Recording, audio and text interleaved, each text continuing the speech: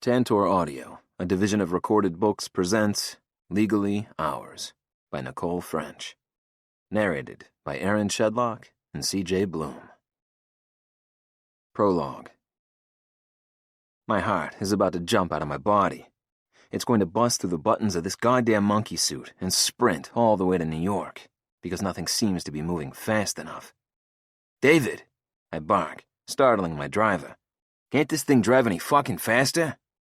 For a second, I feel bad. David's been with me a long time, since I started ventures, and it became clear that even parking my own car was a waste of my time, when that time literally equaled money. He's been loyal, kind, and more importantly, discreet. I can trust the guy with the most intimate details of my life, and I do. So, yeah, I feel bad for yelling at him, but only for a second. "Seriously," I shout. "What the fuck am I paying you for? Should I just drive to New York myself?" You know I don't mean it. That I'll apologize in the morning with a fat raise or some extra vacation time. He knows I'm fucking losing my mind. But instead of driving the 100+ miles per hour down the 93 like he knows I'd be doing, David taps on the gas just enough to appease me. I'm really starting to hate New York, more than your average Bostonian, and that's saying something. Hating New York is in our blood. But as far as I can tell, everything shitty that's happened to Skylar and me in the past 6 months has come out of that cesspool. Miranda flying down out of the penthouse we owned on Park Avenue. Jeanette, that sick viper. And Victor fucking Messina, whose face I swear to God I'm going to cut the fuck up if it's the last thing I do. The thought makes me shake. My fists clench, eager to hit something. There's a different Brandon surfacing, one that hasn't been around in a long time. I felt it the second I walked into that bar last March and name-checked my old crew from Dorchester. I felt it when I smelled the grease in Messina's hair, saw the greed and arrogance in his sweaty face. But I pushed that Brandon away, convinced that if I threw money at the problem, it would disappear, and this guy, the one I worked so hard to lock away, would fade into the past where he belongs. The angry Brandon who couldn't keep his emotions in check, who used to hustle the schoolyard by day, suffer panic attacks by night, while he waited for his shithead dad to decide who he wanted to take his misery out on. His junkie wife, a no-good son. The kid who had no self-control at all. I shudder, a lightning-quick image of a bloodied salad tong flashing through my mind before I push it all away. The bastard used to grab whatever he could find. After I hid his toolbox from under the sink, he started going for kitchen implements. And you want to know something? Getting beaten with a whisk really fucking hurts.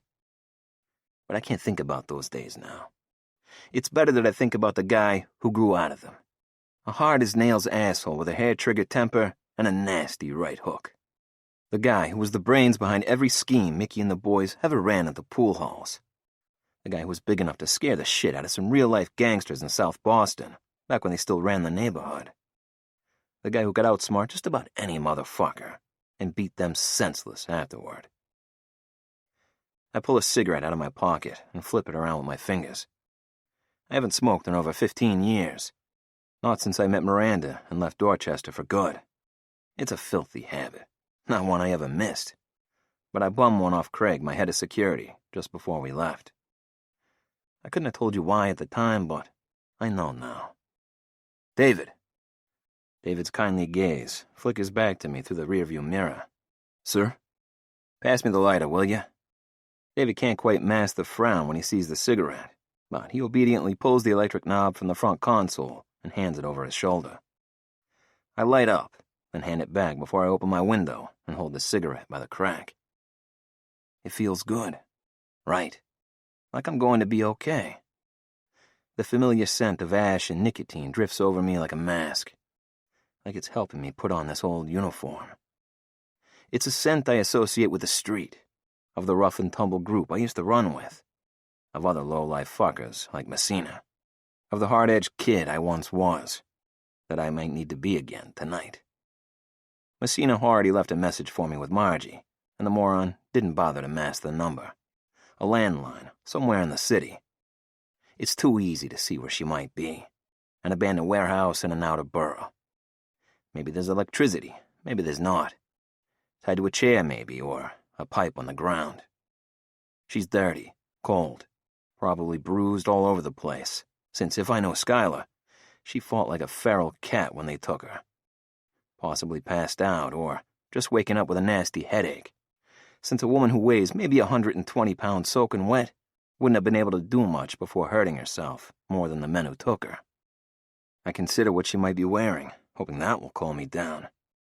I hope to God it wasn't that blue dress. The thing made me want to rip her clothes off in the middle of a benefit. It fit her like a damn glove. Not to mention, had a slit up the thigh that put some very dirty things in my head. I don't even want to think about what a guy like Messina would do if he saw her like that. She changed, I tell myself. Into those god-awful jeans she likes to wear, maybe. Although, it probably wouldn't matter. She never wears a bra when she comes home, which is why we can't work in the same room without me jumping her. She has no clue how beautiful she is when she's dressed like a slob. Her sunset-colored hair tangled in a knot, kiwi-colored eyes, clean and bright. Sometimes, especially right before bed, when she's in nothing but those Band-Aids she calls pajamas, she takes my fucking breath away. And then, it goes right to my cock. Fuck. I really hope she's wearing the jeans. But then again, my girl is gorgeous no matter what. It doesn't matter what she's wearing. You can't mask that kind of beauty. She's a work of art, and Messina knows it. The thought of what he might do to her before I get there only fuels my rage more. My other hand fists as I take a final drag on the cigarette and flick it out the window. Yeah, I can be that guy again if I need to. And with Victor Messina, I fucking want to.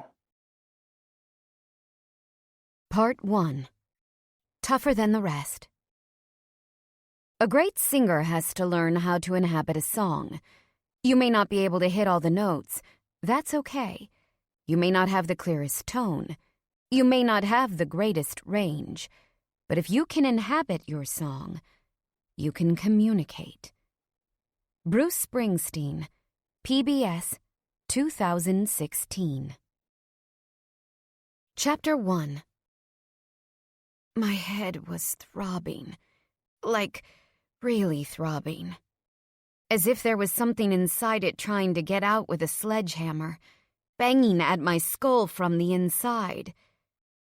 That's because you have a concussion. Apparently, being knocked out made my conscience talk like a disapproving schoolteacher. Great. Oh my God, shut up. I rubbed my head and sat up to get my bearings. The room was pitch black and smelled slightly of bleach, like it had been scrubbed clean too many times.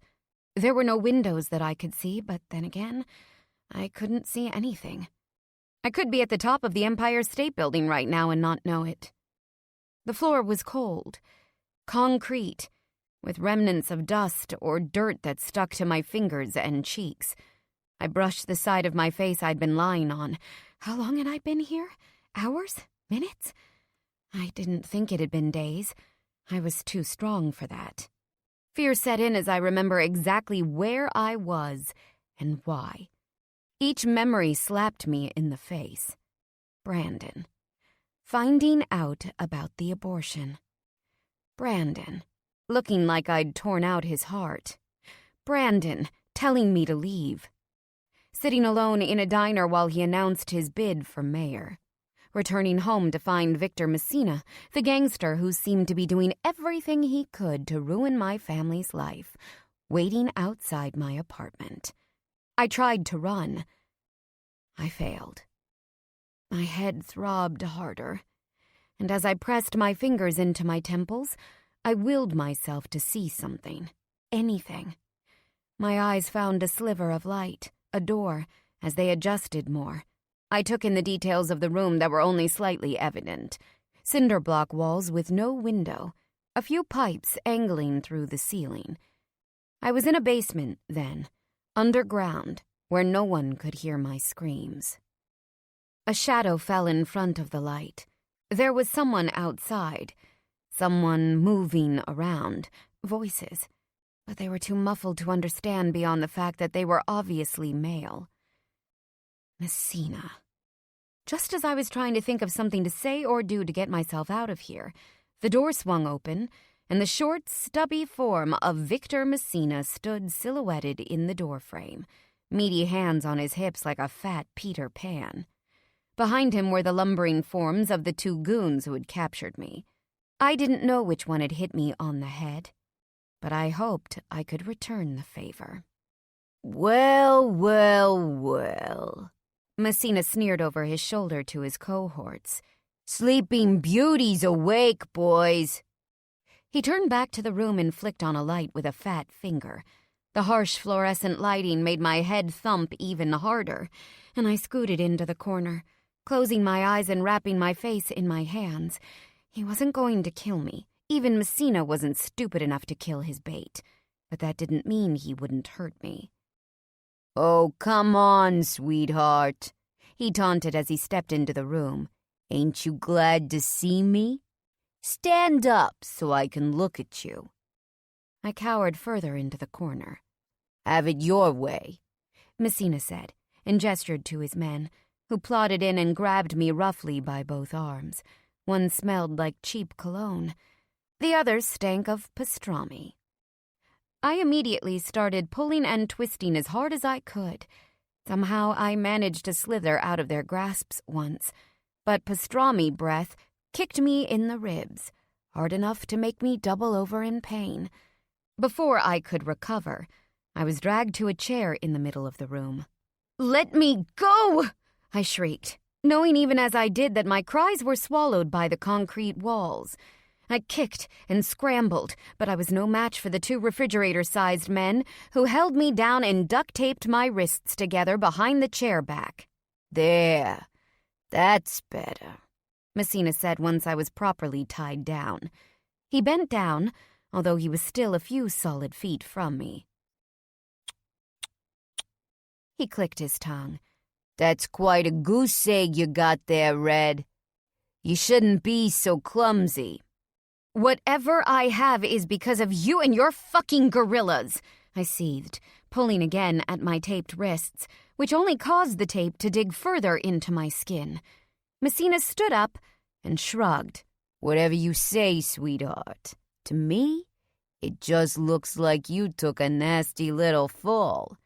High heels'll kill you." He tapped the side of his nose and chuckled with the other two men, who had taken places against the wall on either side of the doorway. I glared. I had nothing on my feet now, but I'd been wearing flip-flops when they'd taken me. "Well, I got some bad news for you, Red," Messina said. It was amazing how the nickname, which had always sounded so sweet out of Brandon's mouth, was positively nauseating from Messina's. I pushed again at my restraints. The tape didn't budge, and its knife edge only made me angrier. "What's that? Did the insurance company deny your breast reduction surgery again?" A few eerie laughs left Messina's chest like a creaky rocking chair. 1, 2, 3. "We got a comedian here," he said to his goons. Then he turned to me with a face like fire. A sweaty, gin-soaked dumpster fire. "We'll see how far those jokes get you, sweetheart." He started to pace, nibbling his nails and flicking the bitten pieces at me one by one. One stuck to my cheek. I wanted to vomit. "You see, your boyfriend ain't responding to my messages," Messina said as he walked back and forth across the room. "I tried his office.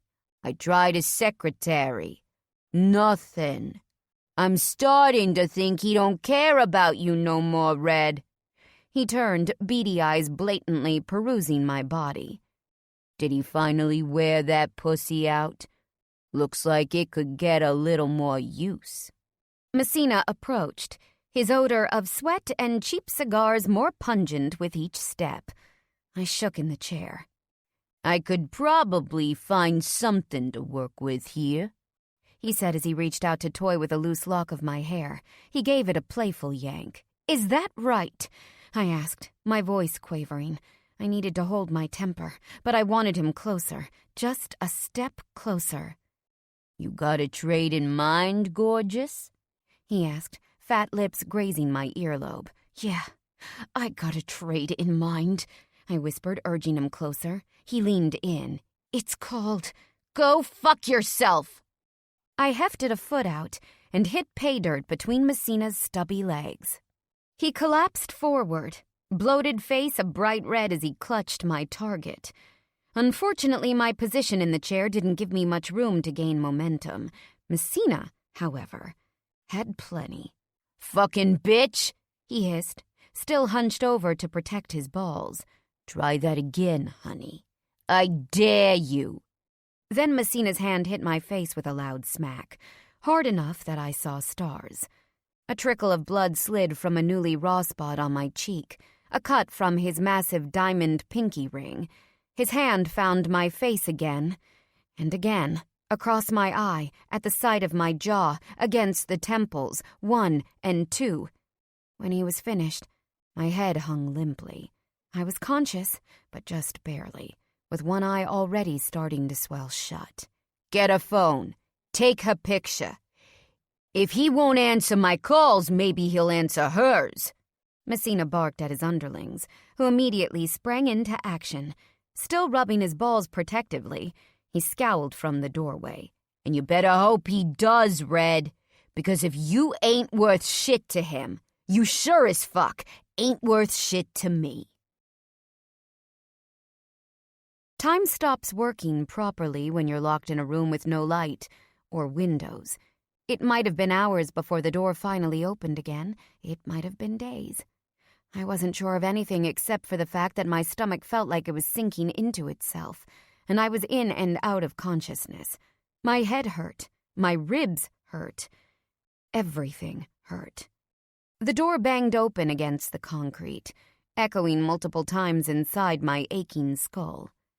"Well, good morning, sunshine."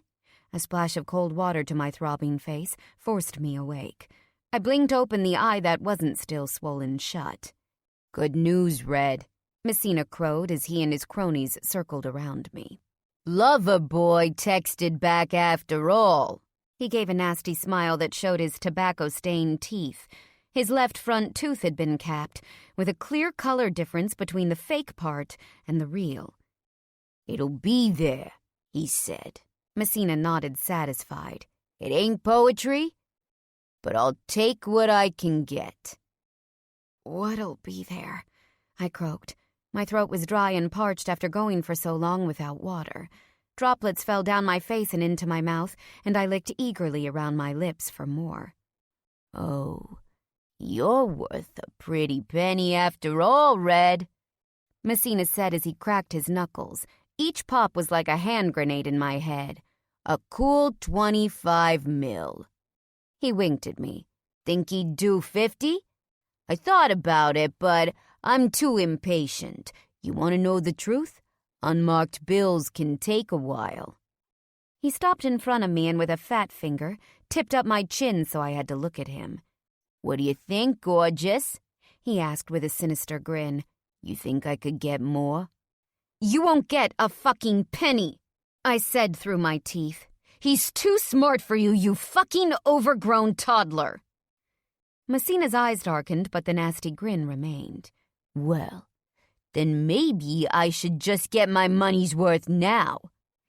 He let my chin drop and his gaze drifted over my body, hands following familiarly over my shoulders and arms. "Stop," I croaked, finding a few remnants of strength to shake against his touch. "Stop fucking touching me!" Messina's sweaty form just leaned closer, as his hands took hold of my thighs and wrenched them apart, holding them still against the chair. "Let me go!"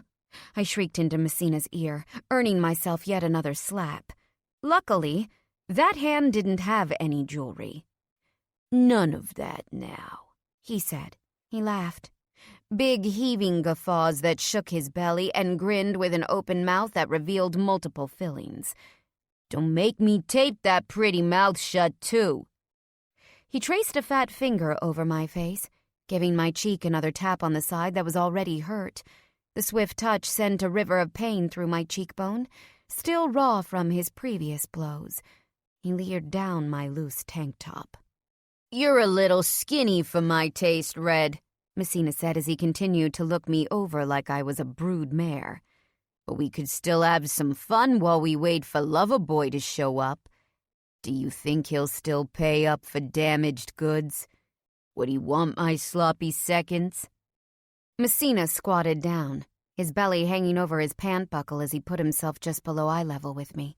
He set his sweaty palms on my knees and started to tug at my jeans. "Don't fucking touch me!" I shrieked, seizing in my chair. I wrenched my body around, but it was no use. They had nailed the thing to the floor. My wrists were taped tightly enough that I could barely move and certainly couldn't stop Messina's pork-like fingers from unzipping my loose jeans down to my underwear. "What do you say, Red?" Messina asked as he eyed the blue lace fabric. "Does the carpet match the drapes?" I took a deep breath to scream as loudly as I could into his ear, but before I could let it go, the door flew open, and a shadow fell across the room. "Skylar!" I jerked my head up and saw Brandon in the doorway, trying his damnedest to muscle his way past the pair of Messina's goons. My stomach dropped. As happy as I was to see him, I wanted nothing more than for him to get the hell out of here as fast as he could. Both of Messina's henchmen looked a little worse for wear, but each had firm grips on Brandon's arms, essentially locking him in the doorframe. "Ah," Messina said as he straightened up. He grinned at me, a foul-mouthed mask of a man. "Too smart, huh? Guess not." "Get your fucking hands off her!" Brandon thundered. He was clearly straining against his captors with every bit of effort he had, causing his face to turn bright red and the veins in both his forehead and his neck to pop visibly. I had never been so surprised to see anyone, or more relieved, or, as I saw Messina reaching around his back and into his waistband, more worried. There was only one thing he would keep there. "Brandon!" I cried out, suddenly filled with dread. I turned to Messina. "Let him go. Please, you'll get your money, I promise." With a roar, Brandon managed to knock one of the thugs' heads into the doorframe, felling him with a quick blow. He turned to the other, lightning fast, and proceeded to pummel him into the floorboards, exacting 6 feet, 4 inches of corded vengeance until the guy fell next to his partner.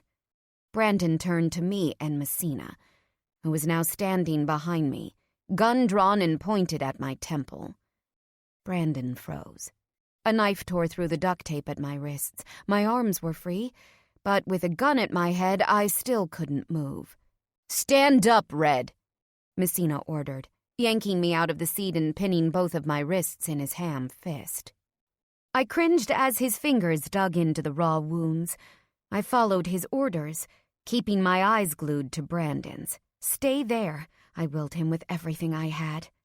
"Let her go," Brandon said as he took one careful step over the still bodies on the floor. Messina cocked the gun with a loud click. "You stay right there, Don Juan," he said as he twisted me around the room, moving in an awkward dance with Brandon.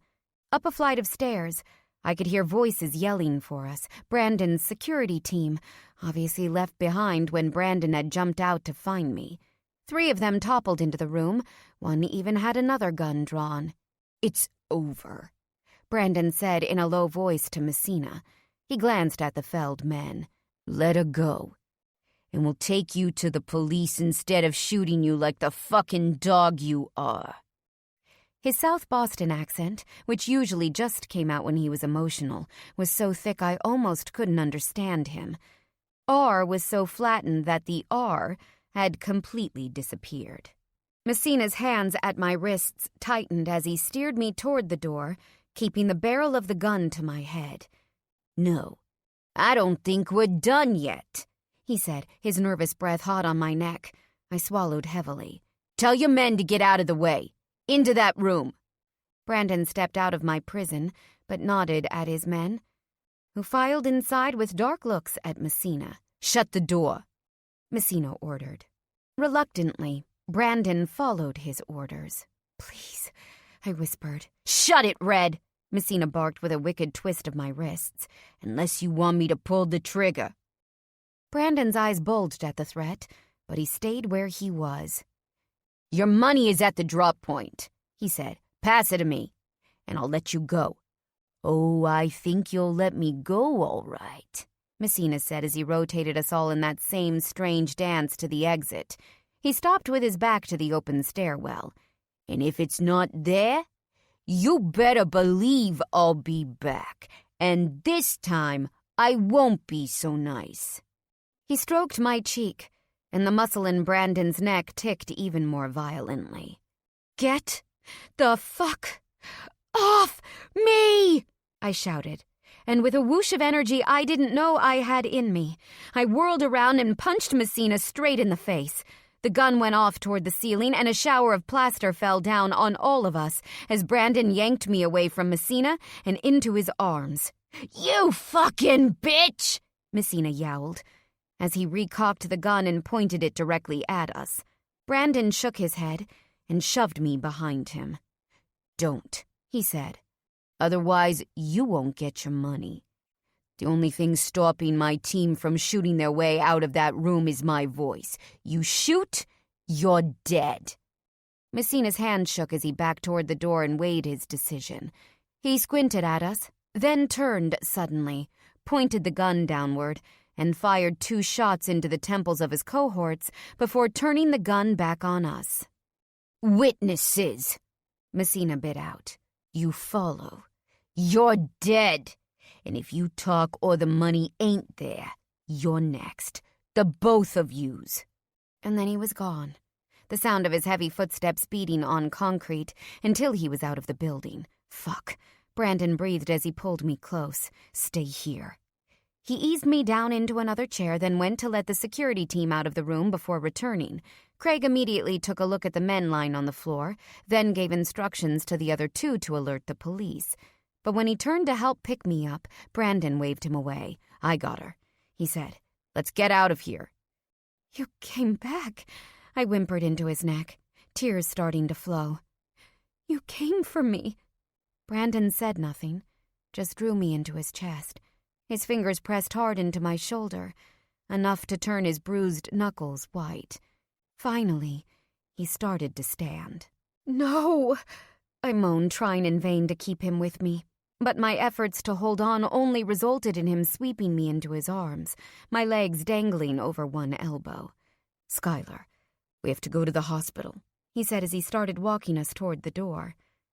He carried me up the stairs and into the blinding sunlight and settled me into the back of an SUV that sat in the wide gravel lot with its tires shot through. "The ambulance will be here in a second," Brandon said as he stroked my hair. When I finally found the courage to look at him, I found him close to tears himself. "Your face, baby," he said in a voice that cracked. He traced his thumb gently over my wounded eye and cheek, but drew it away when I winced. The sound of his voice breaking and the watery texture of his bright blue eyes brought more tears to mine. "Brandon," I breathed. It took him less than a second to gather me into his arms again, pulling me into the crook of his shoulder while we both released our emotions. Me in great noisy sobs, him in long silent streams down his chiseled cheeks. "How did you find me?" I hiccuped into his chest. His hand grasped the back of my head, holding me tight. I burrowed further in. "The picture from your phone," Brandon breathed. "He was using a burner phone that couldn't be located before that. But Craig traced the IP address of your phone. Stupid fuck didn't know you can do that with a picture." "What about the money? Jesus, Brandon, $25 million! The staggering ransom choked in my throat. "Fake," Brandon said as he pressed his mouth into my hair. "All of it. But even if it wasn't, you would be worth it.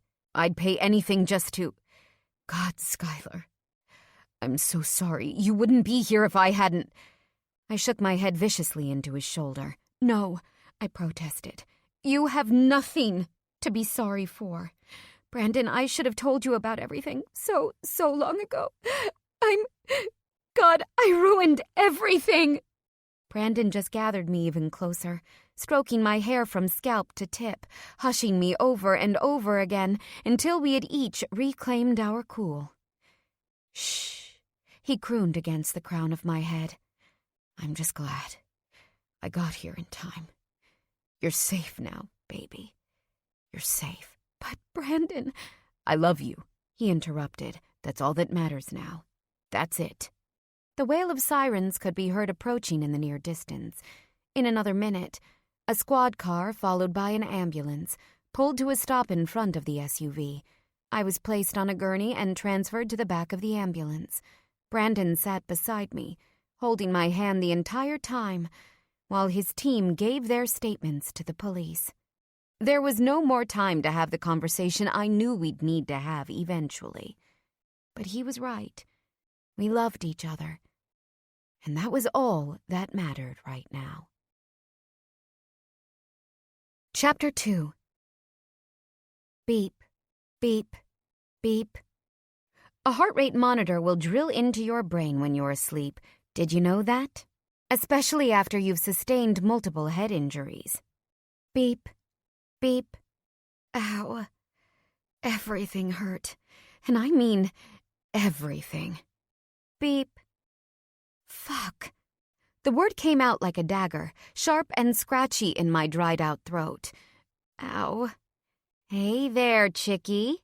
Slowly I blinked my eyes open. Everything was blurry. And for a while all I could see was something that strongly resembled a fuzzy black stick of cotton candy. Eventually my eyes focused, and there was Jane, my best friend. Her short hair a shock of black against the white hospital walls.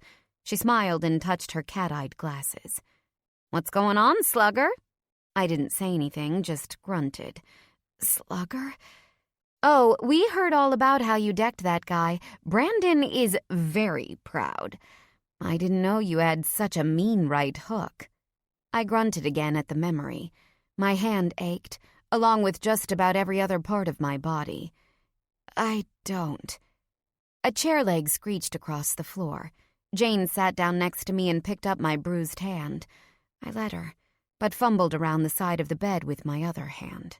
"You want to sit up?" Jane asked. "Hold on. They have a remote that, I swear to God, is made for someone with fingers the size of my hands."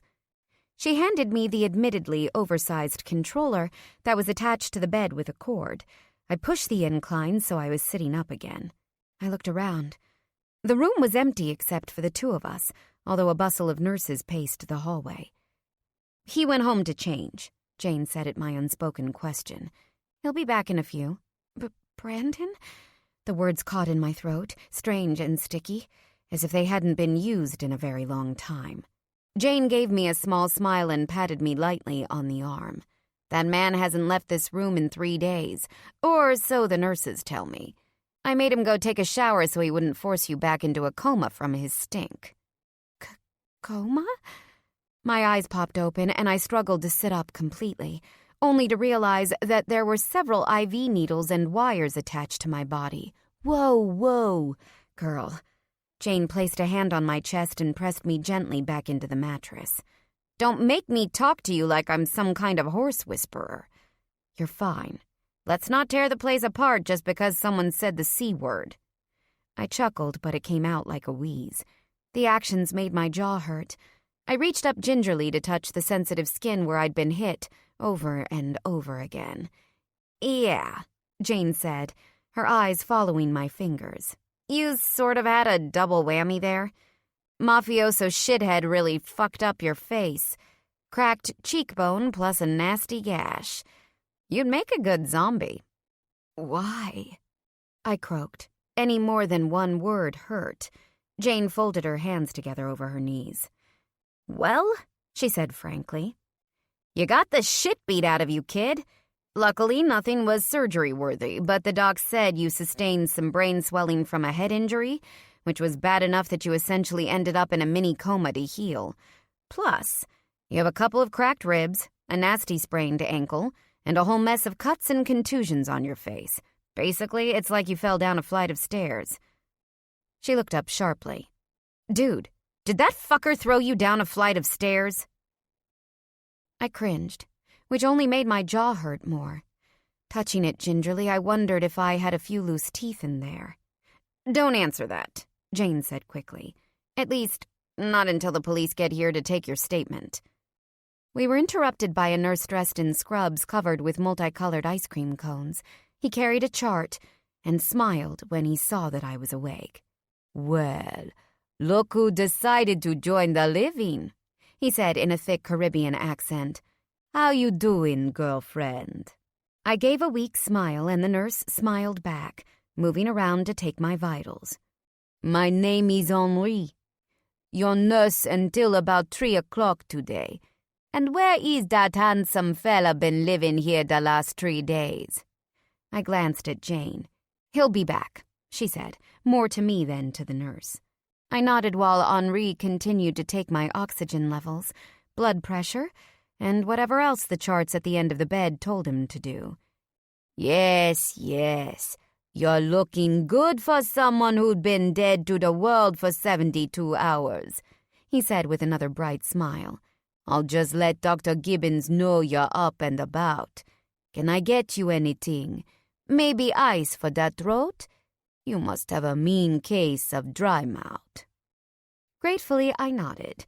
Several minutes and 5 ice chips later, I finally felt like I could speak without cracking my throat in half. "What happened?" I asked Jane. "What are you doing here? Why aren't you in Chicago?" She gave me a look like I was insane. "You didn't really think I would go back to Chicago when my best friend's been kidnapped and hospitalized, did you?" She shrugged. "The SA likes me.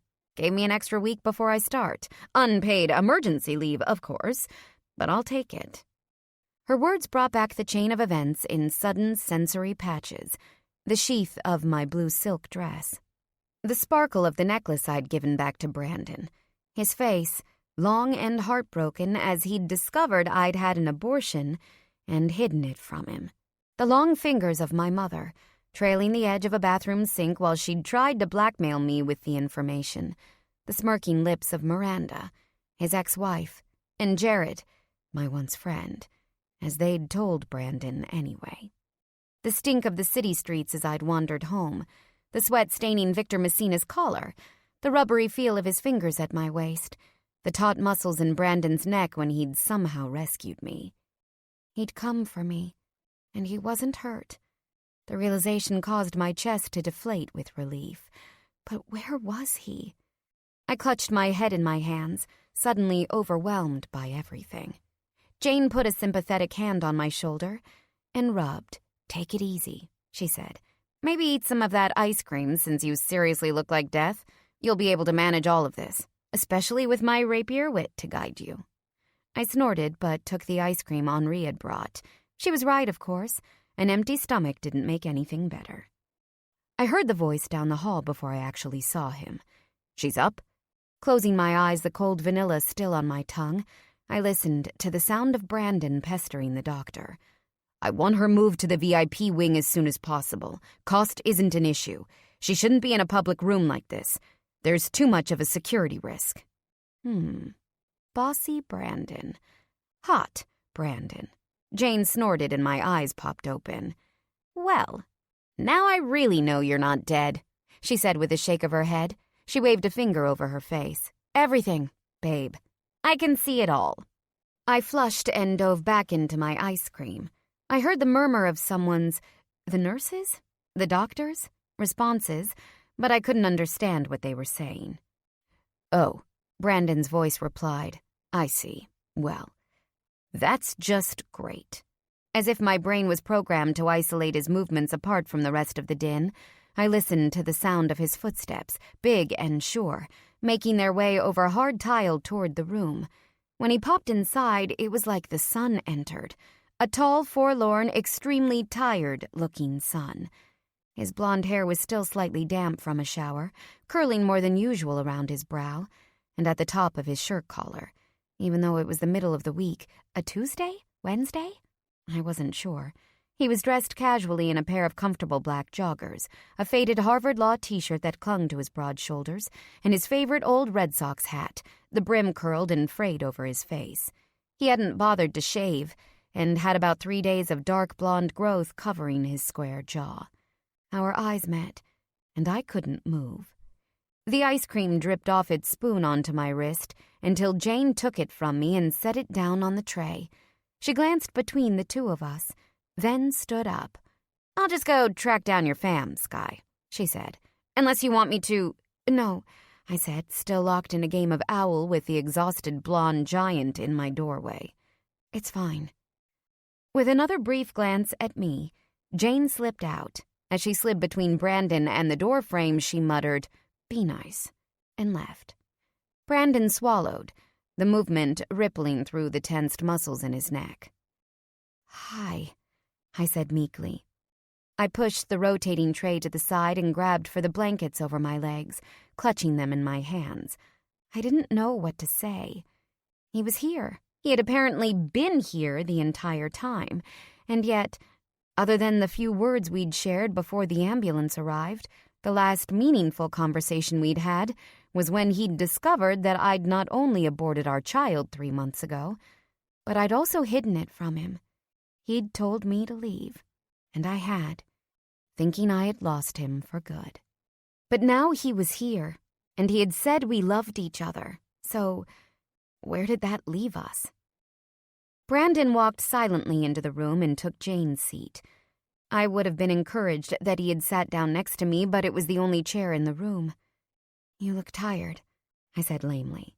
Brandon gave me a dark blue look that basically said, "No shit, Sherlock." I gave a small smile. It wasn't returned either, but Brandon's mouth twitched a little at the corners. He turned his Red Sox hat backwards and rubbed both hands over his face. "I am," he said finally and sighed, long and hard. "Today I feel a lot older than 37, Red. But I'm glad you're awake again." "I'm sorry," I said in a small voice but with a heavy heart. "You're sorry?" Brandon's voice was incredulous. "You're sorry?" His eyes turned to me, wet and wide. "Look at you, baby." I reached up gingerly to touch my face, unsure exactly what he was talking about. I winced a little when I pressed on my cracked cheekbone. I figured there was probably some bruising along with the cut on my eye, but still, I could open both eyes again, so it couldn't be as bad as before. "Got a mirror?" I asked. Brandon rubbed the back of his neck, like he didn't want to answer the question. Reluctantly, he reached to his pocket and pulled out his cell phone, then turned it to the selfie camera and handed it to me. My breath choked in my throat again as I saw what he saw. It wasn't pretty.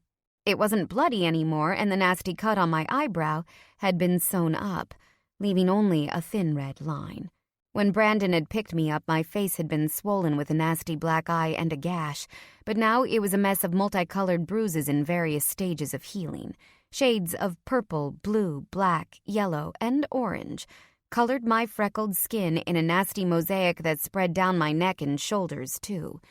The worst were still dark purple, over my right eye and cheekbone. I touched the area again, wondering where the crack was. I didn't even want to look at the rest of my body. My ribs, where I had been kicked, my thighs, which had been wrenched apart, the ankle that was still sore after Messina had dragged me into his car and into that dank room. Thank God Brandon had arrived when he did, because the thought of what would have happened otherwise took my breath away. "It's not that bad," I said weakly as I handed back his phone. "Not that bad?" "What are you, a parrot? Stop copying everything I say."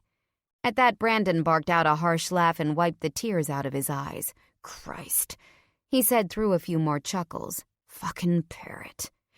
"Well, at least I know you're still you, Red." The nickname was heartening. Maybe there was a silver lining to the shape I was in. If taking a beating would mean I had a chance to earn back Brandon's heart, I'd take it 10 times over again. "Brandon," I said, surprised by how creaky my voice became. He looked up, blue eyes deep, oceanic. The crinkles at the corners were more pronounced than usual, and there were deep shadows underneath them. "I am sorry," I said softly, "for, you know." His eyes grew even wider, so deep I thought I could dive into them. They started to water again at the end of our stare-off, when finally Brandon broke away with a quick swipe. "Yeah," he said. "Well, Brandon, I don't want to talk about it right now," he said, suddenly interested in the wood grain of the chair arm. "Brandon, Skylar. Not now. All right?" I opened my mouth, then closed it again, even though I was encouraged by the fact that he was even here. I wasn't sure what we were doing, and it killed me. It hadn't escaped me that he had scooted the chair back to the wall, keeping a solid 3 feet between us. I was dying for his touch, but right now I didn't have the right to ask for it, even in my condition. "You can go if you want," I said quietly, working the blankets in between my hands. The thought was painful, but I didn't want him here out of obligation. "Jane and my family are here. You don't have to stay if you don't want to." In return, all I got was another very dark blue look. "Red?" I bit my lip, then let it go when I hit the swollen edge of a bruise. I winced. "Yeah?" "Don't do that. Don't push me away." Before I could reply, the clamor of my grandmother's voice rang down the hall. "How is she?" Bubby demanded of Henri as she followed him and the doctor into the room, Jane and my dad shuffling behind her. "When will she come home? Does she know who she is? She doesn't have amnesia, does she?" Bubby shot to my side when she saw I was awake. "Skylar," she demanded, "do you know your name?" I frowned. "You just said my name, Bubby." Bubby screwed her face up tightly, then relaxed. "That was too easy. Tell me, what day is it?" I shrugged. "I've been asleep for 3 days and was held captive in a room with no windows. How would I know?" Bubby threw her hands up as she turned to the doctor. "You see? What else could she have forgotten? Oi, my heart." "Skylar seems to be doing just fine, Mrs. Crosby," the doctor replied calmly as she glanced over my chart. "Would you mind moving a bit so that I can take a look?" "Here, Mrs. Crosby." Brandon jumped out of his seat and hovered in the doorway. Bubby patted him familiarly on the cheek, and I didn't miss Brandon's shy smile as she sat down. Dad nodded at Brandon but moved to the back of the room, taking his usual place as a wallflower. With a sharp look at Brandon, Jane elbowed her way to stand next to me. Brandon watched her closely. Was that jealousy in his eyes? "Skylar," the doctor said, "my name is Dr. Gibbons. I'm the neuro attending on call tonight, and I was here when you were brought in. Do you remember anything about that night?" I shook my head. Dr. Gibbons smiled warmly. "I'm not surprised," she said. "You were pretty out of it when your boyfriend brought you in." I glanced sharply at Brandon, who looked studiously at the floor. Yeah," I said.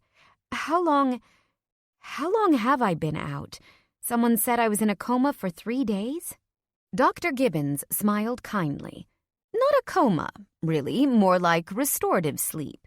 You've actually come in and out of consciousness a few times, and your brain has responded to basic stimulants. Some patients experience extended sleep for a day or so after suffering a nasty concussion." I blinked. Concussion. Right. That was why things still felt so groggy. Dr. Gibbons glanced around the room. "I hate to kick everyone out, but we need to do an exam to make sure everything is working right in there. One person can stay if you'd like." Jane reached down for my hand and squeezed, but surprisingly, Brandon pulled off his hat and stepped forward. "I'd like to stay, if you're okay with it." Brandon's voice was low and he focused on the brim of his hat, clutched in his large hands. Beside me, Jane tensed. Bubby and Dad glanced between Brandon and me, clearly lost on the tension between us. I swallowed. Are you going to—" I couldn't quite ask if he was going to leave me afterward. I wasn't sure I could bear his support now if I was only going to lose it as soon as I was well enough to leave the hospital. Brandon didn't say anything, but met my gaze, his eyes dark, pain-riddled sapphires. I swallowed again and looked at the doctor. "He can stay," I mumbled. Jane squeezed my hand and followed my dad and Bubby out of the room. Brandon pulled the heavy hospital chair next to the bed and sat down to witness the doctor's exam with me. It didn't take long. A few checks of my reflexes, a light shined in my eyes. When she scratched a fingernail down the bottom of my foot, I winced, but the doctor nodded approvingly. Immediately, I felt my left hand captured by Brandon's and squeezed lightly. The calming effect was immediate, and my heart rate slowed. "Well, you're looking pretty good, kiddo," said Dr. Gibbons, especially for someone who had the stuffing beaten out of her. She stood at the end of the bed and marked a few things off on my chart. "Your dad said you're a lawyer?" The words clogged in my throat. "I just took the bar. I was supposed to start my job on Monday. Shit! Did Kieran know what had happened? Was I still going to have my job at Kiefer Knightley?" Brandon squeezed my hand again. "You're fine," he murmured. "I talked to Kieran." I relaxed and listened to Dr. Gibbons as she rattled down the laundry list of everything that Messina had done. "As assaults go, I've definitely seen worse," she said. "The bruising looks scarier than it really is. You've got a bunch of contusions that will fade within a week or so, a couple of cracked ribs and the fracture in your cheekbone. But there's nothing to be done about those besides rest and no contact sports. You'll have to hold off on that UFC championship until next year." The doctor chuckled at her own joke. Beside me, Brandon huffed. "Great. We got a comedian here." "We were a little worried since you were out for so long, but honestly, sometimes that's just the body's way of insisting on its own healing process," Dr. Gibbons shrugged. "It's sort of a mystery sometimes why it does what it does. But we'll want to do a CT scan before you leave, just to make sure there's no brain bleeding or anything like that. Of course, the fact that you're awake and seem to have most of your memory is a great sign." I just stared at her. It wasn't the slightest bit comforting to hear that they weren't totally sure I was going to be okay. Beside me, Brandon spoke up. "What about her ankle?" My head swiveled down to my feet, suddenly recalling the way Messina had tossed me into the back of the van. I didn't feel anything right now. The IV sticking into my arm caught my eye. Pain meds. The doctor nodded. "Honestly, that's the worst of it. It's a decent sprain, Ms. Crosby. You'll need to stay off it for about 2 weeks, but really, the more you can move it, the better." She rattled off a few physical therapy moves I could do at home. "How?" I cleared my throat, which was still scratchy. "How long do you think I'll be off work?" The doctor frowned. "It's hard to say. I'd like to get the results back from your CT scan first, and then we'll go from there. But if nothing shows up, I'd probably suggest a week or so, given the severity of the rest of your injuries. At minimum, you sustained a nasty concussion, so jumping into a brain-heavy job like being a new lawyer probably isn't going to help you heal. You need rest. Do you have a good place to go for that, where someone can take care of you?" I froze. The gravity of what had just happened suddenly hit me. I had been kidnapped by a thug from my apartment, a man who also knew where my father and grandmother lived, who would undoubtedly be angry when he discovered the ransom left for him was a trap. I shrank back into my pillow. "She does. She'll be staying with me." I blinked over to Brandon. He gave my hand a brief squeeze and then let go. "What?" My brain wasn't working fast enough to respond. My eyelids started to droop. Already I was feeling tired again. The doctor nodded. "Good," she said. "That's good. Well, an attendant will be by shortly to take you down to radiology. Meanwhile, someone from the local precinct will come to take your statement." "What?" I looked up to the doctor, who just smiled sympathetically. "Matthew Zola was here," Brandon murmured. "I've already given my statement, but they need yours too." I relaxed a bit at that. Zola, the assistant Brooklyn DA assigned to the case against Messina, was someone with whom I was friendly. We hadn't spoken since I'd moved back to Boston at the end of May, but I knew he was hoping my family would testify in a potential trial. So far, my father had resisted, worried about the level of protection the DA would be able to give him and Bubby, but also resisting the obvious move out of New York that would happen if they had to go into protective custody. However, 3 weeks ago, Bubby had agreed to help me get Dad out of Brooklyn. Was that even happening now? Would she agree to come too, now that she knew our entire family were targets, not just her son? Brandon was sitting beside me, but I still had no idea where we stood. Was he still planning to help? The question swirled in my head, making me feel dizzy. I pressed a hand to my forehead and grabbed for the cup of melted ice chips. Brandon watched with obvious concern. "You okay?" he asked. "Tired," I said automatically, and then realized it was very, very true. Brandon's gaze flickered over me, then he turned to the doctor. "Is that normal? She just woke up." Dr. Gibbons tucked the clipboard back into the holder at the end of the bed. "Perfectly normal. She's been through a trauma, and her body will need extra rest. They'll wake her again for the CT, but I'd say it's just fine if she wants to catnap." I sank further into the pillow with welcome relief. Everything was so overwhelming. Sleep felt like solace. "It's okay," Brandon was saying beside me. "Rest. I'll be here when you wake up." Chapter 3. I woke again to voices, several of them, all speaking loudly over my body. I lay in the dark, eyes shut, while they slowly separated through the fog of pain relievers and head injury. "Honestly, Corey, I don't even know what you're doing here. Just tell the donors that I'm caught up with a family affair. They'll understand." "Exactly, boss. A family affair. This girl isn't your family. You're throwing away your political future over a good time." "Corey, I swear to fucking God, you need to stop right there." After the CT, the hospital had wanted to keep me another day for observation, and I had slept for most of it. They had been weaning me off the Percocet to see if I would be more alert when I woke up next. My ankle throbbed. The shrill voice of Corey Stewart, Brandon's campaign manager, general pessimist, and one of the people I liked least in the world, lanced through my head like an arrow. Oh, I was definitely alert, and hungry, and really fucking grumpy. My eyes opened, and I saw Brandon sitting stock straight in the hospital chair, still wearing the same t-shirt and baseball hat as before. His stubble was almost a full-on beard at this point, and I smiled a little, wishing I could run my fingers through it. I'd never seen him with a full beard. He looked hot. A little bit savage. Corey stood at the end of my bed, arms crossed in a plain gray suit. His sharp, beady eyes found me looking at him, and the snide expression morphed to outright dislike.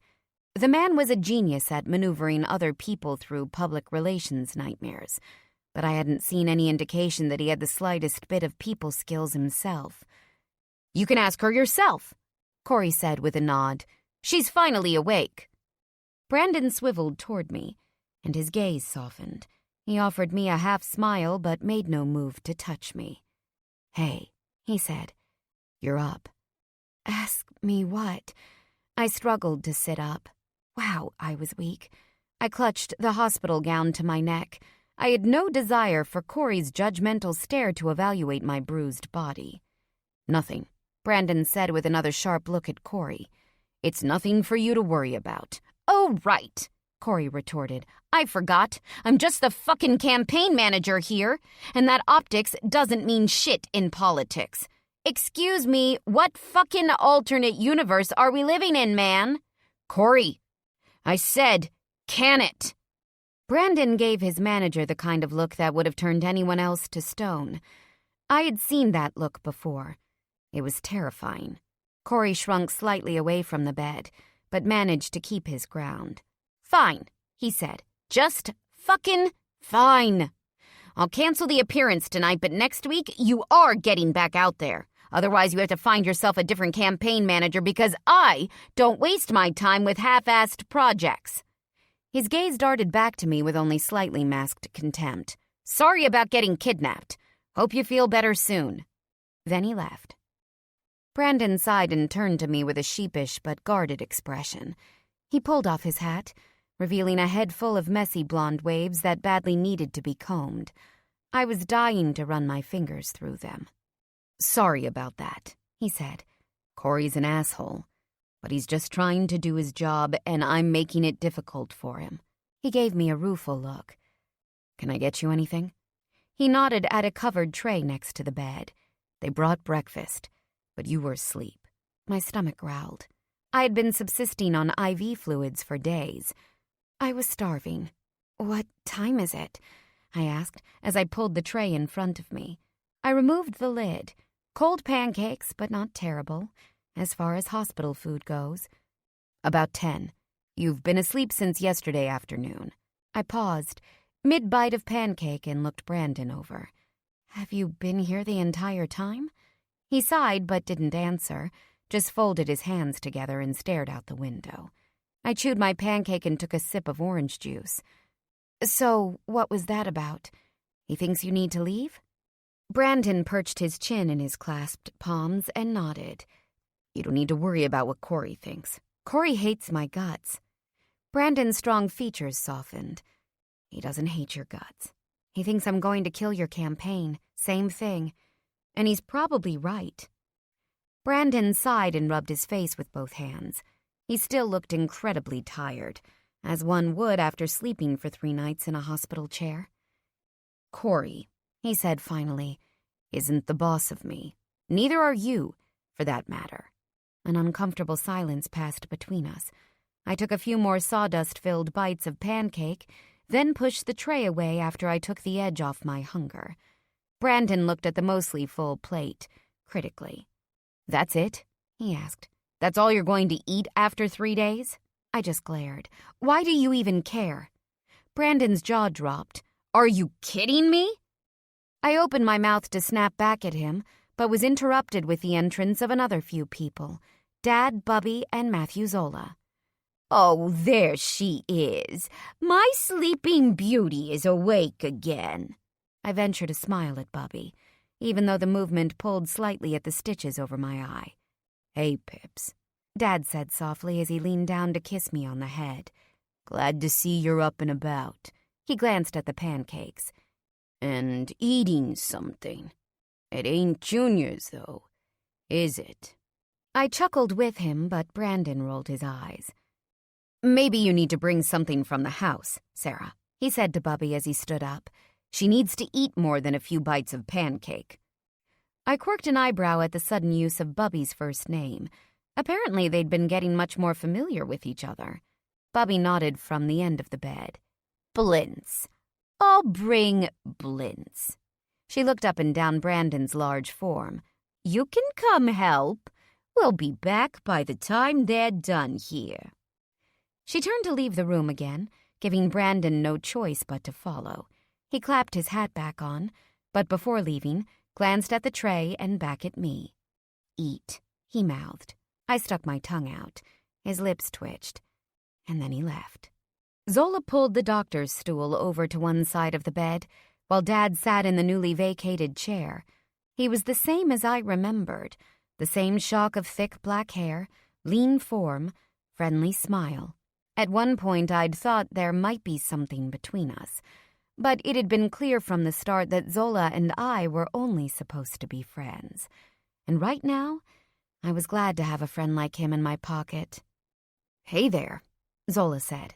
You look like shit, I supplied with a weak grin. He just nodded and pulled a pad of paper out of his messenger bag. I was gonna say better than before, but yours works too. He clicked his tongue a bit and shook his head. I'm so sorry, Skylar. We've been watching them for a while, but we haven't been able to get an arrest warrant without sworn statements from any witnesses. Now Messina's gone underground. We think to New Jersey, and the NYPD doesn't have the jurisdiction to cross state lines. I grimaced. It's not your fault. No, it's mine. Zola and I turned to my dad, who was gripping the sheets on the other side of my bed, tightly with his right hand, but not so tightly with the left. His crippled grasp was the result of a similar beating he'd suffered last spring at the hands of Victor Messina. He looked to me, his gray eyes reddened and wet. It's my fault you're here, Pips, he said with a cracked voice. If I hadn't been such a lousy, no-good, goddamn gambling loser, we'd none of us be here right now. Not Brandon, not Matthew here. And my baby girl wouldn't have been beaten within an inch of her life, and in a goddamn coma. Dad, it wasn't really a coma, I started, but he swiped away the words with his bad hand. No, Pips, he said and then turned to Zola. I'm done being a coward. I could have made it easier for you to arrest the bastard last spring if I'd have testified. Isn't that right? Zola glanced briefly at me, then nodded. The police would have had grounds. Yes. Dad sighed. And then Victor could be locked up right now, huh? Well, Zola said, I don't know if things would have moved that fast, but that's it, then. I'm ready to testify. Or whatever you need to do to put that piece of shit behind bars. He hurt my daughter. I ain't nothing if I can't stand up for that. Zola and I sat there for a moment. Then I nodded slowly and turned to the handsome young prosecutor. Me too, I said as I reached out to take Dad's hand. We'll do it together. But first, let's talk immunity. Zola looked at me with some respect, then back to my dad. Look, Danny, he said frankly, I'm not going to sugarcoat it for you. If you've got the dirt you say you do, you're involved in some pretty serious shit here. The DA might be interested in prosecuting you for aiding and abetting, especially if this fails to inculpate. Beside me, Dad gulped audibly. I sat up fully with a wince and grabbed for Zola's sleeve. Immunity, I said, or no statement. Zola smiled instead. I had a feeling you'd say that. He looked back at my dad. Danny, if you agree to testify to this in court and provide the documentation about some of these transactions, we'll grant total immunity from prosecution to you and your family. Dad looked like he had just won the lottery. The poor man had clearly come into the conversation thinking it was going to land him in jail. Really? He said eagerly. We'll need it in writing, I cut in quickly, my inner lawyer turning on before Dad committed him to anything else. With a mild smirk, Zola just nodded at me. Of course, he said. I just happen to have the papers here. We spent the next few hours recounting all of the details of Dad's and my experiences with Victor Messina, while Zola recorded our statements. Some of Dad's stories were hard to hear. He'd been far more involved with the gangster than I'd realized, accruing and paying off numerous debts to the man and his ilk for most of my life. He'd done an extraordinary job of hiding his addiction for several years, until he'd run up a debt he finally couldn't pay off. And we'd all suffered for it. Zola took detailed notes and recorded both of our statements, occasionally asking a few questions to clarify or make sure we had the details. At the end, he put the recorder in his bag along with his notes and turned to my dad. That was... Jesus. There's a lot to verify, but that gives me a lot to work with. Thank you. Zola paused, chewing on his lip for a moment. But Danny? Dad looked up. You got a safe place to stay? My mouth went dry. You didn't have to be a genius to get the subtext. We weren't safe in Brooklyn anymore. Not when Victor Messina and his cronies knew exactly where to find us. But I already knew that. I've got it taken care of. Brandon's voice reverberated through the room as he walked in, arms fully loaded with a giant blueberry ricotta blintz that would serve the entire hospital floor. He set it down on the counter at the far end and turned to all of us as Bubby trotted in behind him. Danny, my assistant, has secured a spot for you at Maple Acres, the rehabilitation program in Natick, he said. We've got you there under a pseudonym, if you're willing. Plus, I'll have a security detail in the program with you. You'll be completely safe. I looked to Dad, who just nodded his consent. I ain't leaving until I've got this thing under control, Pips, he said with a brief squeeze of my hand. That's a promise. Zola looked between me and Bubby. Mrs. Crosby, you're a bit late to the party, but your son and granddaughter have decided to testify in the Messina case. It's my recommendation that you leave the Brooklyn area as well. I've got her an apartment in my building, Brandon cut in again, causing Bubby, Dad, and me all to jerk our heads around at him. He looked sheepishly at Bubby. That is, Sarah, if you'd like it. We can find you something else if you'd prefer. But it's in the same building where Skylar will be staying. I wasn't sure whether I wanted to kiss him or throw my water at him. This was classic Brandon. Gifting by stampede. Bubby, however, didn't seem to mind. She just strode up to him and clasped his cheeks between her manicured hands. "You," she said fondly and yanked him down to her short form so she could smack a kiss on both of his flustered cheeks. "Thank you." Brandon stood back up looking adorably flushed. He rubbed his face a little, but looked pleased. Bubby turned to Zola. "It's all settled, as you can see. My Brandon and Skylar are taking care of everything, just like I knew they would." I didn't miss Brandon's repressed grin when Bubby referred to him as her Brandon. Now, if only I could make him look like that again. "Well, that's all I need from you for now," Zola said as he stood up and slung the messenger bag over his shoulder. "I'll be in touch about any progress on the trial and if Messina is arrested." He turned, but was met by Jane walking into the room with an overnight bag, presumably full of clothes for me. "Hey, Sky, you really didn't have much at your grandma's house, so I just got—" "Oh." Zola was staring at Jane like he'd just been smacked in the face. Immediately, Jane turned bright red and edged around him like he was made of fire. "Hi," Zola said. He shuffled his bag to his other side so he could shake her hand. "I'm Matthew, the prosecutor in the Messina case." "Jane," Jane said, shaking his hand awkwardly. "Best friend." "I'll, be seeing you around, I hope," Zola said awkwardly, suddenly aware of the fact that he was standing with an audience of 4 other people. He nodded back at me. "I'll see you, Skylar." I watched Jane curiously as she watched him walk away. Then she turned back to me. "Well?" she asked. "An attendant's on his way up with the wheelchair, and Brandon's got a freaking presidential caravan downstairs to get you out of here. What do you say, chick? You ready to head home?" Chapter 4. I slept for most of the 4-hour drive back to Boston. Brandon had wanted to hire an ambulatory car to transport me back, but I fought it tooth and nail. I had a nasty concussion and a bum ankle. I wasn't in critical condition anymore, no matter what I looked like. So, while some of Brandon's security team stayed behind to help Bubby and Dad pack up their things to leave the following day, I laid across the back seat of the Escalade while Brandon rode up front with Craig, his head of security. Margie, Brandon's assistant, was clearly some kind of Wonder Woman. I was pretty sure she could run the entire planet if given the right tools. In a few days, she had single-handedly procured my dad a spot in the best rehabilitation program in Boston, rented Bubby an apartment in the same secure building as Brandon's penthouse, and hired a property manager to make sure the house in Brooklyn was taken care of until Bubby and Dad decided whether they wanted to rent or sell it.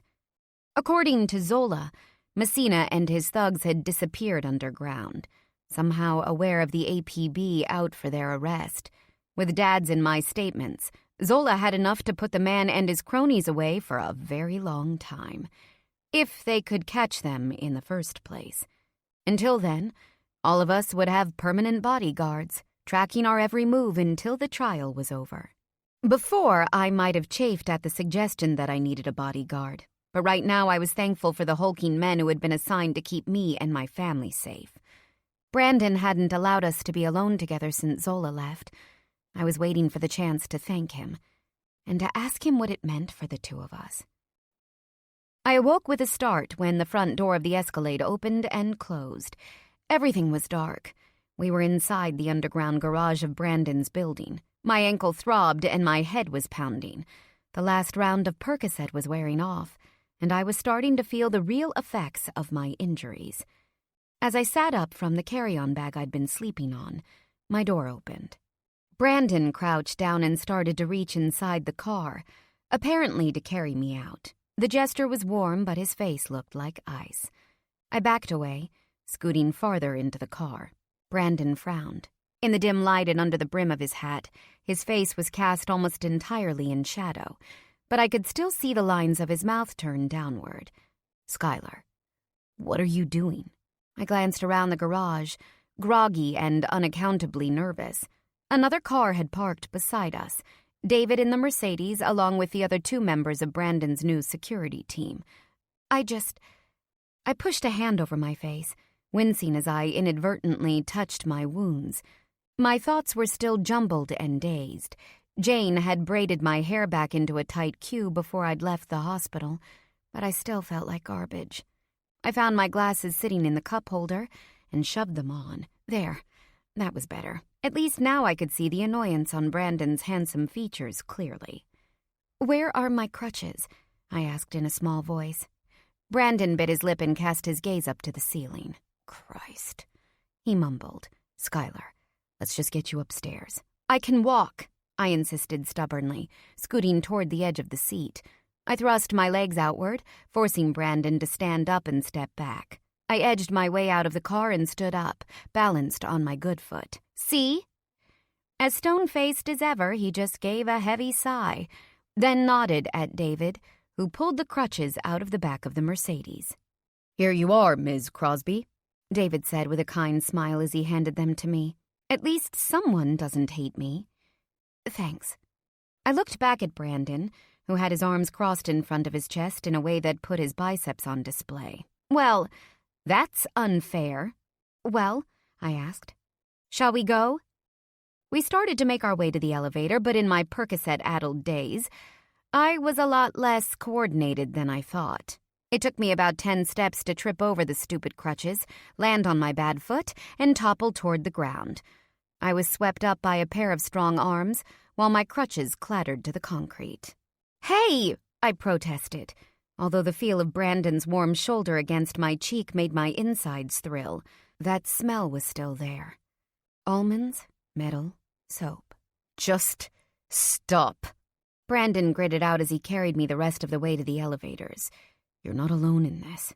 Just let me help you." "What about my crutches?" I asked lamely, even as I burrowed into his neck. He tensed at the movement but held me a little closer. "David will get them." The elevator opened on the top floor and we stepped into Brandon's apartment. I hadn't realized when he said I was staying with him that he meant actually with him.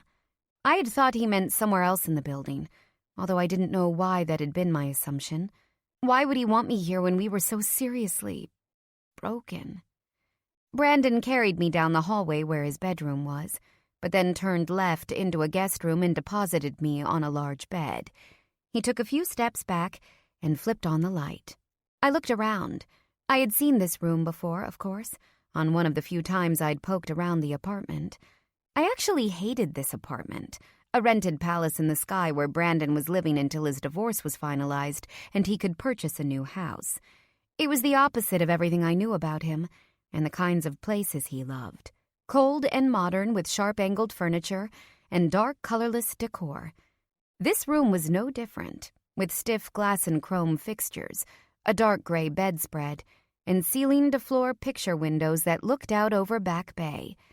It was posh and pristine. I loathed it. "Why am I here?" I asked him, glancing around the strange room. I looked back at Brandon, who was watching me carefully.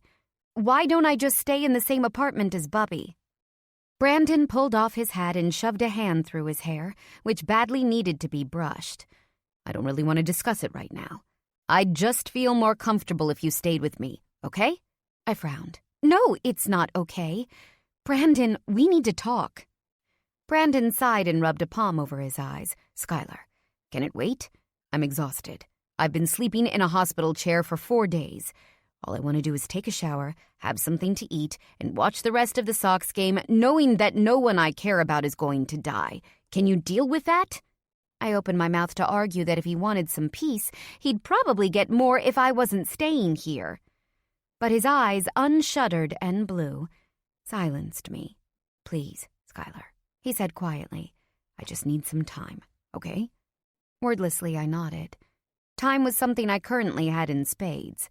Kieran had assured me that I had as much as I needed to recuperate, refusing even to bring over case files for at least another week. "Want some company while you watch?" I asked hopefully, but Brandon just shook his head. "I'd like to be alone for a while. Do you need anything?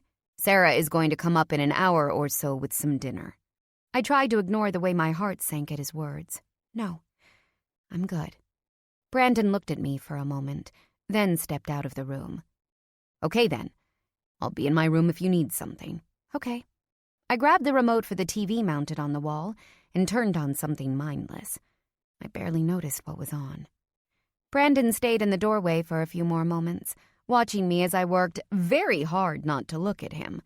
With one more forceful sigh, he left. I listened to one footstep after another as he padded across the carpeted hall. His bedroom door opened with a creak.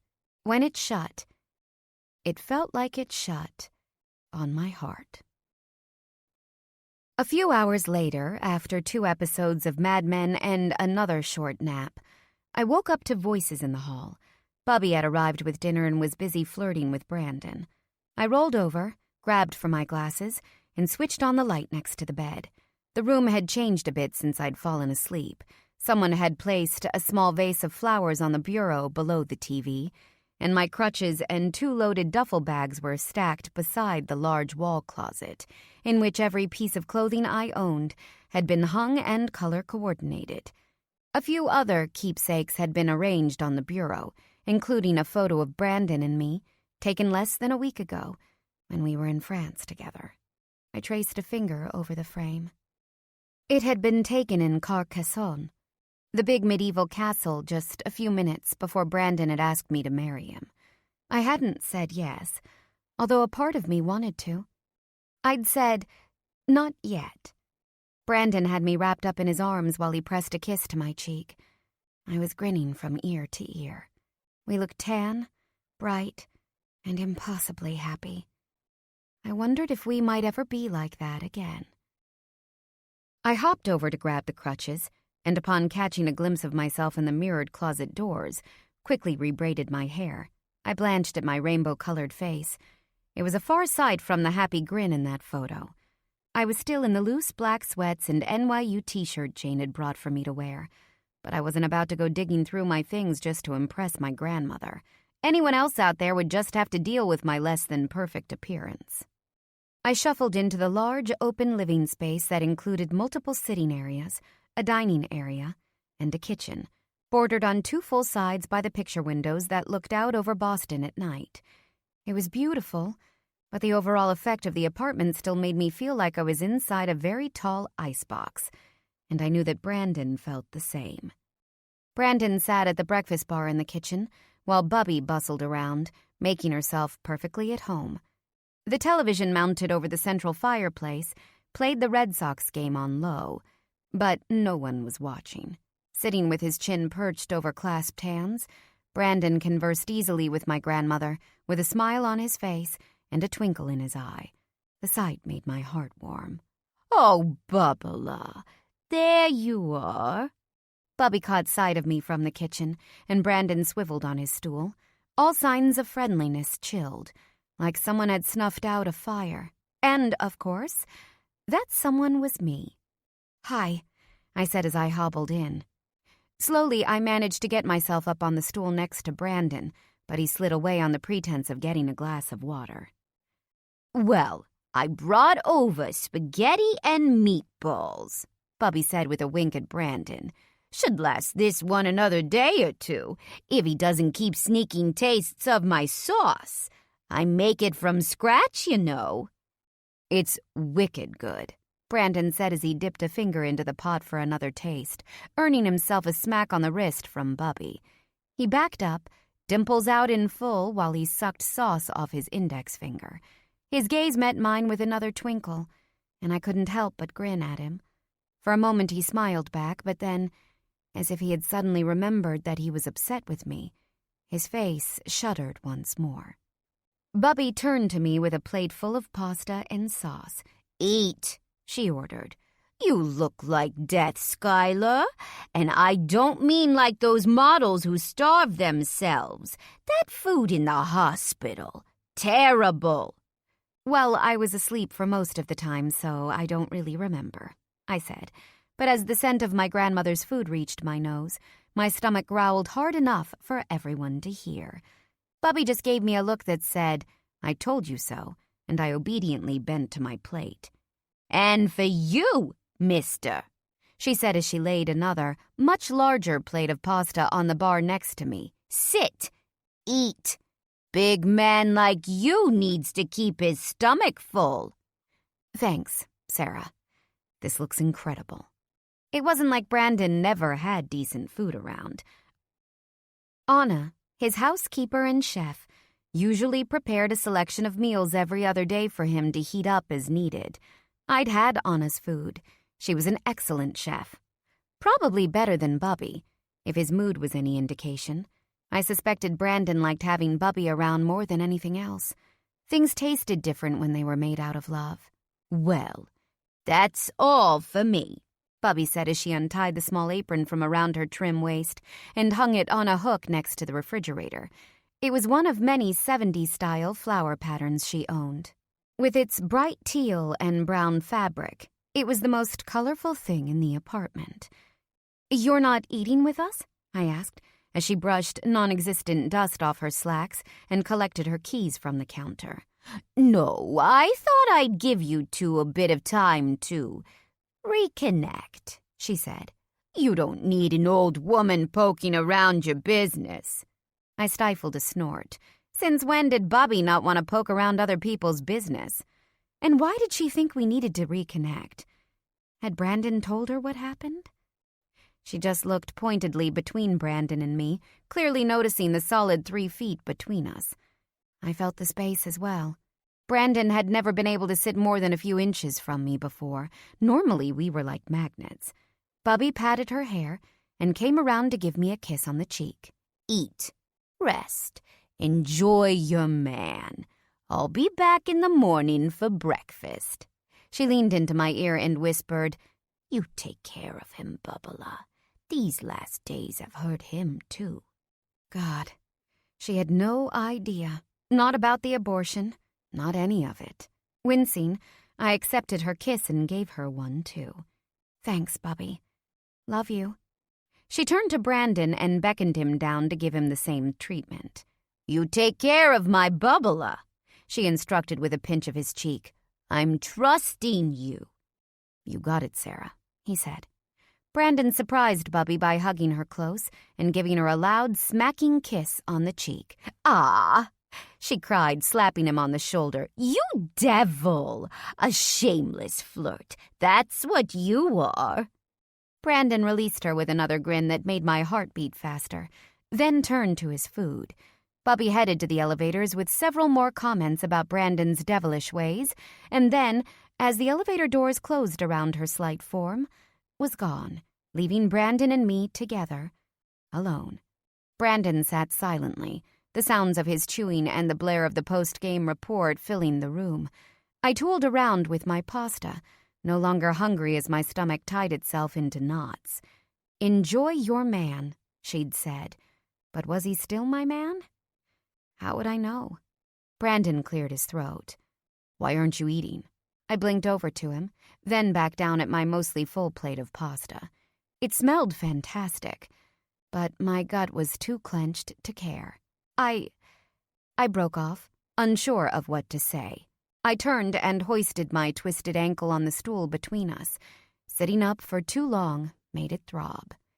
"Nerves," I said finally, folding my hands in my lap. "I lose my appetite when I'm nervous, when I'm guilty." Brandon set his fork down and turned to face me. He met my gaze with eyes like arrows. "You know, it's funny.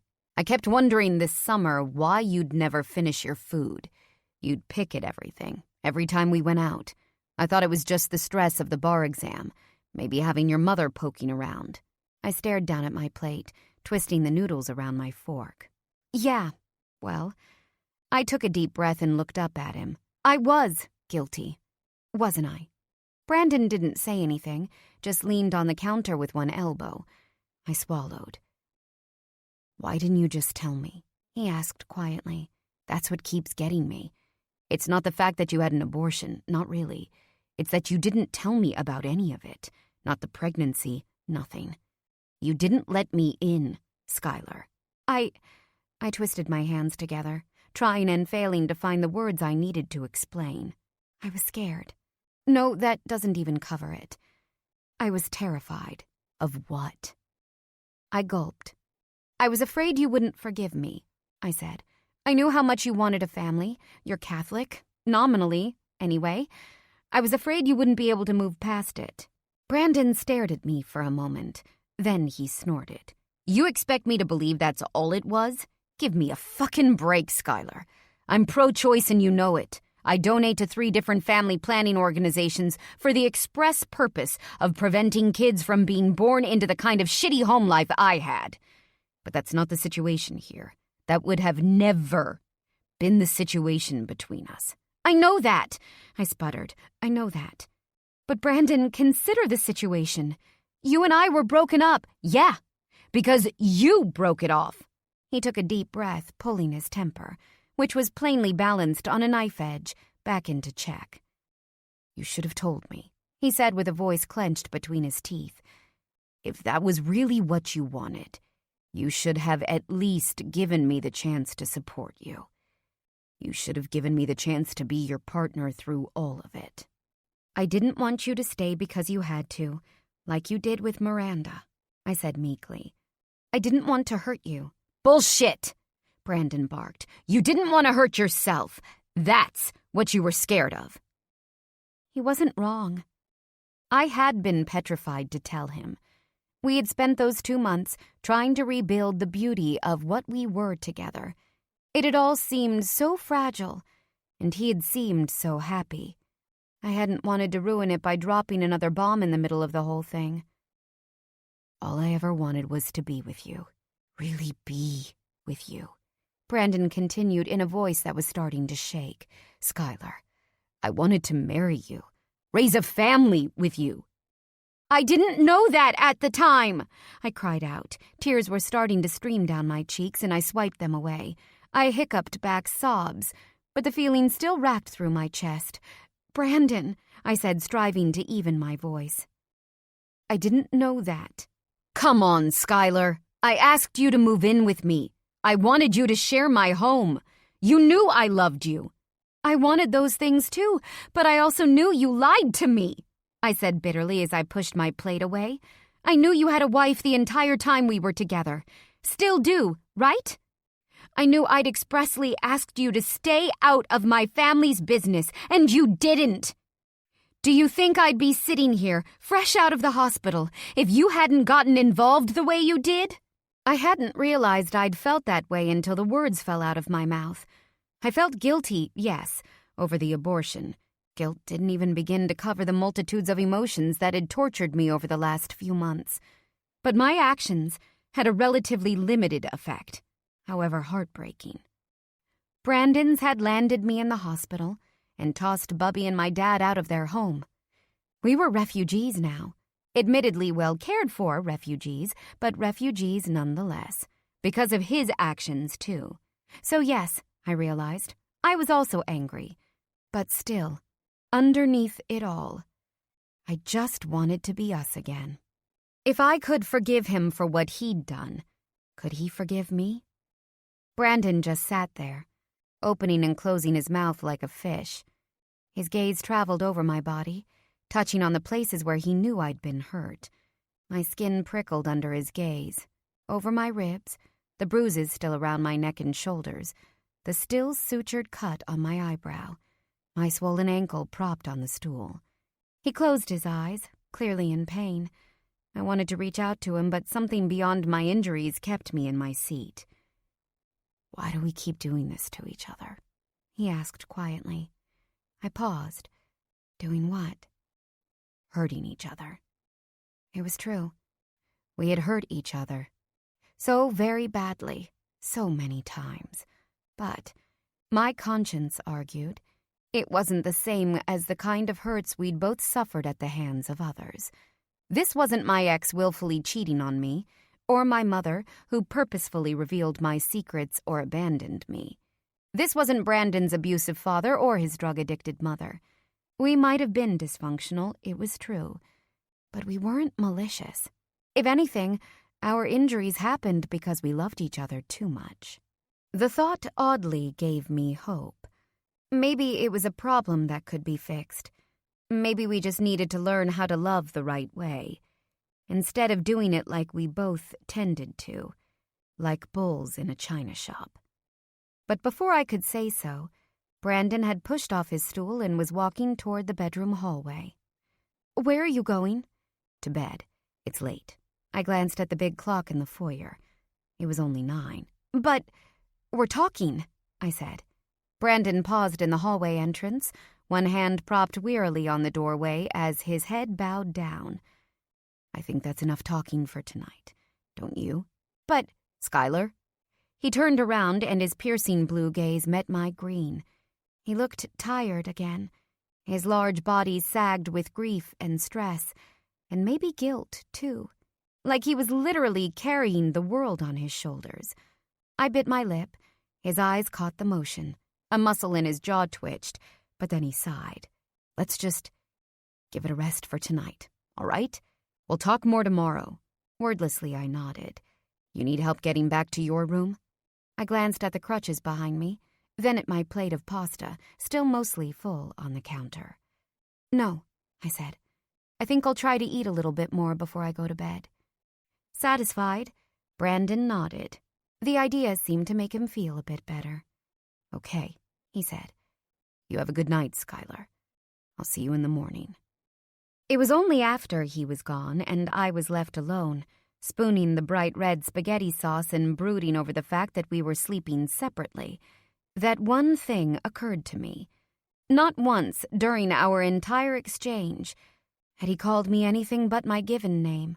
Not baby, not gorgeous, and not red. Chapter 5.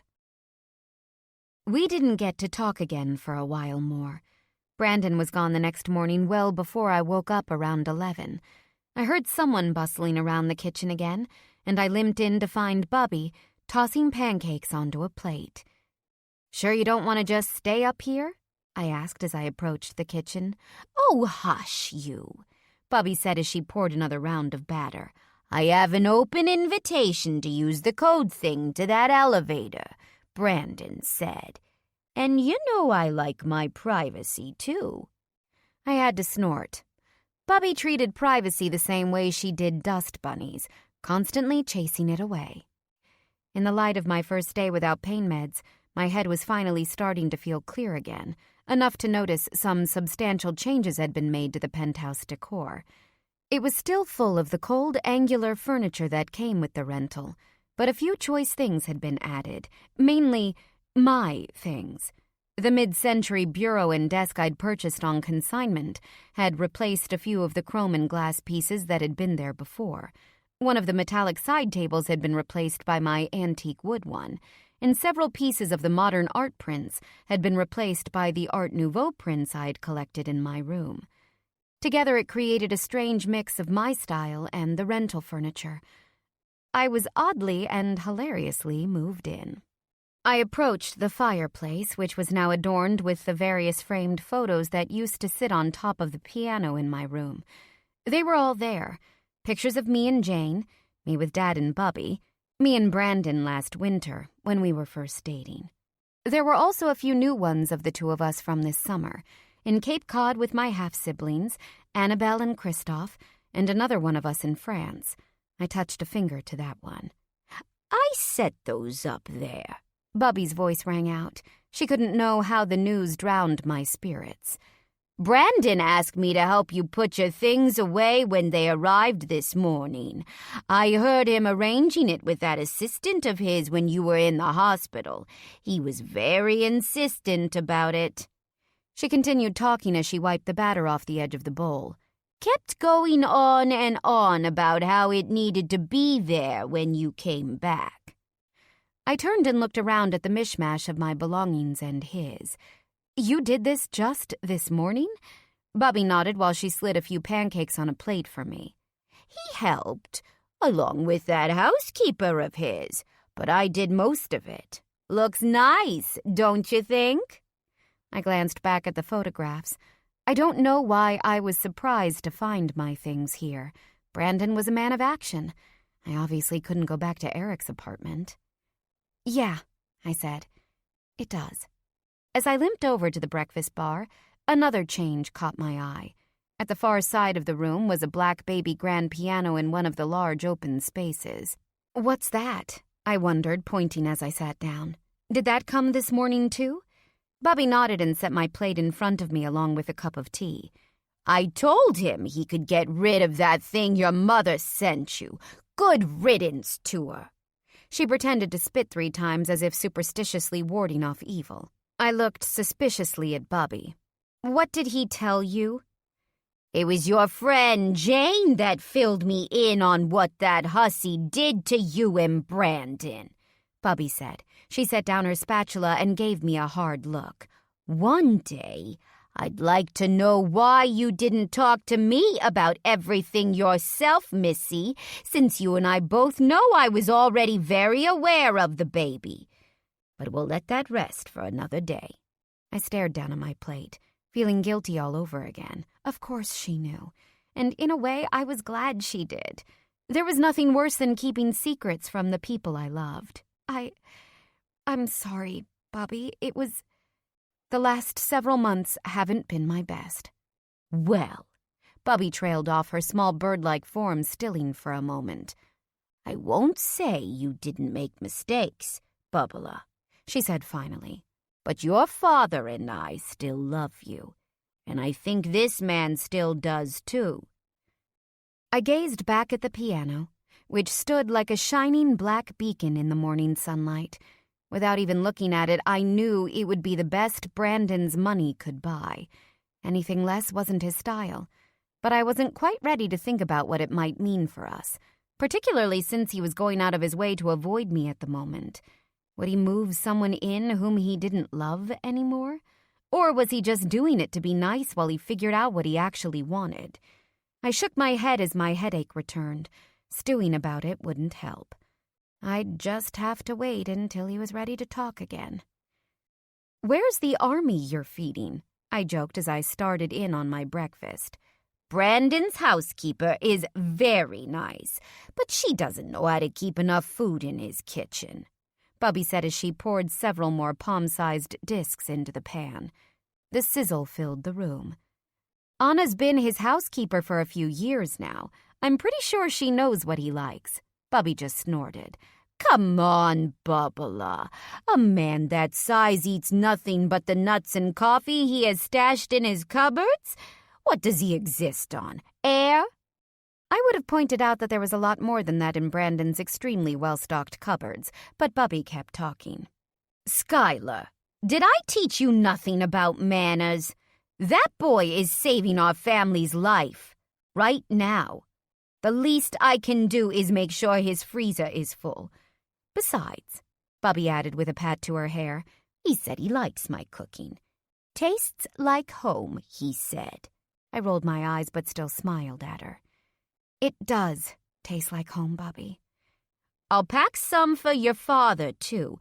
I'm going for visiting hours tomorrow, and who knows what they're feeding him in there.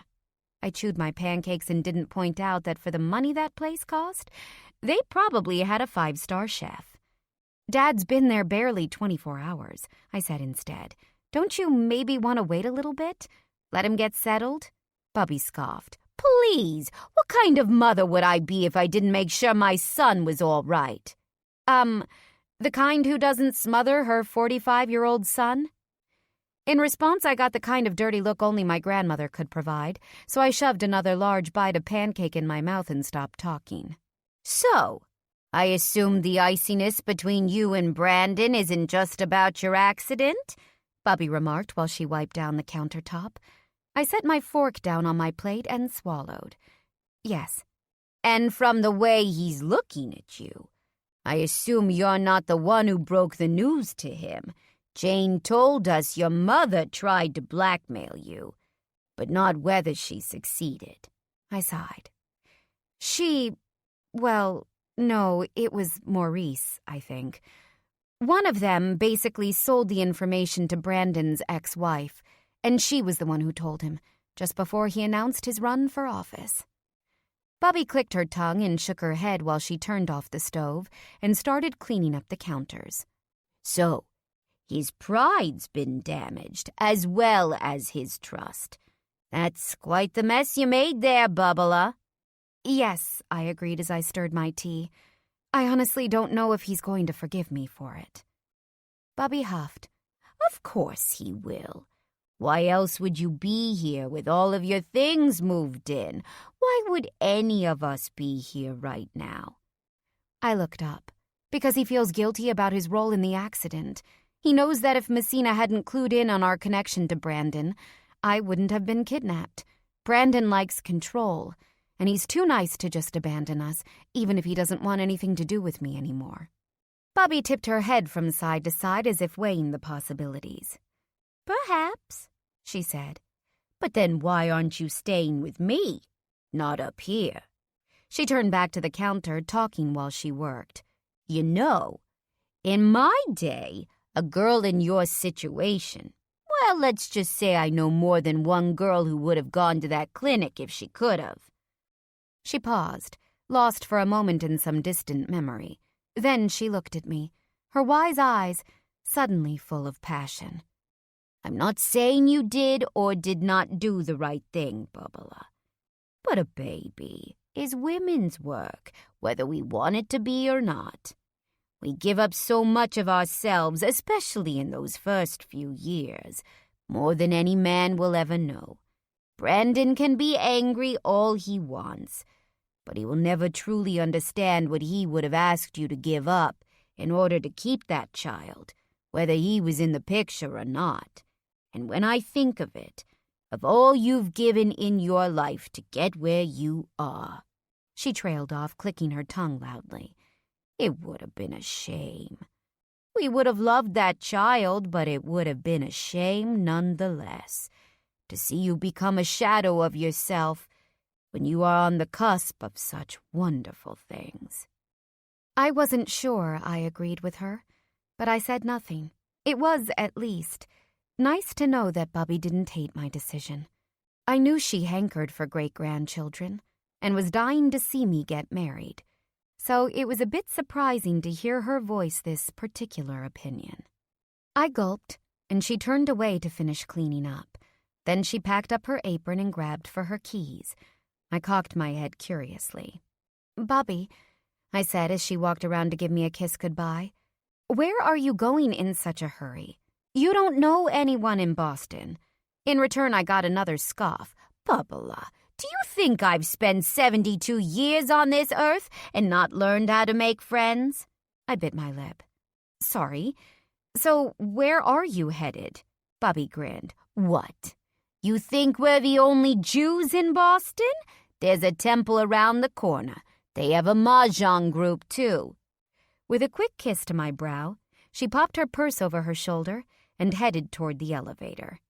You think about what you're going to say, she said, and come up with something good. You and Brandon are too good for each other to lose what you have. So I did think. I thought for most of the day while I flipped through the TV and bored myself watching the news and HBO.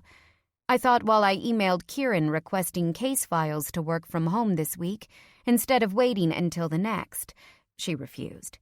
I thought while Bubby returned with a casserole for dinner, and I thought while we ate it together at the breakfast counter, and I thought afterward when she went back to her apartment on the 14th floor and I was alone again in the penthouse. I thought while I watched the sun fall below the other tall buildings of Boston, while I lay alone on the stiff couch until well past dusk, and I thought some more from my equally isolated bedroom, until finally I fell asleep. The room was still black when I lurched awake. I glanced out the picture windows. This was an empty shell of a place, no matter the pictures that were scattered around. Boston twinkled in the black of the night. I checked the clock. 3 a.m. I rubbed a hand across my eyes.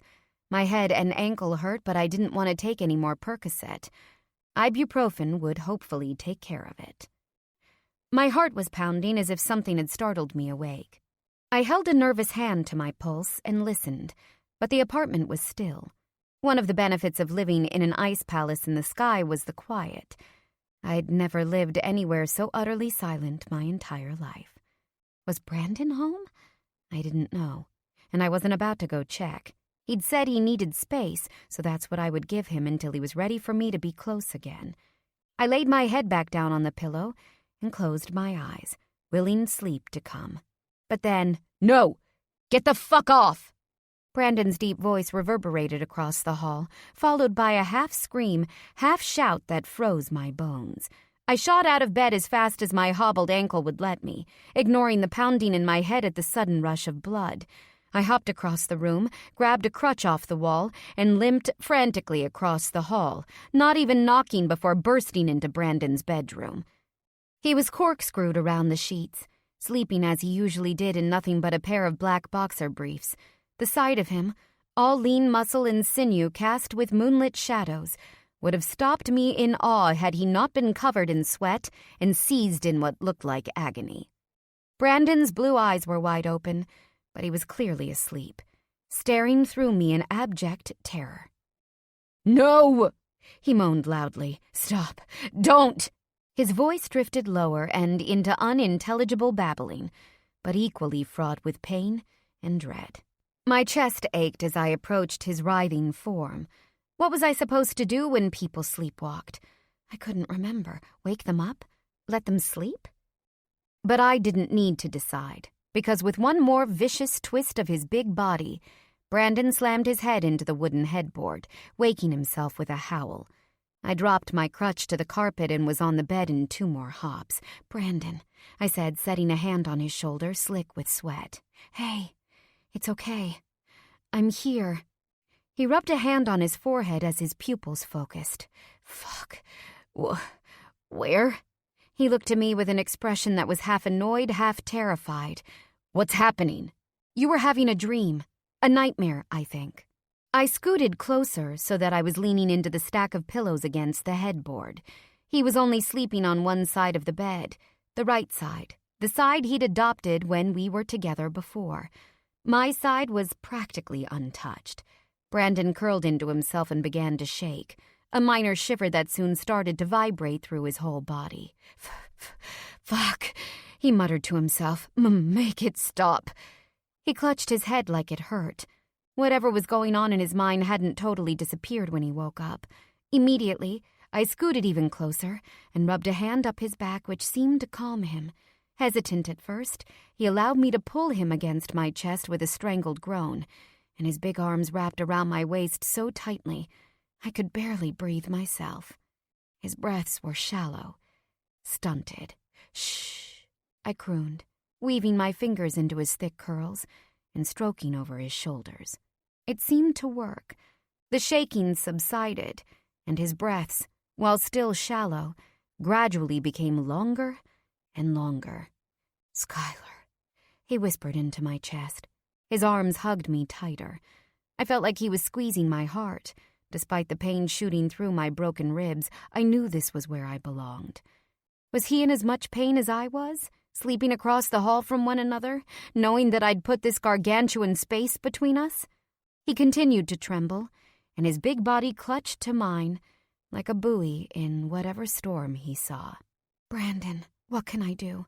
I asked as I continued to stroke his shoulder, his hair. "Tell me how to help." "Sing," he stuttered. It was the only word he seemed to be able to get out. "Sing."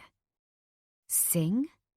But I started humming the bars to the first song I could think of, My Funny Valentine. My voice, wobbly from sleep, cracked at the high reach at the end, but Brandon didn't seem to notice. He just grasped the hem of my t-shirt and listened. "I got you," I said after, continuing to stroke his hair, repeating the words he'd said to me only a few days before. "I got you." Eventually his shaking subsided. The white of the moonlight seemed to fill the room, and the sweat that had covered his body evaporated into the night. Brandon's arms began to relax around my waist, and his head grew heavier and heavier on my chest. His breathing became deeper, and mine did too as I pressed my nose into his hair and inhaled. Almonds, soap, Brandon. But just when I thought he was asleep, his arms loosened, and he pulled his hands out from under my back. "You sang that song with your dad," he mumbled. I nodded into his hair. "You remembered." He sat up. His eyes were now clear and much calmer. Traces of whatever frenzy had been gripping him still flickered, but now he seemed to have regained control. "I remember everything that night. he said clearly. "It was the night you started to let me in." I remembered everything, too. I remembered the way he had shown up in New York unbidden, escorted me to my dad's jazz club, and then walked me back to the house in Brooklyn. The way I'd fought his presence at first, but then how we'd talked and laughed all over the subway and the city streets. The way he'd kissed me, slow and soft in the cold outside my family's house. It was the night everything really started between us. I was just about to hug Brandon, to pronounce my apologies yet again, when he started to pull away. "It's okay," he said as he slipped off my chest. His fingers lingered a moment on my stomach, but he pulled them back into his chest while he laid on his pillow. "I'm okay now. Are you sure?" My hand crept out to the new space between us. I was dying to pull him close again. A week ago, I wouldn't have given it a second thought. Anyone could see that Brandon needed comfort, and it was killing me not to give it to him. He shut his eyes as if in pain, but turned onto his back to look up at the ceiling. "I'll be fine," he said. It won't happen again tonight." The last word hung off his sentence like a threat. They? Tonight? Just how long had this been going on? I'd just spent 2 weeks straight in France with the man, and countless other nights in the months before, but he'd never done anything but snore. "Skylar." My name broke through my thoughts. "Yeah?" I whispered. "Just go." He turned again onto his side, so that he was facing the windows, his back resolutely to me. It was everything I could do not to scoot next to him and wrap my arms over his big shoulders. But slowly, quietly, I pulled back the comforter and got out of bed. Brandon didn't move a muscle, barely even breathed while I picked my crutch off the floor and slowly shuffled out of the room. I paused at the doorway to look back. "I'll be here if you need anything," I said in a small voice. Good night." Brandon said nothing. I closed the door behind me. Chapter 6. The next several days progressed similarly. While my injuries healed, I was alone, spending a few meals a day with Bubby, but by myself in the empty apartment, until night fell and sleep came. After a few days of watching everything on HBO, reading still made my head hurt. I was bored out of my mind. Brandon was a ghost, leaving around sunrise each day for workouts with his trainer, and returning most nights after I was already asleep. He had one more nightmare, but woke before I could limp into the room. He met me with a look that was a cross between pain and desire, but then shook his head and asked me to leave. It felt like I was tearing myself in half, but I did what he wanted and stayed in my room. By Friday, when I called Kieran to beg for some work files to be sent over, just to have something to do, she had given me another unequivocal no on the matter. When I'd argued I could prove I was fine by coming in, she had just snapped that no one needed to scare off clients with a face full of bruises. She had a point. Although the bruising had faded considerably, there were still several purple and yellowing spots, not to mention the angry scar over my eye. In the end, Kieran agreed to allow me to work from home the following week and said she'd bring over case files I needed to get started, as well as a laptop to attend meetings remotely. It wasn't the start I wanted to make at my new job, but I was grateful for the flexibility. Jane had gone back to Chicago once it was clear I was going to be okay and was in the capable hands of Brandon and Bubby. She had felt guilty that she couldn't stay, but I had insisted she go. There was no reason her career should suffer along with mine. Being a new lawyer was brutal under any conditions. So it was to my surprise when the elevator rang open Saturday morning, and Jane walked in with a giant bouquet of flowers. "Hey," I greeted her from the couch, where I had my foot propped on a pillow. "What are you doing here?" My best friend grinned as she dropped her messenger bag and the flowers on the foyer table and raced to sit next to me on the couch. "Hey," she said with a quick embrace. The leather and silver bracelets stacked on her wrist clinked in my ear. Then she pushed me back to get a look at me. "It's my day off. I found a cheap flight. You look good, babe. Better. Less Night of the Living Dead. How are you feeling? Better?" I'm mostly off crutches and the stitches fell out, so no more Frankenface. Jane nodded, then released my shoulders. Good. Are you off the Percocet? Because I brought mimosas. She stood up and walked back to retrieve the bag she'd left in the foyer, then went to the kitchen to start making our drinks. I pushed myself up from the couch and limped into the kitchen to join her. "Where's Richie Rich?" she asked, looking around the apartment. I shrugged and held up a hand. Who knows? He doesn't spend much time here these days. Jane quirked an eyebrow. What do you mean? Wasn't the point of having you here so he could keep an eye on you? I shrugged. I thought so, but I don't know. He has the security team for that. They have a whole office downstairs that monitors everyone who comes into the building, and he has Bubby to cook and Anna to clean. He's been avoiding me. I accepted a drink from Jane and we went back to the couch to sit down. So how's the job? I asked. I wasn't in a hurry to start talking about Brandon's and my standstill. Sometimes it felt like it was all I ever thought about. Jane took a long drink of her mimosa, then poured another tot of champagne into the glass. I watched. That good, huh? She took another long drink, then smacked her lips. It's fine, busy, interesting. The hours are long enough that I don't have to answer my mother's phone calls. But she didn't answer for a moment, then finally shrugged. I miss it here, she admitted. There, I said it. Just the city? I wondered suggestively. A few months ago, Jane and Eric, my other good friend and recent roommate, had restarted the fling they'd had during our first year of law school. I'd watched as it had turned progressively more serious over the summer, to the point where they'd even gone to Brandon's last political event together, the one that had turned so disastrous. Neither of them was willing to admit they were a couple, but it was obvious to me that was exactly what they were. Jane gave me a dirty look. Don't start on that, she sighed. The truth? I'm not just here to see you. I see how it is, I teased. My broken bones are just an excuse for your booty call. No, Jane said. She sighed despondently. I have to break up with him. Not that there's anything really to break off, but I have to do it. Oh. I held my glass and looked at my friend sadly. It had taken her a lot to admit she even liked Eric at all, and that wasn't very long ago. This was a massive step backward. Can I ask why? She pulled off her glasses and rubbed her brow for a moment before replacing them. Well, there's the distance, for one. That never stopped you before. I know. But that's when it was just... Jane trailed off, leaning her head on a pillow. Now it's different. I actually like him. But Sky, I don't have time for a real relationship, and neither does he. What are we going to do? Trade flights between Chicago and Boston while we both work 80-hour weeks? Where is this going?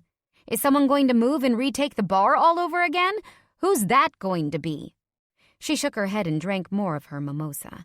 I just don't see how it's going to work out, she continued. Long distance is hard enough without all of the other pressures. We're not serious. It's better we break it off now. I didn't say anything for a bit, just reached out and patted my friend's shoulder. I couldn't exactly argue with her, nor was I in any position to be giving relationship advice at the moment, not when I couldn't even figure out my own. Will you look at us? Jane said with a half snort. What a pair of tools we are, moping around after a couple of dudes. Yeah, I agreed. Hey, Jane said sharply as she sat up to refill both of our glasses. This is the part where you tell me what the hell is going on with Brandon, that he would basically abandon you in this condition. That is exactly the opposite of literally everything I know about the man. I pressed my lips together and hugged a throw pillow to my chest. Well, you know. You were there when he had that bomb dropped on his lap. I'm not sure what to do. He asked for space, but that was almost a week ago now. I'm trying to give it to him, but it's driving me nuts. He's so hurt, that much is obvious, and I don't know what I can do to make it better. Jane examined me for a moment, rubbing her chin. Then she pushed her bright red-framed glasses further up her face. I'm going to say something you're not going to want to hear, she said as she crossed a thin leg over the other. I grimaced. Jane's reality checks could be brutal, but they were often what I needed. Shoot! I'm not sure you can come back from something like this, Sky." At first, I wasn't sure if I had heard her correctly. Jane had been Brandon's and my biggest champion, even in the early days when he acted like an ass and tried to buy my affections. But now Jane's face was long, her eyes honest and sad. She didn't want to say it to me. That much was clear. I stared hard at my hands. "But," I stumbled, "don't you think—" It was pathetic. I couldn't even finish my own sentences. Angrily, I swiped at a few tears that rose unbidden.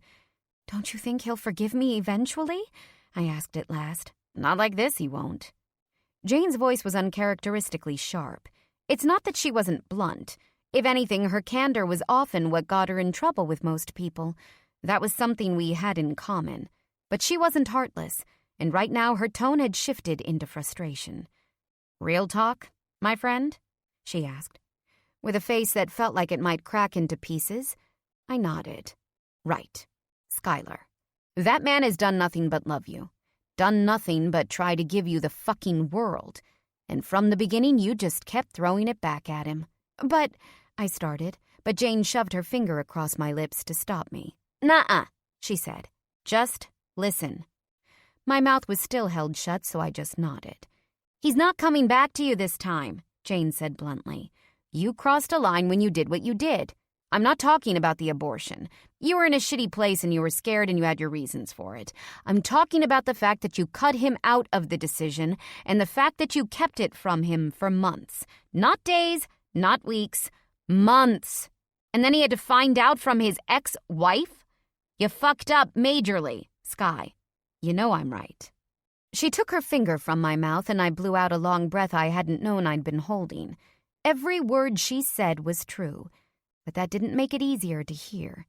With Bubby coming around every day, pointing out the nice things Brandon had done for me around the apartment, it was easy to believe that eventually he'd come around. But maybe he was just making it easier for him to leave eventually. Maybe he was just setting things up so he wouldn't feel guilty about cutting me loose.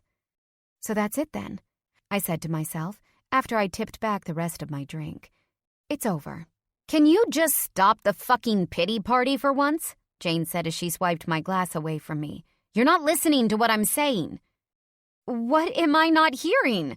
I choked out. "You're saying we're done." "I'm saying you're done if you just sit on your ass and don't do anything, Sky." I gulped. "What are you talking about?" Jane rolled her eyes, then cracked her knuckles. "Skylar, think about all the ways Brandon has tried to win you over. The big crazy gifts, showing up unexpectedly, the flowers, the letters." "They were insane," I said. "Those kinds of things don't tell people how much they love you." "Not for you," Jane countered. "They just weren't the right way to talk to you. But this isn't about you anymore. It's about him. And right now, he's the one who's hurt, Sky. You want to win him back? Maybe it's time for you to start speaking his language, Buttercup." I sat back into the couch, feeling like I'd just been hit over the head. "His language," I repeated to myself. "That's right," Jane said. "Time to stop moping and start plotting. Because, my friend, coming back from this fuck-up is going to take something big." We tossed ideas back and forth for the rest of the morning, trying to determine something that would mean as much to Brandon as he wanted his gifts to mean to me. It couldn't be something generic, obviously. His first attempts at wooing me had been entrenched in sleaze. A trip to Paris I'd turned down immediately, a diamond necklace from Tiffany's that I doubted he'd even picked out himself. But he'd learned soon enough to give me his heart, and it had made all the difference. The bracelet around my wrist was just one example. A simple, hand-pounded cuff with words from a Yeats poem engraved on the inside. "One man loved the pilgrim soul in you."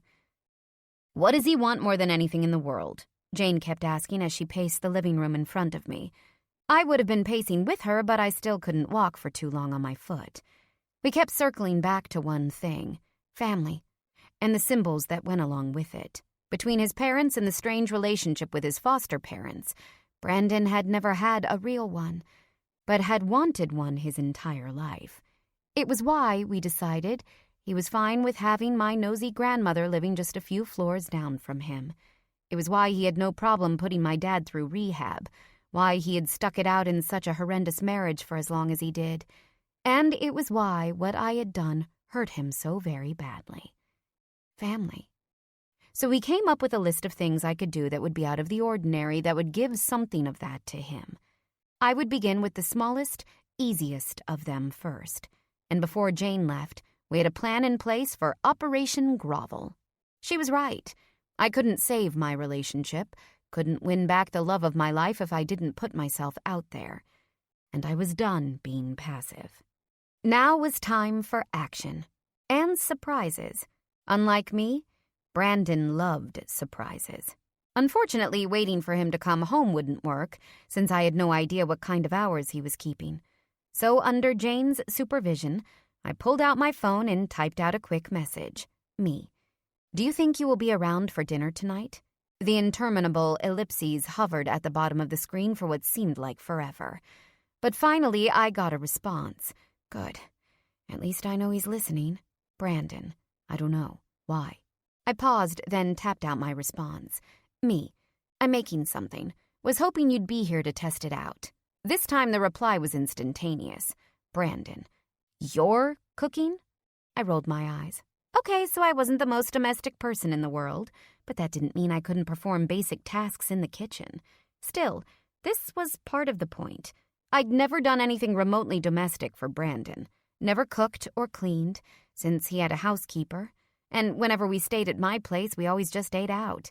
It wasn't my strength, and he knew it, which hopefully would make it mean more.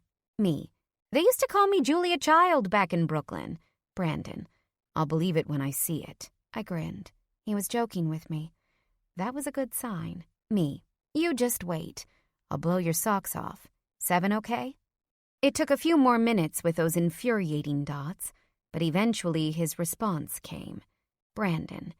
See you tonight, Red. The familiar nickname turned my smirk into a full-on grin. He hadn't called me Red once since I'd woken up in the hospital. It was his endearment for me.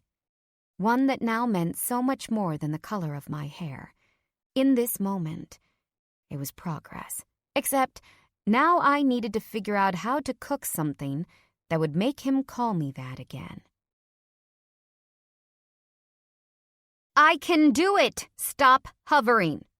The rest of the afternoon had turned into a battle of the wills between the two stubborn Crosby women, while Jane got day drunk on a bottle of wine, presumably to prepare for her impending breakup. After recovering from her shock at my request that she show me how to make Brandon's favorite meal, eggplant parmesan, Bubby had jumped into the fray with the authority of a drill sergeant. Jane wasn't much help, basically egging both of us on throughout the afternoon. You're doing it wrong, Bubba. Let me.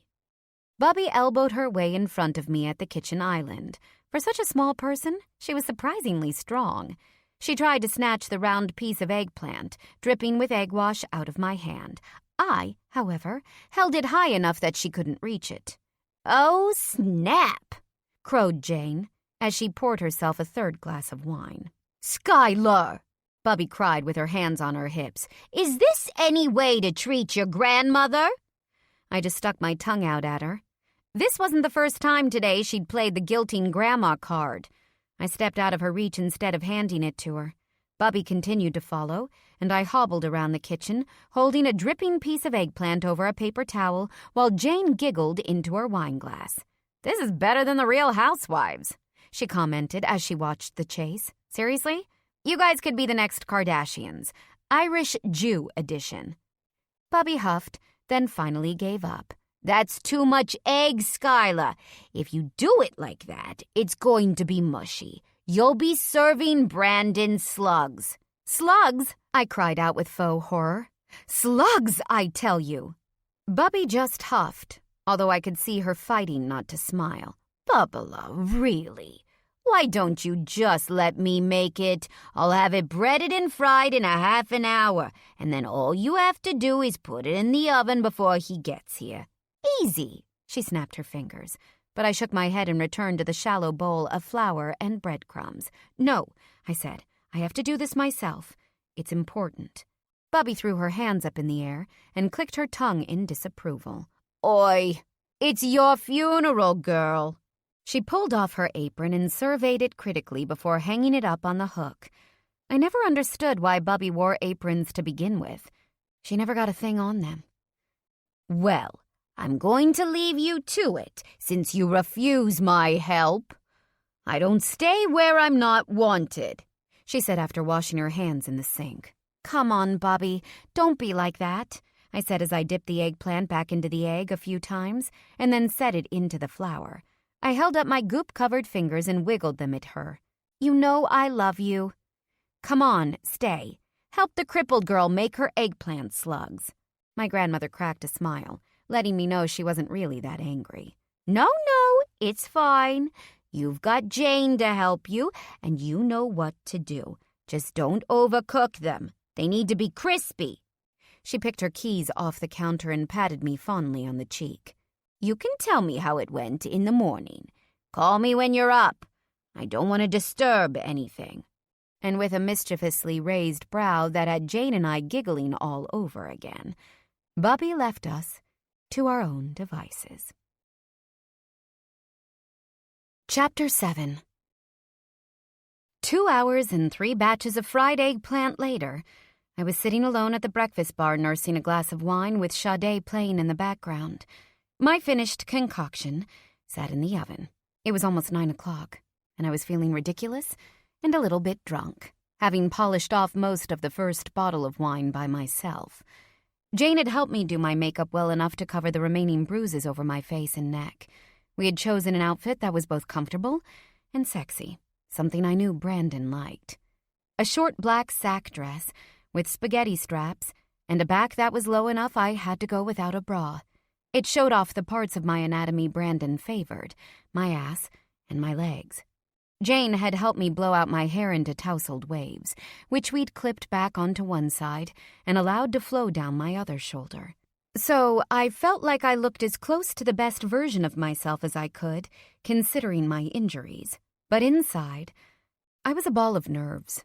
This was ridiculous. He was 2 hours late and hadn't even bothered to call. So he'd called me Red. It was a nickname, probably just out of habit. Did I really think making him dinner was going to solve everything? I should just go to my room, I thought. That stupid fucking room with its stupid fucking walls that felt like they were closing in on me every night. Leave him a plate on the counter and call it a night. So wrapped up was I in doubt that I barely noticed when the elevator doors rang open at 9:03. But then Brandon's footsteps filled the room, and I couldn't have not looked at him if I tried. He was dressed in a dark blue suit and lavender shirt, with his tie partially undone and his jacket slung over his briefcase. His golden hair was rumpled, and he had just a taste of 5 o'clock shadow that sent all sorts of very inappropriate thoughts through my head. His blue eyes, though tired, glowed. "Had a rough day?" I asked. I swayed a bit on my stool. Several glasses of wine on an empty stomach wasn't doing much for my bodily control. Brandon practically jumped at the sound, dropping his briefcase in the foyer. He was clearly not expecting me to be sitting there, but when he caught sight of me, his surprise quickly turned heated as he took in my bare shoulders, legs, and back, plus the stiletto heels I'd put on despite the fact that at the moment I couldn't walk in them to save my life. "Hey," he said softly, too tired, it seemed, to put up the mask he'd been wearing around me most of the week. "Sorry I'm late.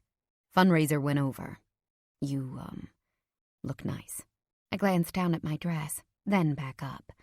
"Thanks." It was a garbage apology. He hadn't tried to call and we both knew it. This was a test. The thought angered me, but I shoved it aside, choosing instead to focus on how delicious his forearms looked, where they tested the fabric of his rolled-up sleeves. "You look nice, too," I said as I slid off the stool. I landed on my good foot and stood there for a moment, basking in the interest he couldn't quite mask, as he took in my simple outfit, my exposed legs. He hadn't forgiven me, not even close, but it was good to know I could get at least some reaction out of him this way. Then I tried to take a sultry step forward, and fell spectacularly toward him as my bad ankle twisted. "Jesus!" Brandon yelped as he caught me just before I smacked my face on the hardwood floors. He swept me up in his arms, but before I had time to enjoy his sweet masculine scent, he deposited me on the island countertop. He kept his hands on my arms to make sure I was stable. "What are you thinking with those things?" he asked, nodding at my heels. "You can barely walk without them as it is." I looked lamely at the shoes, then kicked them off. They clattered onto the floor, leaving me barefoot, one knee crossed over the other in a way that bared most of my thighs. "That better?" I asked with a raised brow. Suddenly, we were both acutely aware of the fact that we were touching for the first time in days. "I need to get away from you," Brandon said suddenly. He took a step back and loosened his tie even more while he swallowed heavily. I pressed my lips together and sighed. This was definitely going to be a 1 step forward, 2 steps back process. I gestured toward the plates I'd carefully set up around the dining table, the candle that was now sadly burned out. "Dinner's ready." Brandon walked to the table, curiously. "You did all of this for me?" His tone of voice made me hopeful and sad all at once. "You sound like no one's ever made you dinner before," I joked as I slid off the counter and limped into the kitchen. He had been married for 15 years. I found it hard to believe that in all that time, Miranda, his wife, had never done something as basic as this. "Not like this," he said as he circled the dining table, which I'd set carefully with the white Italian dishes in the cupboards, along with a few candles, now burned down, and a spray of late-blooming sunflowers. I made a Caesar salad to go with the dinner, and Jane had helpfully brought over a cheesecake from Mike's before going to break up with Eric. I made a mental note to call her about that tomorrow morning. She had said she had a red-eye flight that night. Otherwise, I would have invited her to stay here. "I don't think I've ever seen you make anything more than boxed macaroni or warmed-up soup," Brandon remarked good-naturedly as he poured himself a glass of wine and refilled mine on the counter. I limped over to pull the sizzling pan out of the oven. Okay, it didn't look horrible, and it still smelled pretty good. Maybe a little overcooked on the top, but I didn't think it would be that bad. I stood up with a satisfied smile and set it on top of the stove. "I still have a few tricks you haven't seen," I said. "Bravado? Yes, that was what I needed here." Brandon carried the pan to the table so that I wouldn't have to be on my bum ankle. I followed with a serving spoon and then took a seat while he dished both of us up. I watched as he took a bite, chewed once, and stopped, his face suddenly stuck in one position. "What?" I asked. I picked up my fork and eyed the meal dubiously. His blue eyes glinted in a way I hadn't seen in a while, in that way I yearned for. He held his lips still, then carefully, forcefully, swallowed the bite in his mouth. My face fell. "It's no good, is it?" Brandon chewed on his lip for a moment, clearly forcing back a grin, although he couldn't stop his dimples from appearing. "It's different." "You're so full of shit." I threw my napkin at him, which he dodged with a chuckle. As embarrassed as I was, the sound made my heart warm. I'd make 1,000 shitty dinners if I got to hear him laugh with me again. "Okay, you try it, Red," he said with another grin that lit me up inside. "Fine," I said. "I bet it's fine. Bubby gave me the recipe." "But you cooked it." I rolled my eyes and speared some of the eggplant, which immediately fell off the fork, unable to keep its shape. Brandon watched with mirth as I shoved it in my mouth defiantly. I chewed. Once. "Well?" he asked. "Oh my God," I said through a mouthful of complete and utter mush. "That's absolutely terrible." This time Brandon laughed, a full-throated laugh that filled the entire room. I forced down the offending food and started laughing with him. Suddenly the entire setup seemed hilarious, and neither of us could stop laughing. The slightly wilted flowers, the burned-out candles, the overcooked food. Who was I kidding? This wasn't me. It never had been. I was closer to Betty Page than Betty Crocker. "Bubby was right," I said after I forced the bite down. "It really does taste like slugs." Can I get something Anna-made now?" Brandon gasped between heaves. No, Red, I'm sorry. I can't eat it." "Are you kidding? I slaved over this all afternoon," I cried, causing him to laugh even harder, me right along with him. It wasn't until I was wiping tears from underneath my eyes, trying not to smear my carefully drawn eyeliner, that we finally stopped laughing. I set down my fork and stood up to clear away the offending dish, which Brandon quickly scooped out of my hand again and took to the kitchen before returning with cheese, prosciutto, and a cutting board. "You didn't have to do that," I said when he returned. "I offered to make you dinner." "Well, there's still the salad," he said as he sat down and took another drink of his wine. He dished himself up some greens, then stopped with a quirked eyebrow. "You didn't make this dressing, did you?" I almost threw my napkin at him again, but the dimple in his cheek made me stop. It just felt so good to joke with him again. That is, until I noticed the slightly darkening skin underneath his left eye and a fresh scrape on his cheekbone, partially camouflaged by stubble. It wasn't the same bruising he'd gotten during his scuffle with Messina's men. This was something new. "What happened to your eye?" I asked, pointing my empty fork at his face. Brandon touched a hand to the puffy skin and blanched, all signs of merriment gone. "Oh, nothing. I just ran into a door at work yesterday." I frowned. "Seriously? That's the best you've got? You sound like a bad domestic violence PSA. He didn't answer, just took another stoic bite of salad. Welp, there went the mood. We continued to eat in relative silence, the sounds of our forks clinking on the plates while we plowed through the salad, charcuterie, and the second bottle of wine. "Thanks for this," Brandon said after eating the last of the salad. It was nice. He collected my plate and started to take the empty dishes to the kitchen. I followed with the rest, and we began cleaning up together. Brandon was as messy as always. I had literally never seen the man do dishes without getting water and soap all over himself. "Here," I said, trying to edge in between him and the sink. "Let me. You're making a mess of your nice shirt." "No, that's okay. I got it." "Seriously," I said as I grabbed for the sponge and started scrubbing out the salad bowl. "I wanted to do this for you." "Yeah, but you shouldn't be standing on your leg for too long," Brandon argued back as he continued to spray food off the plates, causing a bit of water to hit him and me at the same time. "Stop!" I cried. "It doesn't need to be that high. Turn it down. Jesus, can you give me some space?" Brandon turned off the sprayer but still reached into the sink irritably for another glass to load. "What?" I asked, confused even as I crowded him even more. "I'm just doing dishes." "Skylar, seriously, I need you to back the fuck off." I stopped scrubbing and narrowed my eyes. "Why? What's wrong with me?" "Well, to start, you smell too damn good," Brandon exploded backward, stepping away against the island behind us. The move put 3 feet between us. It might as well have been a mile. "And then there's that dress.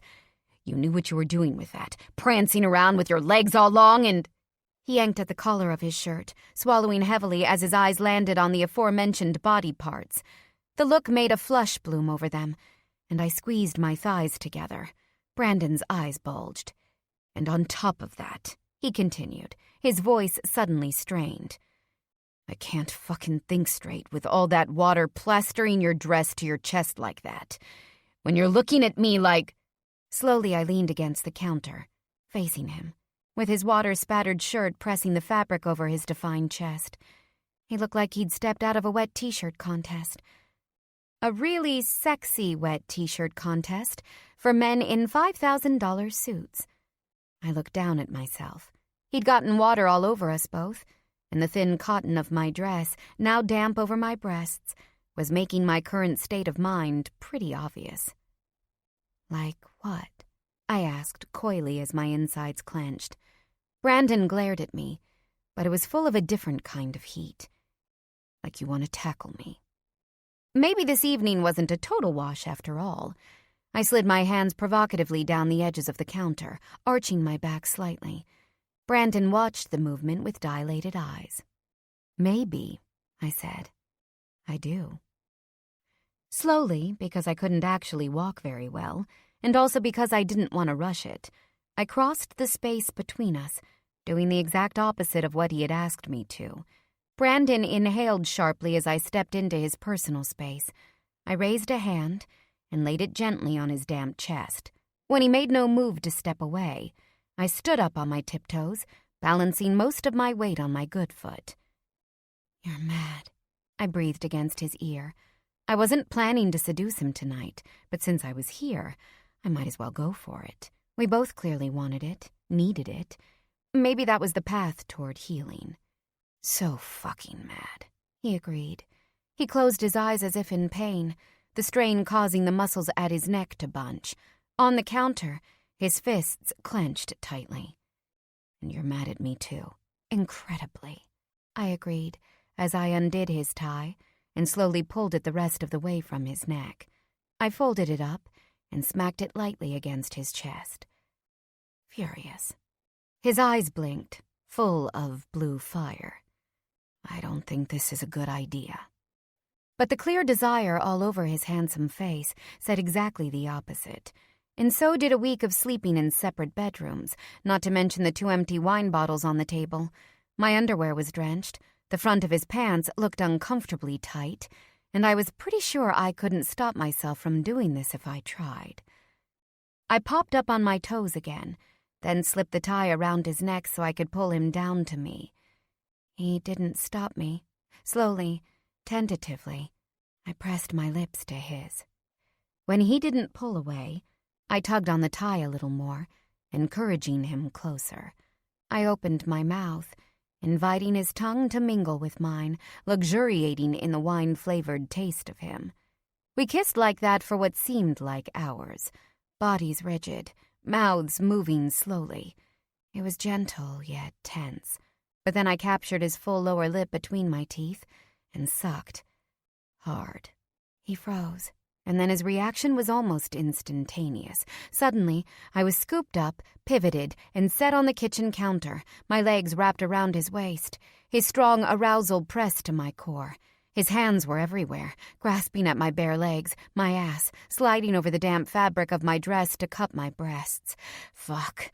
He breathed in between furious, torrid kisses that were almost more teeth than tongue. Fuck. "Brandon," I moaned as his mouth found my neck. He bit down. I yanked open the buttons of his shirt, sliding my hands across his chest before I tore the entire thing off him. It was easy to forget just how beautiful he was when I hadn't seen him like this in nearly 2 weeks. Tall, tan, lean, and muscled, all of it pressed against me. "You want me to fuck you, Red?" he asked in a low, almost menacing voice against the sensitive skin behind my ear. He licked me there, then bit the spot again, making me writhe. Something in his tone should have scared me. Every muscle I could see was pulled taut. His forearms, his neck, the twitching muscle in his jaw. I should have seen he was a ticking time bomb, but instead I just said, "Fuck, yes." In a flurry, I was carried over to the sofa, where I was dumped on my knees to rest my body over the back of it. The tie was yanked out of my hands, and my arms were pulled in front of my face. "Clasp your hands together," Brandon ordered. "Hold them there." Slowly, I did what he said. Immediately, my wrists were captured in silk, and I watched while Brandon jerked his tie into a rough knot. He doesn't want me to touch him, I thought just before he finished. I was too turned on to care. "Don't move," he ordered. I obeyed, and my dress was yanked over my hips and my underwear torn away, flung to some unknown place in the apartment. Brandon's hand brushed over my bared legs, taking handfuls of my ass and squeezing. "Fuck," he muttered as he squeezed again. One hand slapped me lightly across one cheek, and I jumped slightly. Brandon squeezed the other, harder this time, making me jump again. "Oomph," I grunted at another light slap. I pressed my face into the cushion. God, I was wide open and dying for him. "You want it rough, baby?" he asked me, rubbing a coarse palm over my cheek before smacking it again. I couldn't answer. I didn't care how he took me. I just wanted him. His hands left me then, and I heard the jangle of his belt buckle as he undid his pants. I tensed, even though I was more than ready for the size of him. He wasn't allowing me to be tender, but if he'd let me be close this way, I'd take it. Maybe we'd be able to find our way back to one another. I arched my back, ready to take him, but instead of filling me as I was expecting, instead I felt the warmth of his mouth. He bent voraciously to his task, pressing his face fully between my legs from behind, his tongue slipping inside me while his fingers reached around to find my clit. He licked, nipped, sucked, nipped again, before he suddenly pulled away. Oh no. Brandon had a track record of withholding orgasms when he was angry. No, I whimpered. My hands stayed where they were, tied in front of me. But I clenched my thighs tightly around his head, holding him in place. Please, don't leave me hanging, Brandon. He said nothing, just forced my legs from around his head. It wasn't fair, really, that he was so much stronger than me. But just as I had resigned myself to going without, he dove back, licking and sucking and biting, just on that edge of pain and pleasure. "Is this what you want?" he growled as his hand found my ass with another, harder smack. My back arched in response, but the hand on my hip kept me still. His tongue traveled over me, through me, as fervently as any other part of him could. Then he pulled back as his hands took control, one at my clit while the other thrust 1, 2, then 3 fingers inside me, and fucked me mercilessly. "Is this what you want, baby?" he demanded. "To fuck you with my tongue? Make you scream with my hand?" My hips writhed, jamming into his face while my hands clenched in front of me. I hurtled toward a complete loss of my senses. "Yes," I hissed. "Do it. Make me... Oh, God. Brandon, fuck me. Scream it, Skylar. Scream my motherfucking name." His order wasn't hard to follow. He withdrew his hand and suddenly replaced it with his long length. He filled me completely with one harsh thrust as he reached around to work my clit even harder. His other hand smacked me again, the crack of skin on skin filling the room. The sound of my screams filled the air, seemed to undo him as much as they did me. And it didn't take long before we were both falling apart completely. "Fuck!" he cried as he came in a fury, emptying himself into me completely. "Brandon!" I cried out. We fell forward together into the couch, my hands still bound over the cushions. Eventually I wriggled out of the tie. Clearly Brandon wasn't a knot-making expert. "Brandon?" My voice was slightly muffled in the pillows. "What, Skylar?" he mumbled into my neck. His big body covered mine completely, his warmth pulsing through the clothes we were still both wearing. I reached a hand behind me to comb through his curls. He was still gasping and seemed to calm a little as I clutched his soft hair. "I love you," I said. Then, after a few more breaths, "I'm sorry." It was the wrong thing to say. A split second later, Brandon pushed off me, eyes closed as if in pain. I twisted around to look at him, but he wouldn't meet my gaze. "Fuck," he muttered to himself, pushing his hands over his face violently, then tugged even harder at his hair. "Fuck!" Then he started to move in a frenzy, yanking his shirt back over his shoulders, refastening his pants. He ducked around the couch toward the elevator, still swearing to himself over and over again as he grabbed his keys and wallet from the entry table and pounded the elevator button so hard I thought he might break it. Where are you going?" I asked. I now stood next to the sofa, pulling my dress back down. I had absolutely no idea where my underwear ended up, and my body was still flushed from the effects of our union. Brandon finally turned to face me, struggling to close his shirt. 2 buttons were torn off completely. He had scratch marks down one side of his face. The combination of that, the wild blonde riot of his hair, and the slightly crazed look in his eyes made him look like some kind of marauder. He took one look at my own disheveled state and seemed to lose it completely. "Fuck!" he shouted. He turned and swiped at the flower vase standing on the entry table.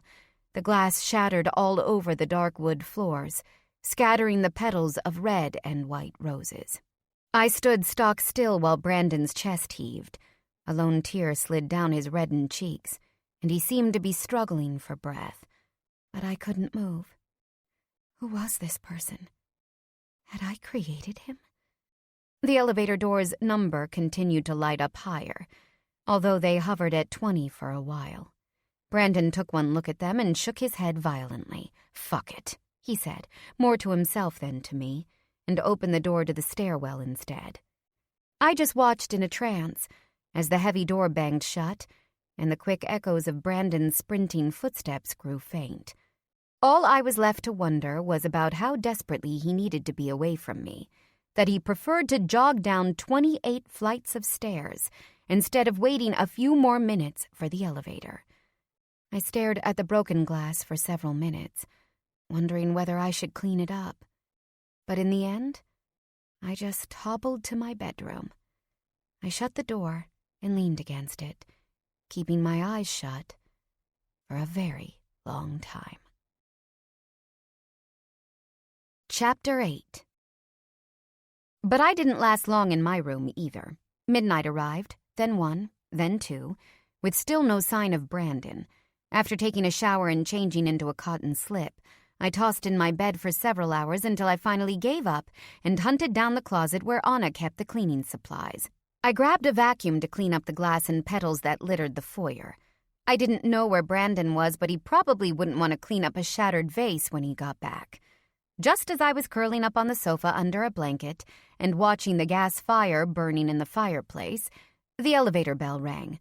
I could hear Brandon's voice, loud and unintelligible before the doors even opened. I sat up. "Skyla," Brandon crooned with a goofy, pained expression. "Where are you?" His left side was draped over the slim frame of Corey, whose face was practically engulfed by Brandon's bicep. Corey steered his boss into the living area, which couldn't have been easy, considering that Brandon was clearly piss-drunk and could barely walk. My eyes opened wide as I observed them. Brandon was normally a temperate drinker. He had probably left the apartment a bit worse for wear to begin with after all the wine we had earlier. But now, even from clear across the room, he smelled like he had gone swimming in a cask of bourbon. His South Boston accent with the open-ended R's and flattened A's that usually stayed hidden most of the time was out in full, like he was straight out of a Ben Affleck movie. "Come on, you gorgeous, stubborn, ridiculously beautiful minx," Brandon called out, pushing Corey's thin arms off him and stumbling further into the apartment. He circled around like a dog chasing his tail, colliding with a pillar next to the kitchen. "You're the only girl who could break my heart, you know that? The only one." Then he spied me sitting on the couch and made a wavering, feet-thumping beeline for me. After teetering around the couch arm, he collapsed at my feet and buried his face in my waist. "God, you smell good." His voice was muffled by the flimsy fabric of my slip. His hands started to fumble their way up my bare legs and he squeezed my thighs before just laying his head on my lap with a sigh. "I love you so much, baby. I keep trying to stop, but I can't." He looked up with bright blue eyes that were glazed from the alcohol. "Do you know why I can't, Red?" Was it awful how much I loved hearing him call me that, even if he was drunk as a skunk? "Why?" I murmured, running a hand through his hair. He leaned into my caress, squeezed his eyes shut, then opened them again. "I don't know," he said. "So I was hoping you could tell me. You put a spell on me, woman." And before I could reply, he laid his head back in my lap and started crooning the song of the same name.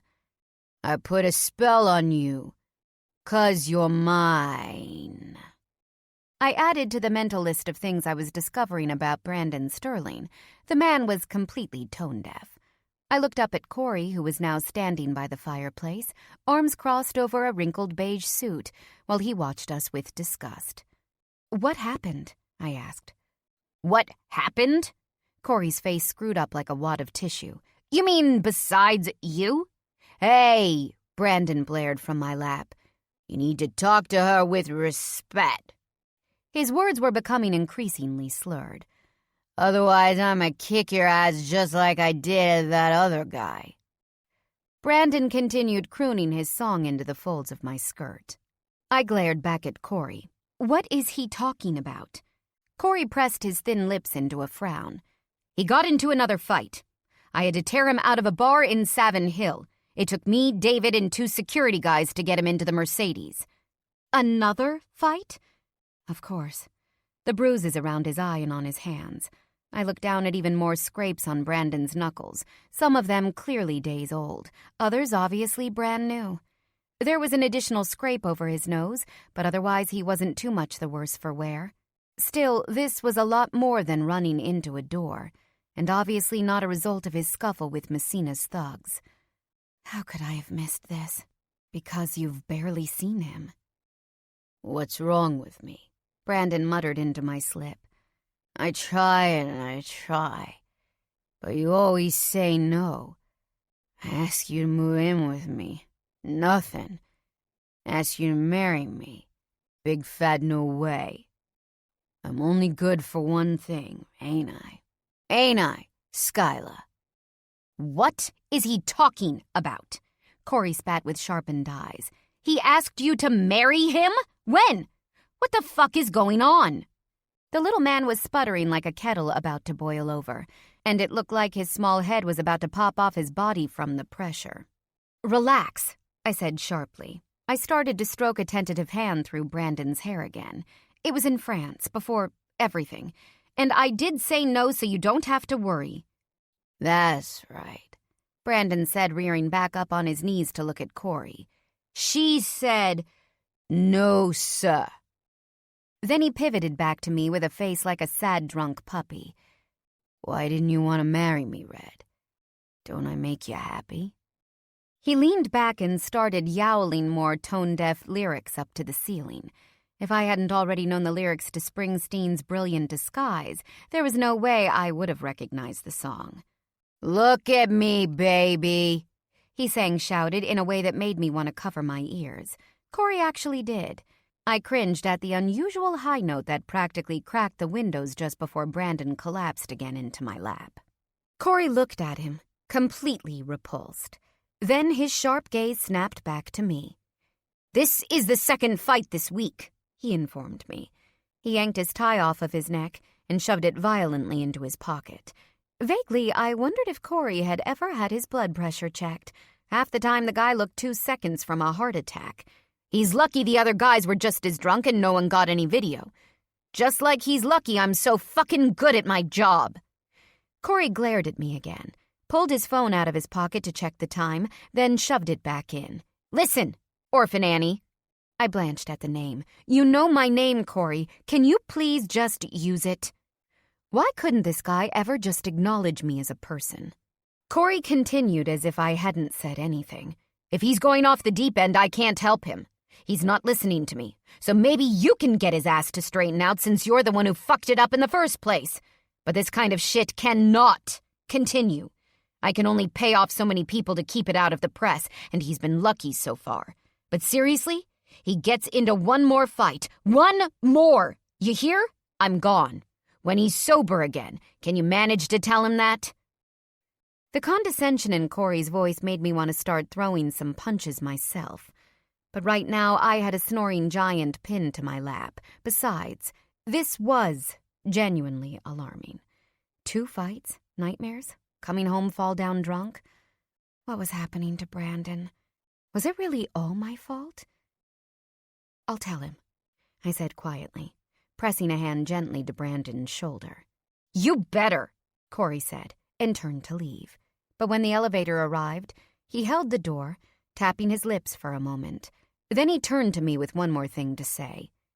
"If you care about him," he said, more slowly than I had ever heard Corey speak before, "you might want to think about what's best for him. Whether you are really what's best for him." I opened my mouth with a sharp retort, but was interrupted by a long, loud snore from the man passed out in my lap.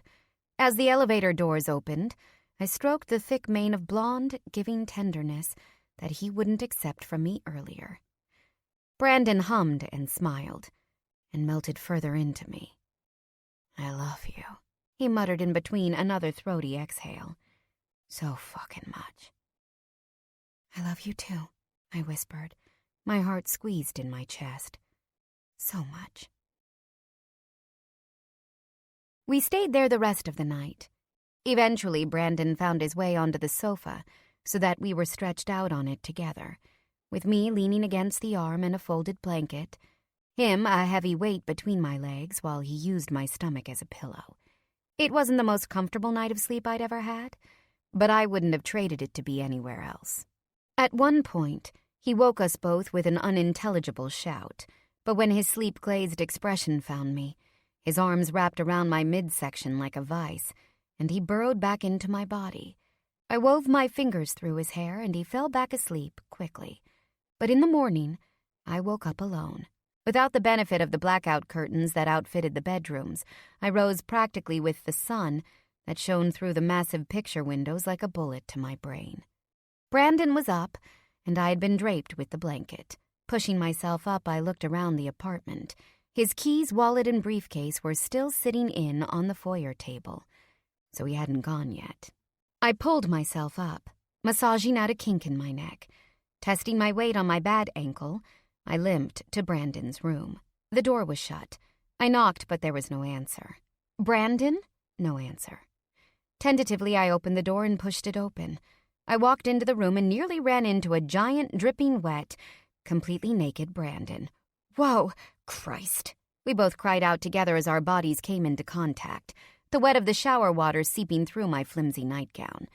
The electricity was instantaneous, and we jumped apart in shock. Jesus, did you forget how to knock?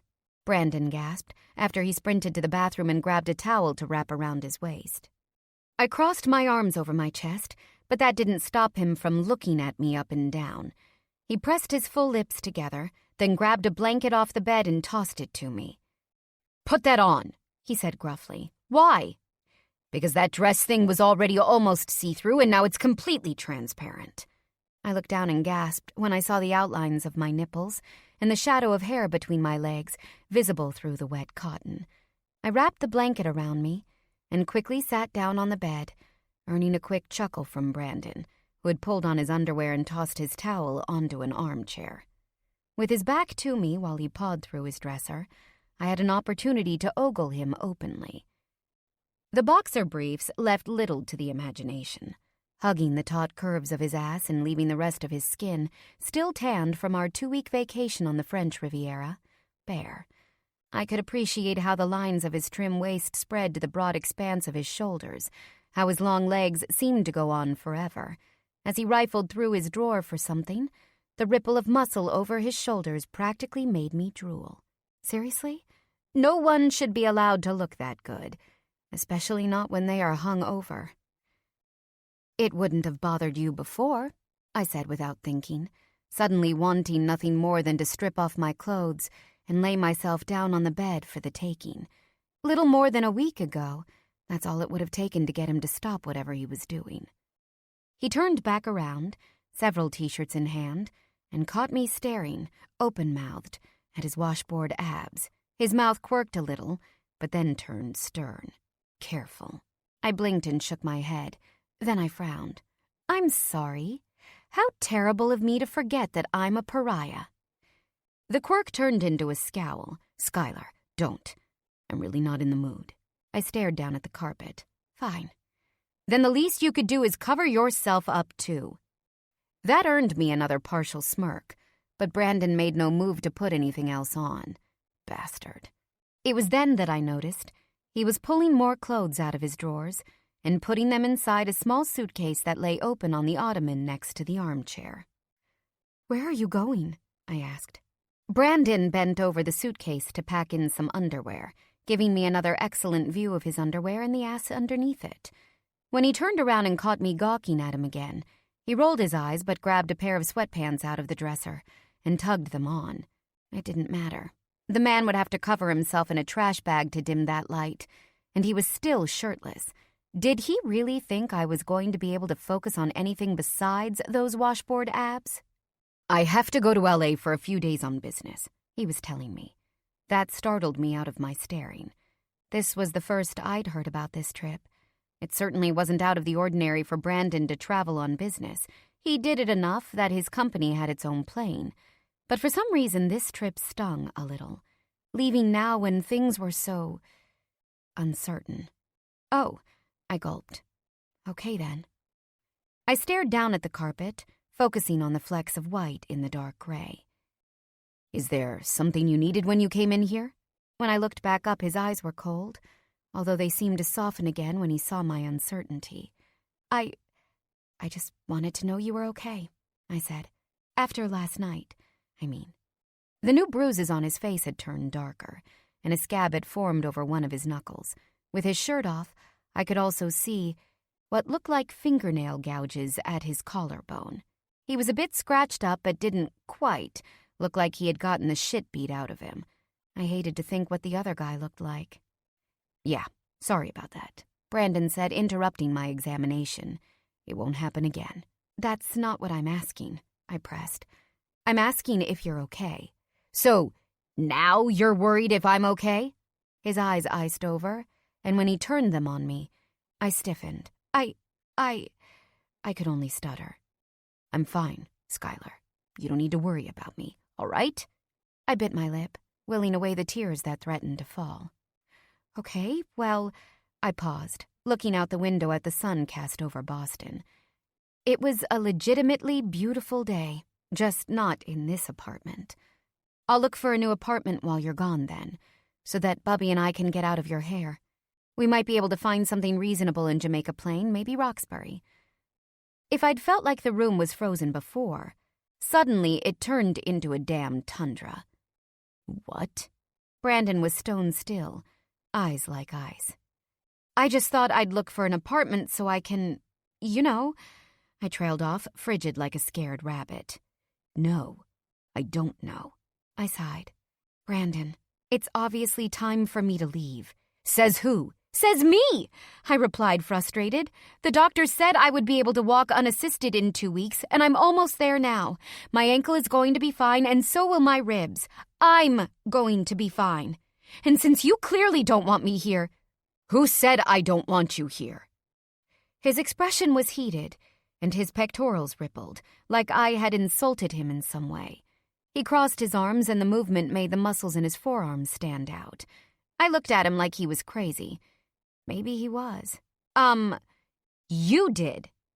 "I never said anything like that." "You didn't have to," I said, getting a little more than exasperated. Was he trying to humiliate me? "You treat me like I have leprosy. You barely talk to me. If I enter a room, you leave it. Aside from last night, which basically turned into a disaster, you've barely been here. I'm making you so angry that you're fighting other people. That, and the nightmares? Corey's right. I'm obviously making you miserable, and you'd probably be better off without me." The tears that had been threatening now fell freely down my cheeks, and I swiped at them angrily, trying to head them off as everything I'd been thinking spewed forth. I didn't want any of it to be true, but maybe it was. Maybe the best thing I could do for Brandon would be to let him go. Brandon exhaled a long, low sigh, then threw a handful of socks into his suitcase.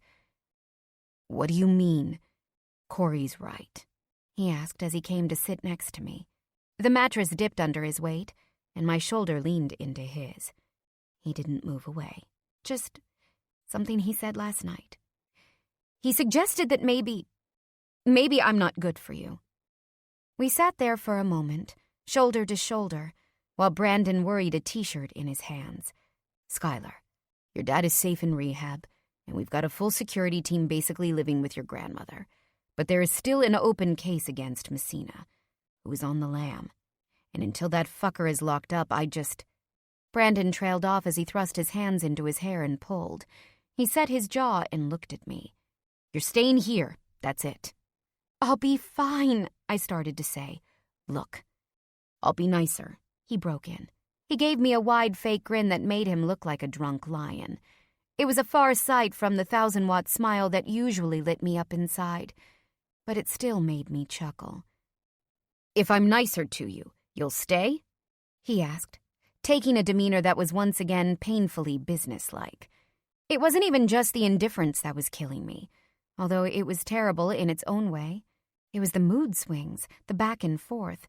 As much as I wanted to stay and try to work things out with him, I wasn't so sure that was actually what he wanted. "It's really not—" I started again, this time pushing myself up to standing. "Skylar," Brandon interrupted. "Fuck." He stood up and paced to his bedroom window. I froze. What? Brandon shoved his hands back through his damp hair and groaned. It's like I'm caught in a fucking time warp here, he stated. I think about what happened, what you kept from me, all the time. When I'm around you, my heart feels like it's being trampled. But the thought of you gone fucking tears the whole thing out. I stood there silently, unsure of what to say. I could feel his ambivalence in every one of our interactions. I understood what he was feeling because I felt it too. He was just trying to keep his heart piece together. The heart I had smashed apart. We'll still have security, I said again, this time more quietly. We'll be safe, and you can move on with your life, if that's what you want. I couldn't bear to look at him when I said the last words. Couldn't bear to see if that was really what he wanted. My voice choked in my throat, and I sat back down on the bed to get my bearings. When he joined me, his heavy weight on the mattress caused me to tip into him again. Brandon balanced his elbows on his knees, rubbing his forehead with both hands. At long last, he sighed. Just give me the week, he said quietly. I'll be back on Friday. We can figure everything out then, okay? I sat there a few more beats, letting the words sink in. It wasn't a denial that he wanted to move on, but it wasn't a confirmation either. So that was something. I huffed. Brandon gave another smile that was more like a grimace, and we both broke down chuckling. He reached a hand out like he was going to touch my knee, but then pulled it back. I closed my eyes and inhaled. He was close enough that his sweet scent of almonds, soap, and metal was fresh and intoxicating. I wondered if I'd ever smell it again. All right, I relented. If it means that much to you, I'll stay. Chapter 9. On Sunday, I managed to get out of the apartment for Family Day at Maple Acres, the rehab facility where Dad was undergoing his treatment.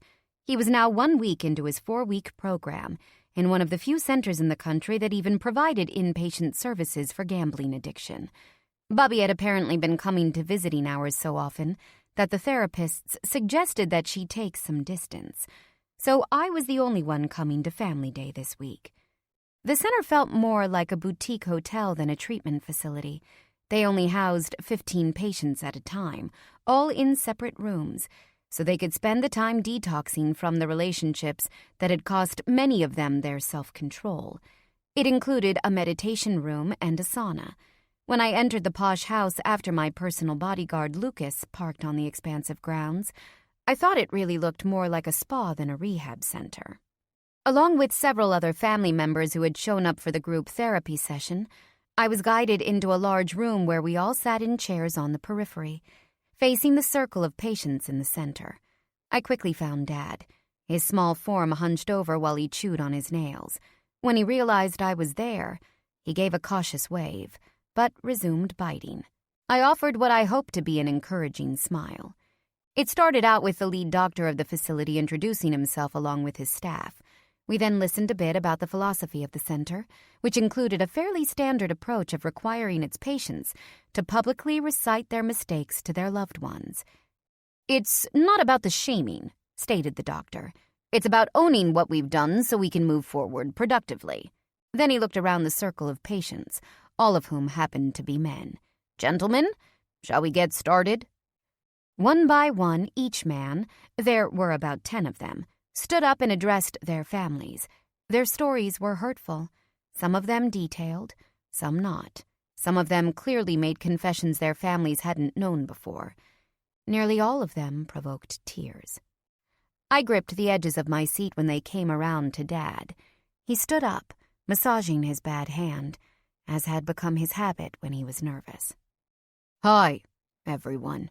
My name is Robert, he started out, the same as all of the other men. He stumbled a bit over his middle name, clearly forgetting he was supposed to be here under a pseudonym. I smiled, offering encouragement. Then he did something different, when he picked up his chair and came to sit directly in front of me, instead of speaking from the group. I gulped, sat back as Dad's nervous gaze flitted around the room before resting on me. Hey, Pips, he said softly, invoking my childhood nickname, taken from Pippi Longstocking. "Hi, Dad," I said just as low. He squeezed his hands together and looked around. "This is my daughter, everyone. Ain't she beautiful?" Confused, the rest of the room murmured their agreement, and I blushed slightly. Dad picked up my hand and started to brush over the knuckles lightly. "Yeah, she's beautiful," he repeated almost to himself. "Most beautiful thing I ever made. And that's the truth." I knew the people in the room didn't understand that statement like I did, but my father was a musician, someone capable of communicating poetry on the keys.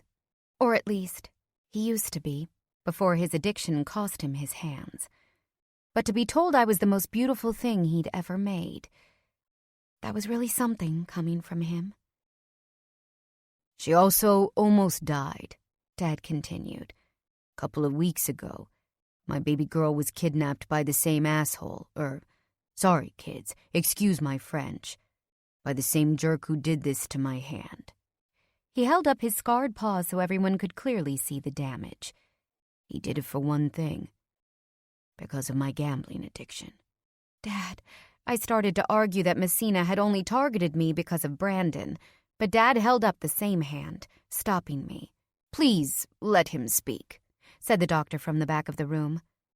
"No matter how you look at it, Skylar, none of this would have happened if I'd been able to stay away from the track. Then I wouldn't have had to borrow money from that lowlife. Brandon wouldn't have had to pay him off for us.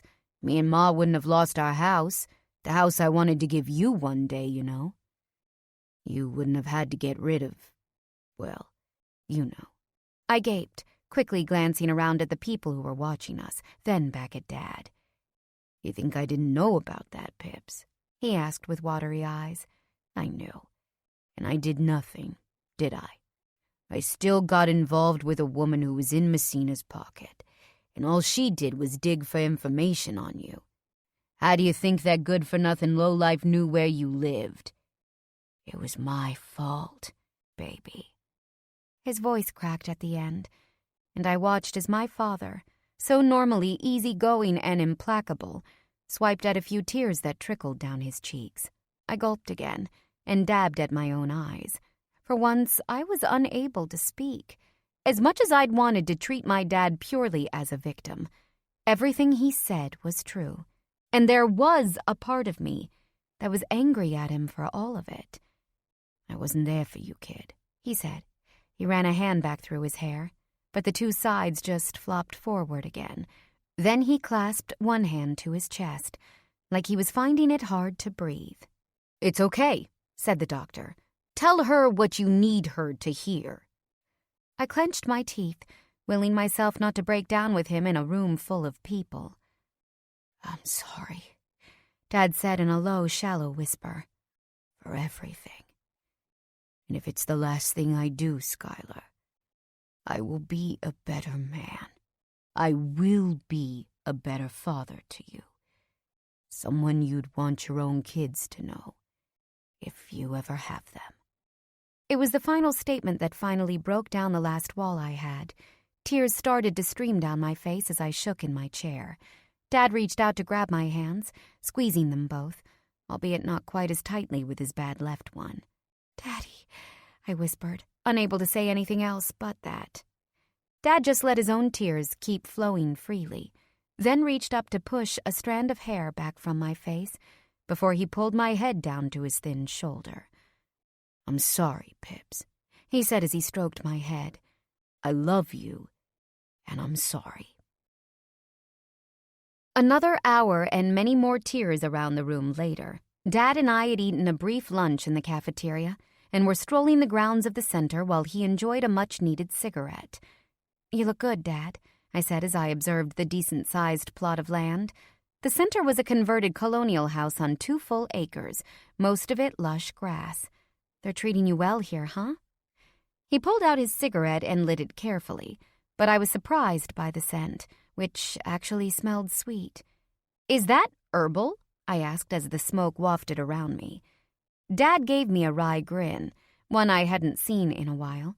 He took a long pull that hollowed out his cheeks, then exhaled 2 faint rings. "Well, it ain't pot. If that's what you're asking, he said. I rolled my eyes. I know that. I know what weed smells like, Dad. Yeah. Don't remind me you're old enough for that. He took another drag. It's a placeholder, they say. I'm here to beat one addiction. I might as well beat 'em both. I looked dubiously down at the cigarette in his hand. Is it a good idea to be adding that kind of stress in your life? Dad just chuckled. I never thought you'd be trying to get me to smoke, Pips. Since you've been nagging at me to stop since you first found out it causes cancer. He snorted. You always thought the best of me, kid. Better than I deserved. Took good care of me, too. Did I asked softly. I'm not so sure.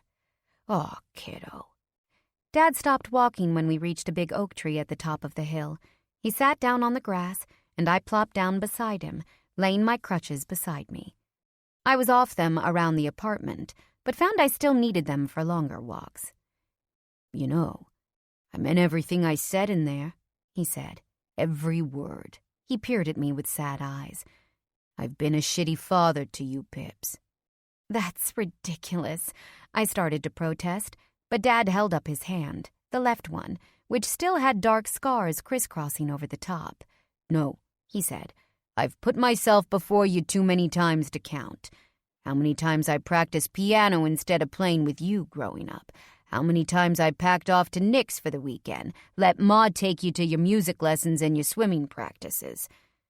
I don't even want to get into the mistakes I made with your mother. My shoulders dropped at the mention of Jeanette. Dad, let me finish, Pips. He interrupted gently. You know, we do this thing in here where we look at accountability. Me and this guy from Atlantic City, boy, does he have a gambling problem, let me tell you.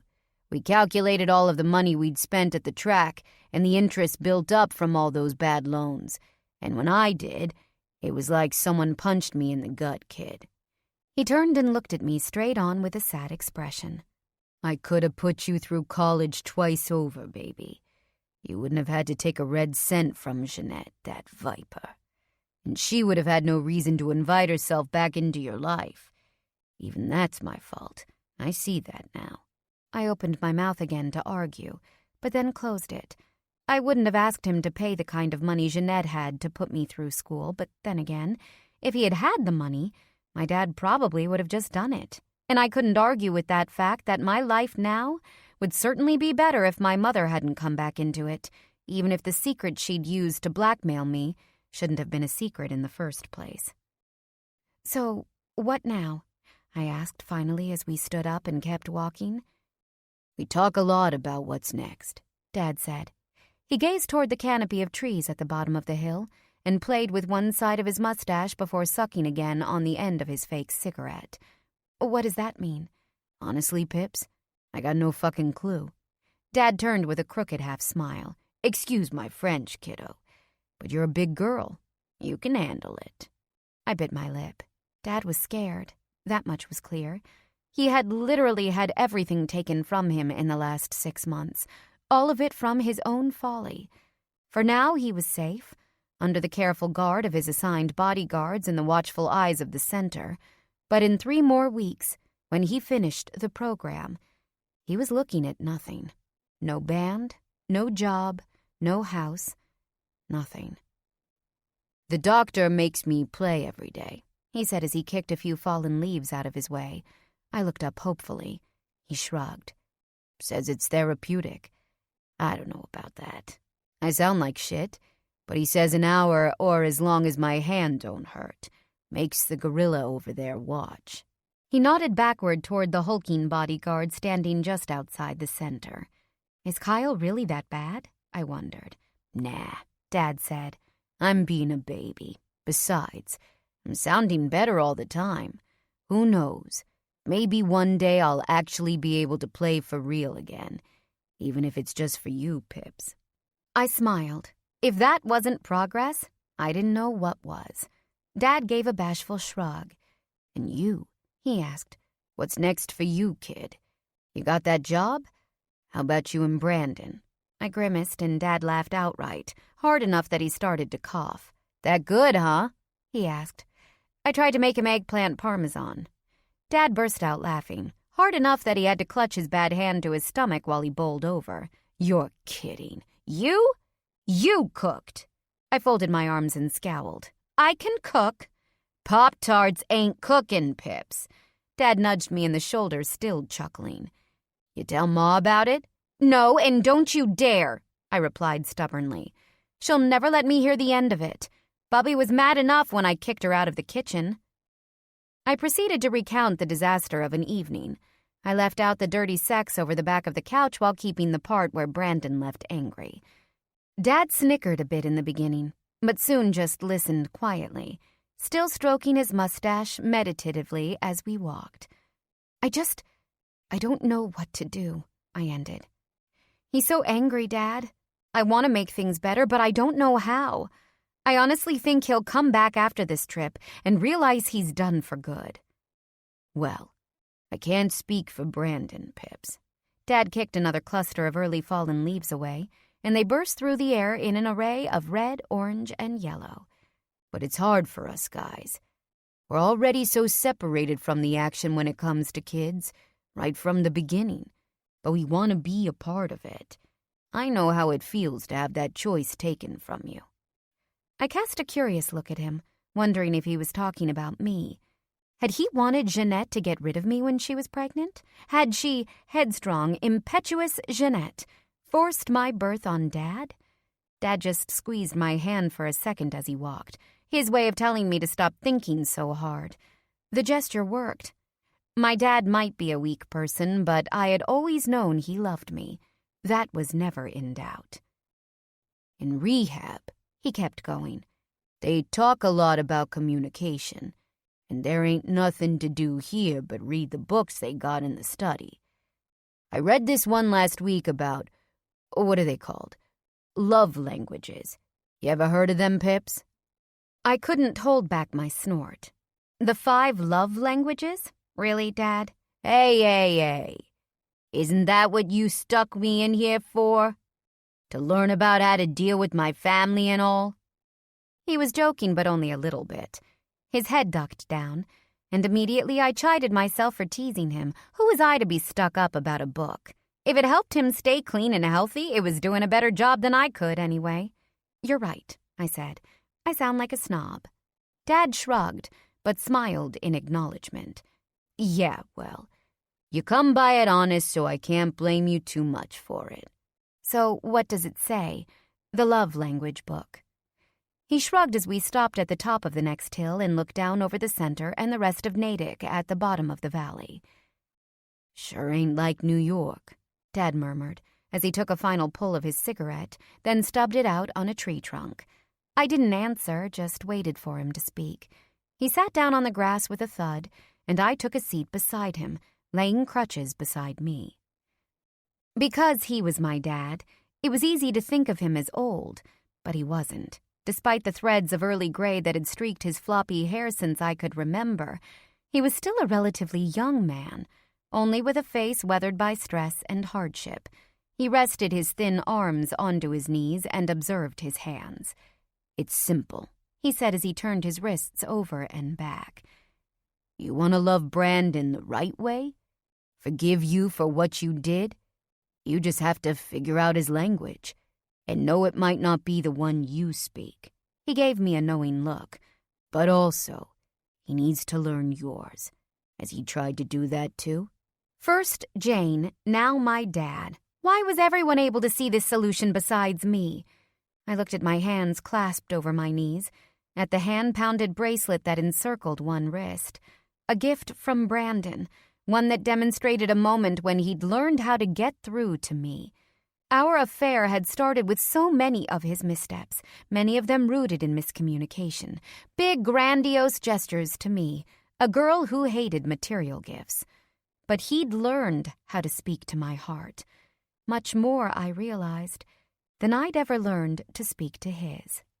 I'd just assumed he knew how I felt. How could anyone not love Brandon? How wrong I was. "I think they're teaching you some stuff in here, old man," I said, nudging Dad's bony shoulder. In return, he gave me another one of his patented shy grins. "Ah, Well, he said, it could be worse. Chapter 10. On Friday, after nearly a week without any word from Brandon, I looked at my face in the mirror and decided to go into work. The bruising around my cheek and eye was almost completely gone, and the cut across my brow had faded to a small red scar, nothing a little concealer couldn't hide. My ankle was doing well. I still walked with a limp, but nothing too terrible. And even though my ribs were still pretty tender, I could sit up just fine. Screw waiting until Monday. I was bored stiff. Considering everything that had happened, it was a relief to have something else to do besides sitting around brooding. For the first time in months, I knew that Bubby and Dad were safe. I had a stable job waiting for me, one I'd been working toward for 3 years of law school and studying. Even if my personal life was currently in shambles, I still had this. I still had my future. So I entered the office almost 2 weeks late, and I couldn't have been happier to be there. I started by spending an hour in HR, and then spent the better part of the morning orienting myself with Marina, the assistant I now shared with another new associate and a senior partner to whose case I'd been assigned. Before noon, I found myself happily drowning in boxes of depositions. I couldn't officially be able to practice law until my bar exam results came in next month, but there was still plenty for me to do. It was some time past 8 that I was disturbed by a knock on the transparent glass door of my office. I jerked my head up from the mess of papers and the empty salad container on my desk to find Kieran striding in, looking her severe, impeccable self in a slim black pantsuit with red loafers. She took a comfortable seat in one of the chairs that faced my desk and crossed one foot over her knee. "Are we going to have a problem with authority?" she asked bluntly, although the quirk of her eyebrows showed she was partially joking. "I thought I said next Monday, at the earliest." I swallowed. "Yeah, well, I was getting bored. Recovery isn't all it's cracked up to be." "You look like you're doing all right," she said, as she looked me over frankly. "The bruising's gone, at least." "I won't scare the clients," I said with a wry smile and polished off the last of my iced tea. Kieran barked a short laugh. Then her expression turned serious. "You still don't look like you're up to being here until 8 at night. You look exhausted." I leaned an elbow on the brief I was currently working on. "You say that like every other first year isn't still here, too." Kieran shrugged. "O'Keefe and Swanks are gone. Nirmal's not on this floor, so I don't know about him." She tipped her head. "Then again, none of them were abducted 2 weeks ago. I meant it when I said you should take it easy." I pulled my glasses off and set them on the desk so I could rub my forehead. Between Bubby and Brandon, I was getting really tired of being micromanaged. I was also tired of being inside my own head. I knew that eventually I'd have to process everything that happened to me. But work was a welcome respite from all of the drama. "I'm fine," I said. "To be honest, it's better than the alternative of sitting around the apartment by myself day and night." Kieran pursed her bright red lips sympathetically, or at least as sympathetic as she ever looked. One day I'd have to ask for her cosmetics brand. She didn't seem to wear any other makeup, but that slash of red was always there, no matter what. "He's upset," she stated. It was a fact, not a question. "It's that bad?" I sighed and set down my pen so I could lean back in my chair. Yeah, it's bad. He's gone for the rest of the week on business. Said we were going to figure things out when he gets back tonight, whatever that means." "So, what are you doing here?" I pursed my lips and blew out a long breath. "Well, he hasn't exactly been getting in early lately. Most nights he doesn't show up until I'm already asleep, so I wasn't in a hurry to run home and wait." To my surprise, Kieran scoffed. "Fucking Brandon. Men, I swear to God." I frowned. "You think?" "I don't know. I think he's got every right to be upset after what I did." "Please!" Kieran looked at me suddenly serious. "Look, it's none of my business, but I would have done the same thing." "About the baby." I froze, then reached a hand to the far corner of my desk to press the button to frost the walls and the door. My transparent face wouldn't do me any favors with this conversation. Kieran watched with some approval. Christ. Sometimes I don't think he really understands how complicated his life makes other people's, she continued. What were you supposed to do? Put your entire life aside for a junk show who may or may not be able to get his shit together? As his friend and his lawyer, I feel I can say that with more authority than most. His life was a complete mess. I sat back in my seat and started toying with my pen, unsure of how to respond. She wasn't saying anything new, but I didn't necessarily feel the same way. Kieran tended to be less than generous with her best friend. I thought Brandon was complicated, not a screw-up. And on top of that, the way Kieran talked about him, about us, made us sound like we were totally separate, like the decisions we made didn't affect each other. But that couldn't be further from the truth. Somehow, some way, Brandon had crept so far into the heart of me that sometimes I couldn't tell where he ended and I began. That was the real reason why all of this was so painful. His hurt was my hurt. My pain was his. We couldn't lose each other without losing ourselves. That was the other reason I'd had to come into work. There was a very real possibility that when he got back, tonight or tomorrow, he was possibly going to tell me it was over, and I definitely wasn't ready to deal with that.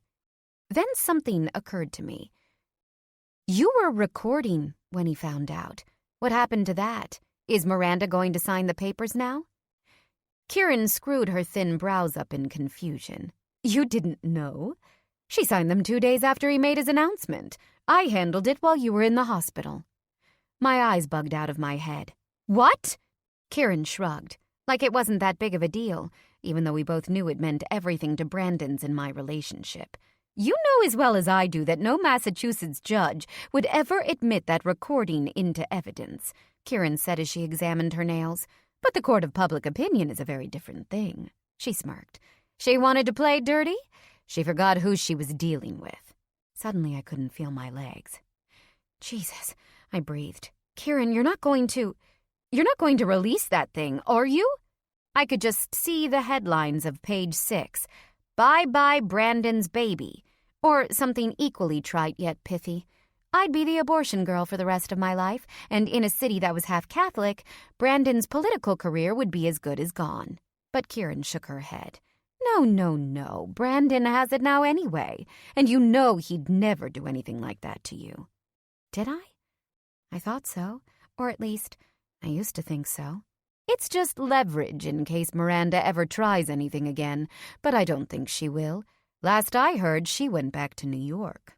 For the first time in several weeks, a weight lifted from my shoulders as one of the many complications that had thwarted Brandon and me over the past few months disappeared. A chain unbound. That chapter of Brandon's life was finally over. The question was, would I be in it as he moved on? Anyway, Kieran interrupted my thoughts. Like I said, I would have done the same thing. Single, wrapped up in whatever drama you were obviously dealing with an uncertain relationship to boot. She nodded with each list item. You made your choice, and that was your right. If he's making you feel bad about it, he's not, I interrupted. He's not doing anything. Kieran looked at me like she didn't believe me. If you say so. But that would be a first. My hands gripped the edge of the desk. Suddenly I wanted to get back to the apartment as fast as I could. I didn't want to hide anymore. I wanted to face things with Brandon, whatever they were going to be. Head on. The real question was, how? How could I fix things? How could I help us heal? Kieran sat forward, tapping her mouth for a second as if trying to figure something out. Then she looked up. I don't know if I should tell you this, but honestly, I don't give a shit what he thinks. She looked up. You know Brandon's birthday is next week, right? I blinked in surprise. What? I was sure I had seen his birthday somewhere, a Wikipedia page or something like that, long ago. But Brandon had never mentioned it to me, and I had clearly forgotten the date. He doesn't usually make a big thing of it. I have him over for dinner. Sometimes his parents come, sometimes not. Miranda used to throw him these ridiculous parties out at her parents' place at the Cape, but he always hated them. I nodded with complete understanding. For Brandon, those kinds of parties were about business, not pleasure. They were so far from the person he was on the inside. "I haven't planned anything this year," Kieran said as she stood up. She dusted off her immaculate black pants and gave me a grin as she turned to leave. "But you know where to find me if you decide to do something." I pursed my lips thinking, okay, although I don't know if he would want me to do much for him either. Kieran scoffed. "Don't let him tell you what to do." "And Skylar," I looked up, "he loves you and you love him." There was nothing mushy about the statements. Kieran was as matter-of-fact as they come. I smiled. "Kieran, you're so sentimental." She rolled her sharp eyes and knocked on the doorframe. "Don't get used to it." "Hey," I said just before she left, "can I ask you something else?" Sometime in the past few weeks, I'd stopped feeling so shy around Kieran. She knew most of my secrets, if secondhand, and she had turned out to be one of my biggest advocates with Brandon. She was definitely on my team, but there was something missing from her investment in my relationship with her best friend. "What?" she asked, as sharply as always. "Why did you and Brandon never... You know, you're so close, I would have thought you'd be a good match, especially since you're single." Kieran raised a thin brow. "Who says I'm single?" I frowned. "Aren't you?" She gave me a sharkish grin. "Of course not. I've been married for 5 years." I balked. "What?" Kieran didn't wear a ring. Then again, I didn't think I'd ever seen her with any jewelry or ornamentation, only that dash of red across the lips. "Brandon's always saying he wants us to have a double date. He thinks you and Pushpa would get along and we could have dinner parties. I'm not sure why he thinks you and my wife would get along other than you're both female." She rolled her eyes. "I swear to God, sometimes he's the biggest girl in the room." And with not just one, but 2 minor bombs dropped, Kieran left as quickly as a shadow. The door closed behind her, and I was left wondering just what kind of woman Kieran had decided to spend her life with. But before I could wonder anymore, my cell phone buzzed loudly on the hard wood of my desk. I picked it up and smiled. "The Lord is alive," I answered with a grin. "Hilarious." Eric's dry voice filled my ear. "Especially since you're the one shacked up like Rapunzel in her tower." "What are you doing right now? I'm just getting off and I could come pick you up in a few minutes. It's been a long damn week. And I need a drink." I hadn't heard from Eric or Jane since last weekend, when she had informed me of her plans to break it off. From the sound of my former roommate's voice, it sounded like he needed someone to talk to, and I wouldn't mind a sounding board myself right now, particularly from a man's perspective. "I'm actually at Kiefer right now," I said. "Just leaving. Where should we go?" Chapter 11.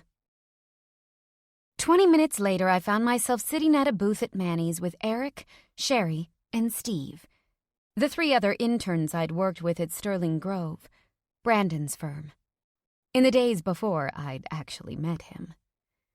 Now they were all first-year associates there, while I had ended up at Kiefer nightly. Lucas, my bodyguard, sat a few tables away watching people like a Rottweiler, but as the bar filled up, his bulky presence became less obvious. "You know, you could tell your man to lay off us a little bit," Steve said as he returned from the bar with a pitcher of PBR, pint glasses, and a whiskey soda for me. "Sterling is ruthless. 70 hours I put in last week." I smiled as I accepted my drink. It was sweet of him to remember. "We haven't even passed the bar yet," Steve grumbled. "Are you kidding?" Eric said. "That would only make him come down harder. He barely lets me call him Brandon, and I've seen the guy half naked." He blanched at the memories, and I giggled, earning a sharp, gray-eyed glare. "Oh, you think it's so funny?" he said. "I should have slept with Kieran just to get even with you. Then you'd see how freaking awkward it is to be that up close and personal with your boss's sex life." "I think you got plenty even," I replied. "I seem to remember walking in on you and Jane at least once. Isn't that right?" "No way, man. You hit that? Jane is hot," Steve said, earning a slap to his arm from Sherry. He looked apologetically at her through his smudged glasses. Sorry, babe, but it's true. I glanced at Eric. I hadn't known that Sherry and Steve were dating. He just shrugged, as if to say, it happens. Then I rolled my eyes at Sherry and she chuckled. I wouldn't mind running into Sterling in his underwear, she admitted. I bet he fills them out pretty well. What does he wear? Boxers or briefs? I didn't answer, just shook my head and took a drink of my whiskey. Come on, woman, Steve said, as he stood up and tugged Sherry out of the booth. Let's dance, and I'll help you fill something else out later. Eric and I both made twin faces of disgust at Steve's awkward double entendre. But it was hard not to smile as he and Sherry took off for the tiny dance floor by the jukebox. Steve was a terrible dancer, but Sherry was so clearly into him that it didn't matter.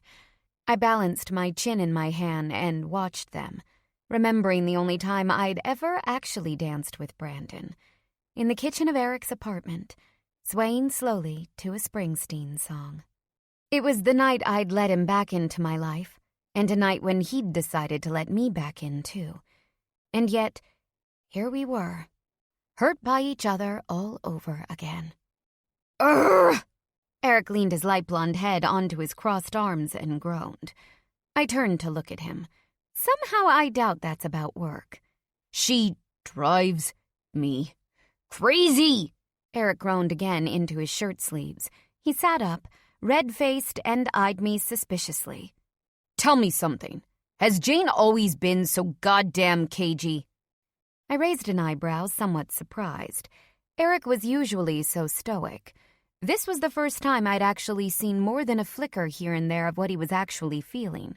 Since he and Jane had gotten involved again, he'd barely mentioned her, although what little he had said made it clear she was definitely more to him than just a good time. Eric was extremely good at keeping his cards close to his chest. What's going on? Eric pushed a hand back through his short hair and rubbed at the back of his head while he polished off the rest of his beer. I helpfully poured him another pint from the pitcher on the table. Last weekend, she came, he said. I nodded. I had seen her on Friday. We had a great weekend, he continued. We always have a great weekend. When we're together, I don't know. It's like things just work. His gray eyes turned surprisingly solemn. Do you know what that's like, Crosby? When things just fit? Brandon's blue eyes flashed through my head, and my heart squeezed. I smiled sadly and patted Eric on the shoulder. I do, friend. I do. Eric nodded and sat back. I thought so. You and Sterling. He made another face at the memory of walking in on Brandon and me one too many times. When I wasn't completely skeeved at catching my boss with his hands all over my roommate, I remember thinking, that's what I want. Eric looked at me again with those same sad eyes. You looked happy, Cross. Both of you. And when I'm with Jane, even with her crazy hair and the fact that she won't shut the fuck up, I feel that way. I feel happy. He chewed on his lip for a moment. Actually, I like the hair, and I like all her dumb comebacks. I even like it when she calls me Petri dish. He looked up sharply. Do not tell her that. Aw, Eric, I think you're in love with my best friend. He made another face. Jesus, is that what this is? Shit. I nodded with a grin, rubbing his shoulder. Yeah, you're pretty much fucked. I just wish she weren't so goddamn difficult, he cried, shaking his hands at the ceiling like some kind of crazed marauder. I cocked my head. What exactly happened? She didn't tell you? I shook my head. If she hadn't actually followed through on her threat to break it off with him, I wasn't about to blow her cover. Of course she didn't, Eric muttered. The one time she keeps shit to herself. He sighed. I asked her to meet in New York over Labor Day instead of coming here. Go to lunch with my family, take in the sights, have a lot of kinky hotel sex. My eyebrows practically flew off my head. Whoa, back up. You asked her to meet your family? Eric came from the same stock as my mother, Upper East Side royalty who substituted nannies and a trust fund for human touch and familial bonds. While Eric wasn't much for divulging secrets, This was something we had in common. I did know that for whatever reason, he had left New York primarily to get away from those people. The fact that he wanted Jane anywhere near them meant one thing. He really was head over heels. Eric just clapped his hand to his cheek and started massaging his temple like he suddenly had a vicious headache. Yeah. And then last weekend she comes over for an hour, and it's normal. We're all over, yeah. We're normal. Until the end when she tells me she doesn't think it's going to work out anymore and jumps in an Uber for the airport. Now she won't answer my texts, won't take my calls, and if it were anyone else, I'd be over the moon to get out of doing the breakup myself. But this time? I don't know. Am I crazy to want to get on a plane and shake some sense into her? Am I? He looked at me with an exasperated grin. I guess I am in love with her, aren't I? I held my glass up in a mock toast. Cheers, friend. We clinked glasses and drained them together. I'm going to do it, Eric announced to the room as he poured himself another beer. No one in the crowded bar looked up, so he turned back to me. I'm going to do it. I'm going to buy a ticket and go see her tomorrow, because I'm tired of this will they, won't they bullshit, and I sure as shit don't want her screwing some other guy in Chicago. What are you going to say? I wondered. I don't know, Eric said as he whipped out his phone and started thumbing to a travel site. I love you, I guess. He looked up and grinned, that smile that so curiously transformed his face from being almost plain to downright gorgeous. Hey, you know what? That actually felt pretty good. I punched him lightly on the shoulder. Way to pop your cherry. Eric smirked and looked back at his phone. Maybe I should ask her to move back to Boston. She hates Chicago anyway. She's always talking about how she should have just stayed here since her mother drives her nuts. He thumbed over his screen and whipped out his credit card, then punched in the numbers while he stuck his tongue out of the side of his mouth in concentration. A minute later, he looked up in triumph. Done. Tomorrow morning, that psycho is going to talk to me whether she wants to or not. He looked at the empty pitcher and frowned. I'm going to need more liquid courage.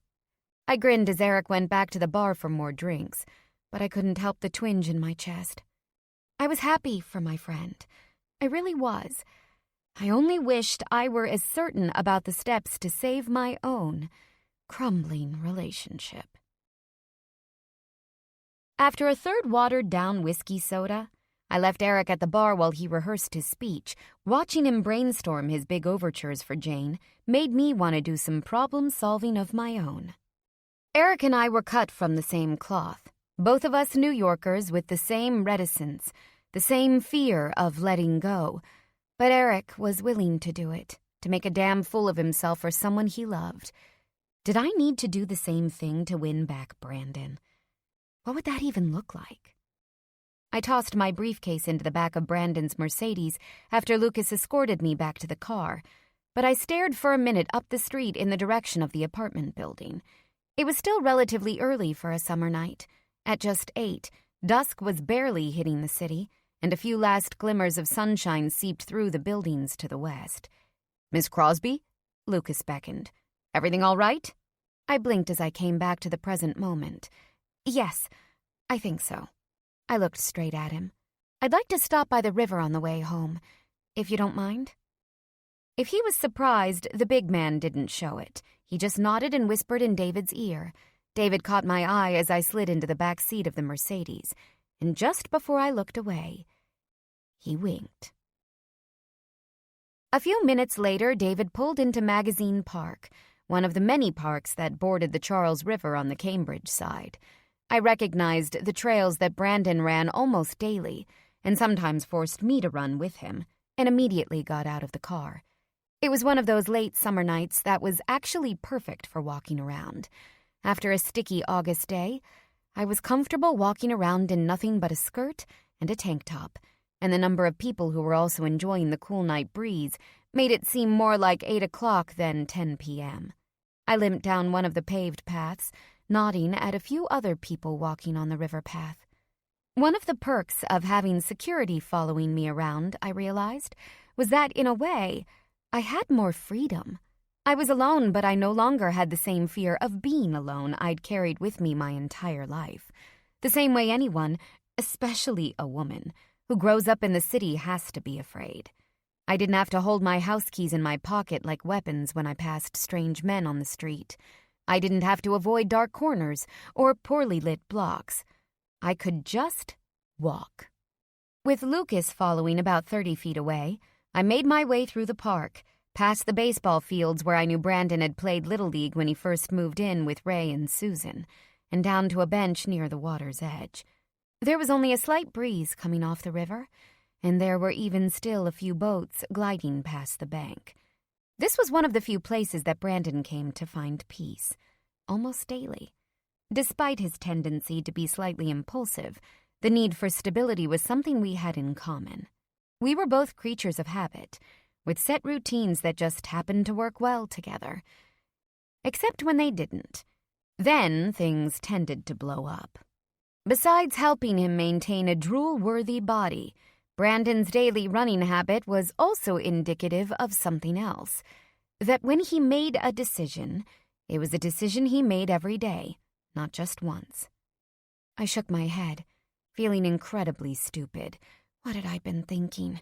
He wasn't the kind of man who needed an apology dinner, gifted like a bouquet of flowers that would wilt. Nor was he the kind of person who wanted to be manipulated into makeup sex, even if by accident. Brandon needed permanence, safety, things he'd never really had. He needed to know that when I and anyone else said they loved him, we meant it, not just right then, but always. I put my feet up onto the bench and pressed my knees into my chest. Dad was right. I'd been content to let him learn how to speak my language, never once thinking how to talk to him, to let him know just how much he truly meant to me. Brandon had rescued my heart from a place where I thought it might be permanently broken. Actually, it was more than that, I realized. He had taught me how to love in the first place. I thought back to the spring, after I'd broken up with him the first time. I'd thought we were broken irreparably after I discovered that Brandon was both married and going behind my back to deal with Victor Messina. But instead of sitting around waiting for me to forgive him, Brandon had taken action. Letters, every day. About his childhood. About growing up with Ray and Susan. Letters about the kind of person he was, and the person he wanted to be for me. And, of course, so many, many words about why and how he loved me. I want you, I'd always said. So he gave me him. They were gestures that hadn't worked at first, but had played a major part in breaking down my defenses. Because in the end, I'd believed him. In the end, I'd come to realize that I couldn't be without him. Every letter always ended the same. Do you love me yet, Red? I love you. Always. B. Always. My fingers toyed with the bracelet on my wrist, the one with the engraving from Yeats on it. One man saw the pilgrim soul in you. Well, I saw the pilgrim soul in him, too. I just needed to show him how. Across the park, the echoes of voices laughing filtered through the night air. I watched a group of teenage boys loping through the still-lit baseball field in an impromptu game. One of them, a lanky blonde kid, was clearly the star of the group. His athletic ability surpassed the rest, and his friends clearly worshipped him. The ball hit the kid's bat with a sudden crack through the air. I watched it sail over the field. By the time it had sailed over the fence, I had a new plan in order to show Brandon just what I mean by love, too. Chapter 12. When I got back to the apartment, I had a head full of ideas after texting and emailing furiously the entire ride back. Something had shifted inside me. I couldn't just sit around passively and wait anymore for things to get better. Even the most gripping tales need a moment of rest. Let this pause refresh your senses.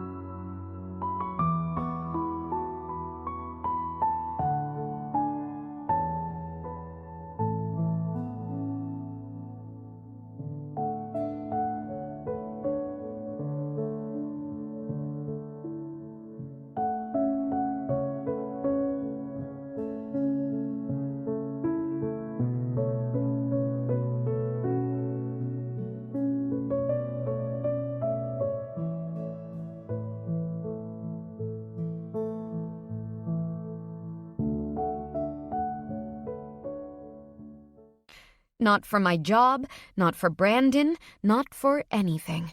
Despite the fact that everyone seemed to be telling me to do just that. The nervous energy followed me back up to the penthouse. I took one look around the cold, empty space, and I knew I couldn't stay there. But since it was close to midnight, there wasn't a lot more I could do. I just needed a way to get rid of my nervous energy. "Lucas?" I called out just before my bodyguard disappeared into the elevator. "Ms. Crosby?" he asked kindly. "Hold on a sec," I said as I limped toward the bedrooms. "I'm going to go for a swim." I liked swimming at night.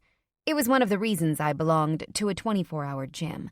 I never had to share lanes with anyone, and I could meditate in the water the same way many people do in the wee hours of the morning. With the flurry of thoughts running through my head at the moment, I wasn't as tired as I should have been after a long day at work and the evening out. I suddenly had a lot of excess energy to burn off. But despite the fact that it was so late on a Friday, the 25-meter pool on the 20th floor of Brandon's building wasn't empty. To my surprise, I walked in to find Brandon's big form hunched at the water's edge. His jacket, shoes, and socks had been neatly cast on a lounge chair, but he still wore a white dress shirt and black vest. His black suit pants rolled up to his knees while he dangled his feet in the water. The pool's reflection cast a halo around his dark blonde head, making him look like a tortured angel. "We'll be all right, Lucas," I said softly. But it wasn't until the door slammed shut that Brandon turned around. "Jesus," he said, clearly surprised. "What are you doing here?" I held up my goggles and swim cap as I walked to join him. I tossed my cover-up and flip-flops on the lounger next to Brandon's clothes. Brandon cast a sideways glance down my bared body as I lowered myself beside him, but he was clearly too caught up in his own thoughts to do more than that. "What are you doing here?" I asked as I dipped my feet into the water. The back lighting of the pool glowed through aqua-colored waves, brightening Brandon's face as he gazed down. "I came back to the apartment, but you weren't there. It surprised me, was all." I raised a brow. "So you decided to hang out by the pool?" Brandon wasn't exactly an avid swimmer. He tipped his head. "I guess it's one of your places, you know? I thought it might help me understand you a little better." He looked at me with eyes that were as blue as the water. "What were you doing out so late?" "I went for a drink with Eric, then for a walk."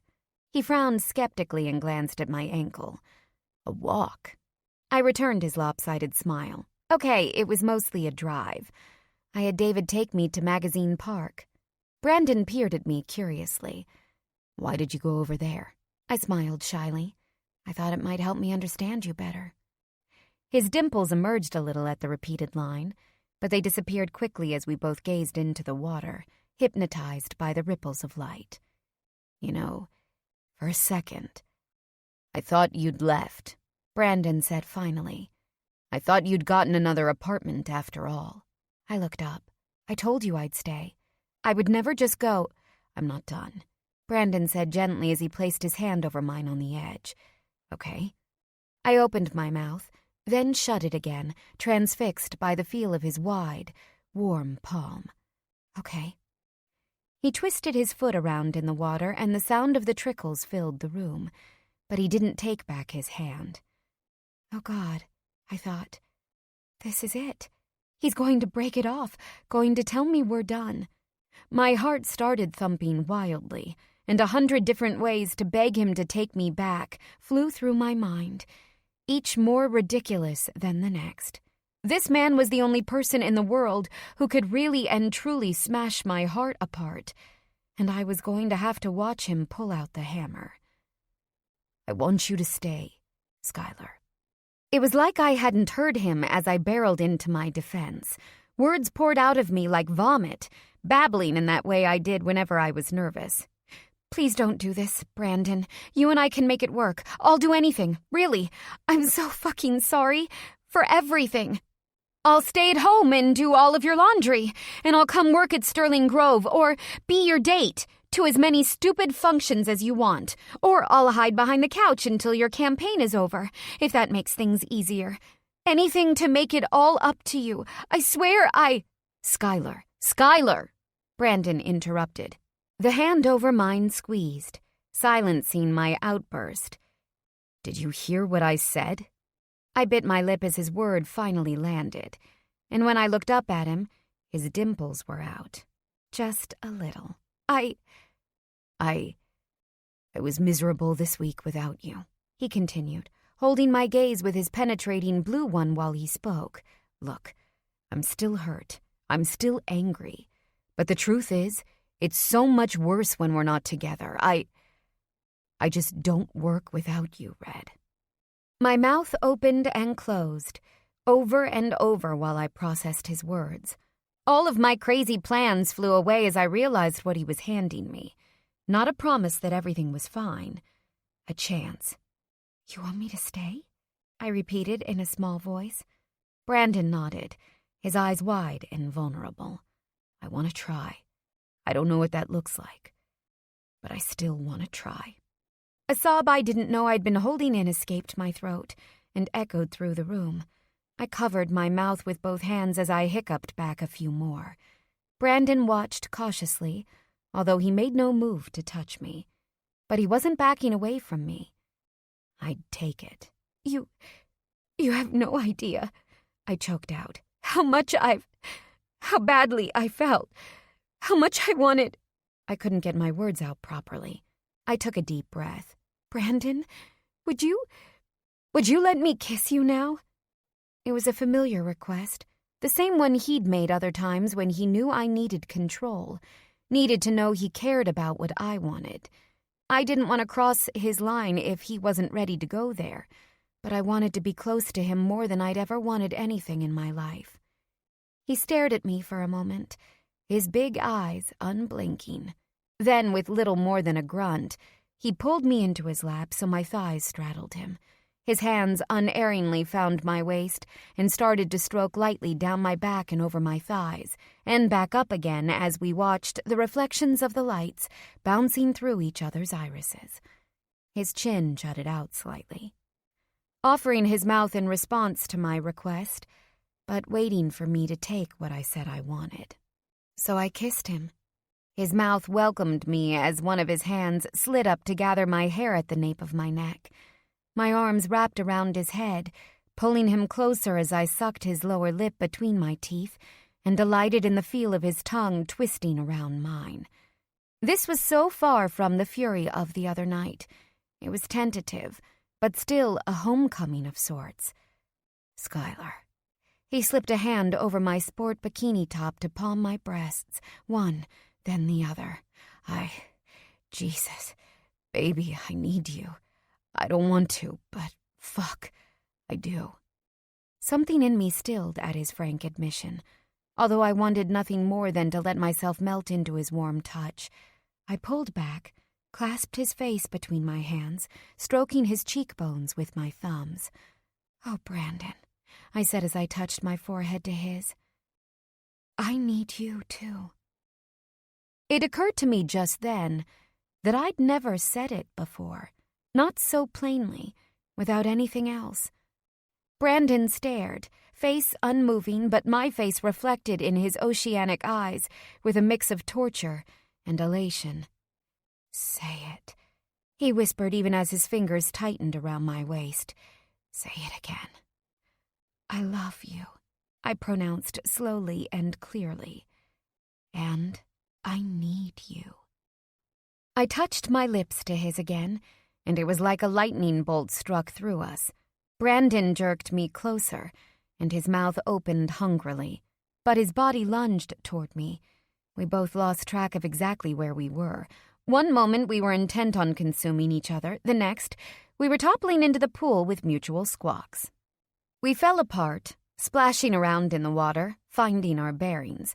When we surfaced a few feet apart, I was trying to sort my masses of wet hair out of my face, and Brandon held out his arms like a bird as water streamed from his soaked white shirt sleeves. Our gazes met, and suddenly we both started laughing uncontrollably. "Jesus!"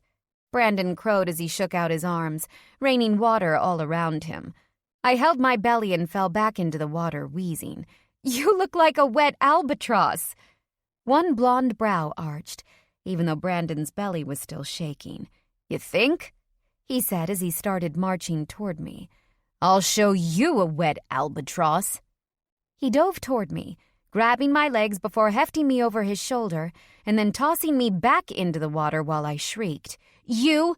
I cried as I swam back to him. "You're going to pay for that!" I went to splash at him, but he caught my wrist and captured my further cries with another kiss that blew all further thoughts of revenge out of my head. When he released me, I couldn't feel the chill around my shoulders. I could only feel the warmth of his hands at my waist, the pull of his lips on mine. "Please," he said, his voice low and guttural. "Please." I didn't need to ask what he wanted. Quickly, I undid the buttons down his chest and at his pants and pulled the sopping fabric from his shoulders. He shimmied out of his pants under the water, and we threw his clothes onto the pool's edge with a splat. "Your turn," he murmured, as his gaze seared over my bikini top. "Off." Wordlessly, I obeyed. It was another perk of having a bodyguard outside the door, I realized. There was no fear of anyone disturbing us.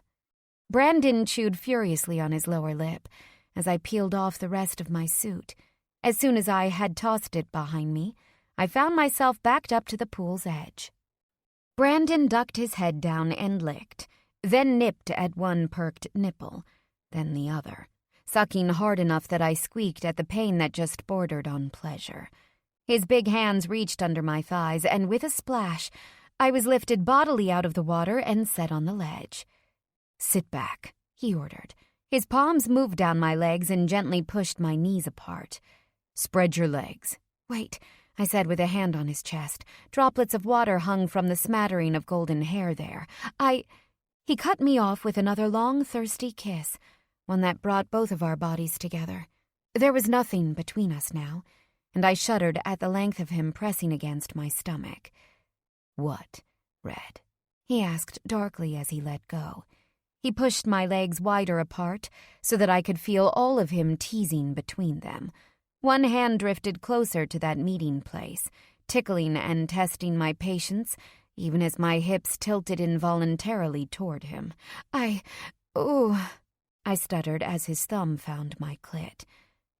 Brandon sucked again on my lower lip, and most of the blood drained from my head.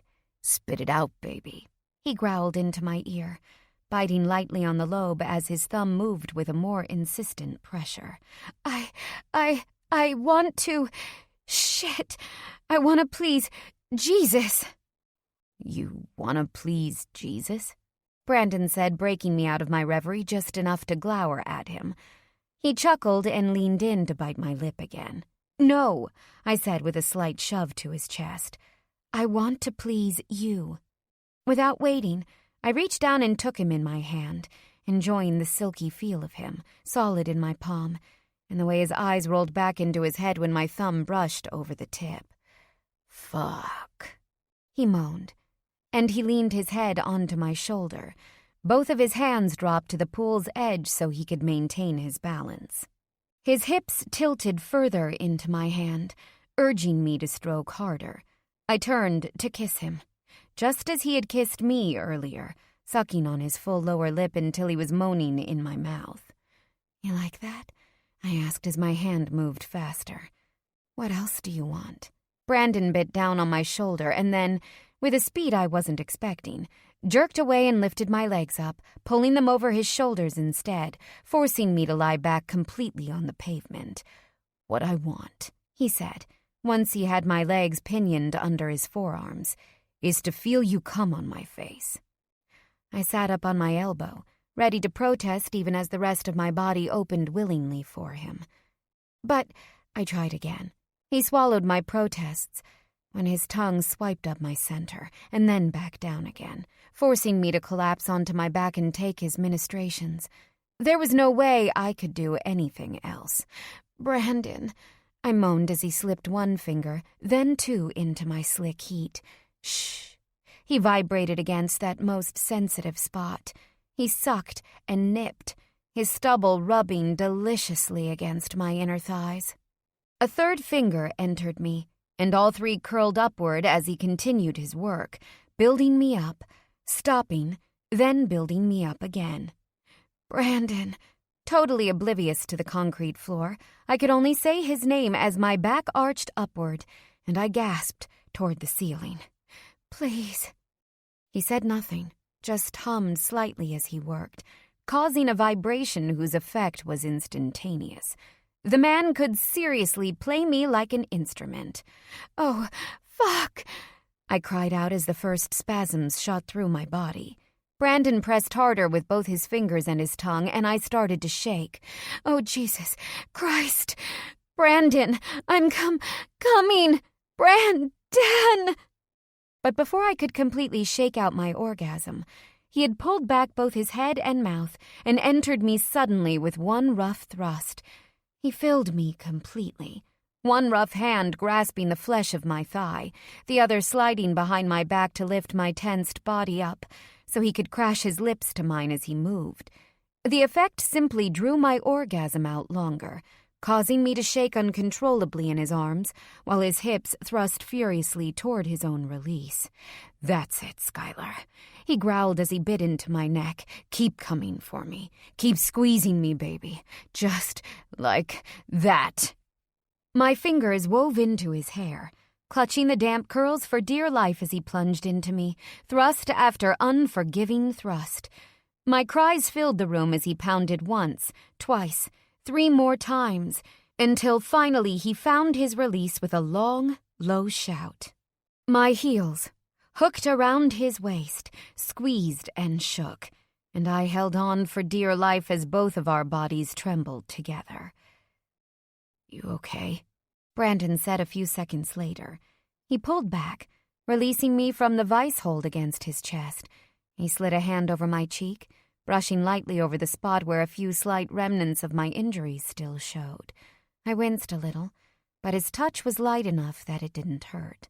His eyes were still wide, still a little bit afraid, but they were tender too, and for the first time in a while, warm. I smiled and nuzzled into his chest. I'm fine, I said. I love you. Tentatively, he wrapped his arms around me and sighed. Although he didn't respond in kind, the omission hurt, but I was okay with that for now. I couldn't expect to get all of him back in one night.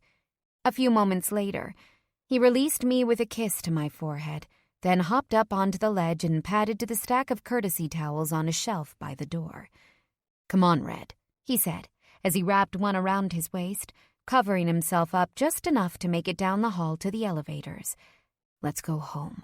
It's late. And we still have some more making up to do. No! Stop! Just as my eyes were starting to get used to the pitch-black room, I was rammed off the mattress onto the carpeted floor with a thud. Ow! I yelped, rubbing my head as I pushed myself up. Brandon was asleep, writhing, muttering pained gibberish while the sheets twisted around his body. No! He cried out, bracing himself against the mattress, like he was defending a blow. Skylar!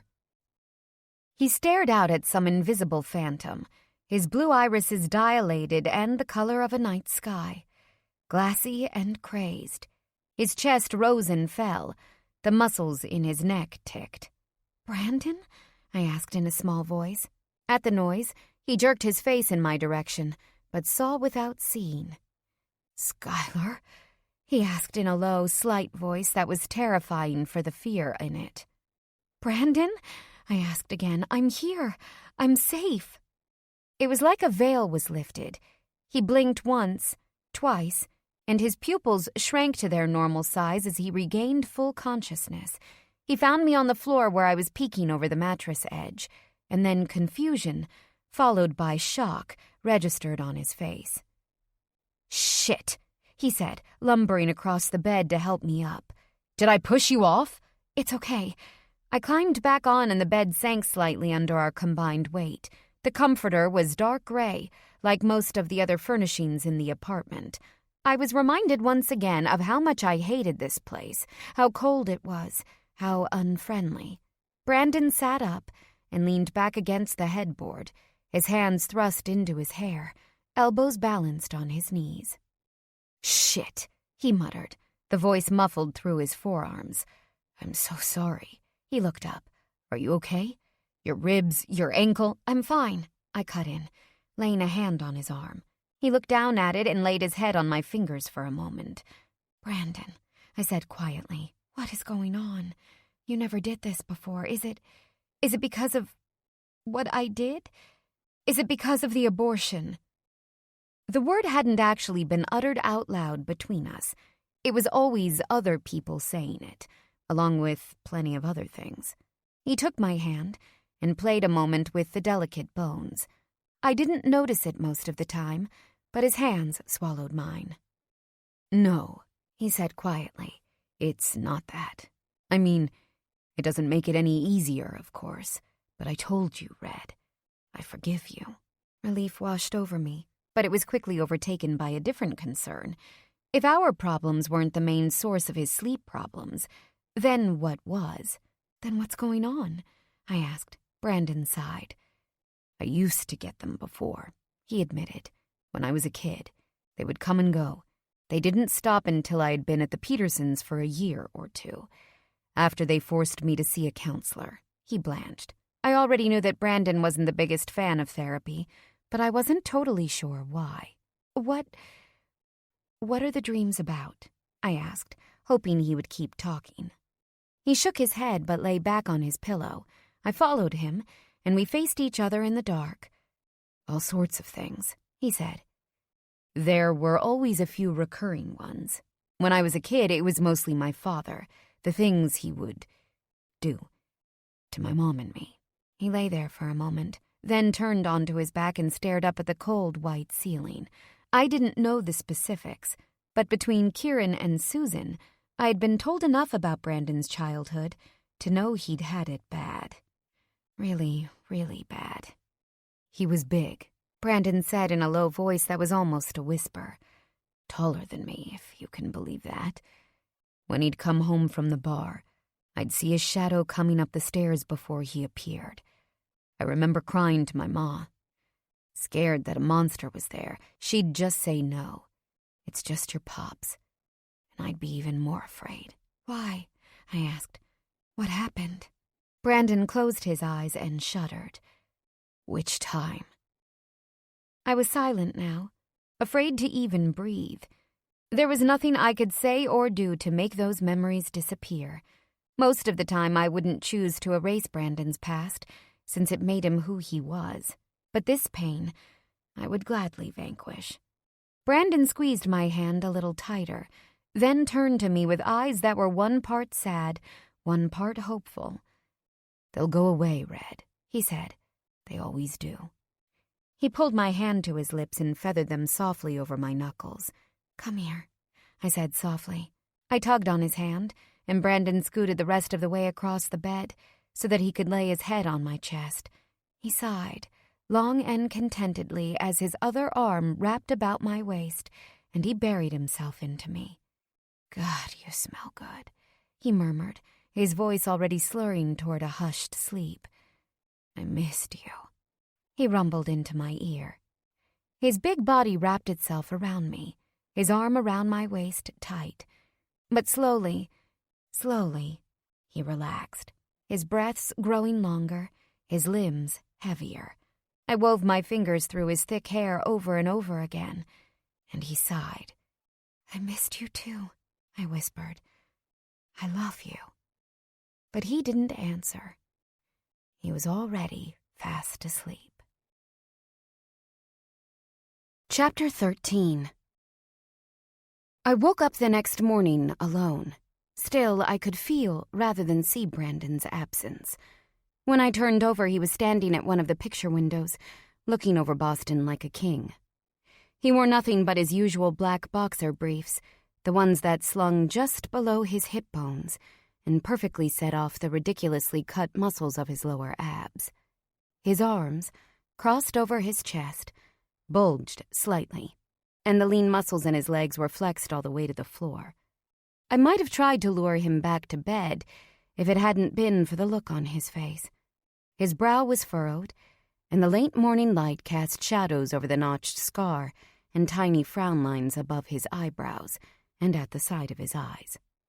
His hair looked like he'd spent most of the morning tugging on it, but for now, he was obviously lost in thought. As if he sensed my gaze, suddenly he turned his head, and his blue eyes, now the color of the sky behind him, zeroed in on mine and brightened. "Hey," he said, "you're up."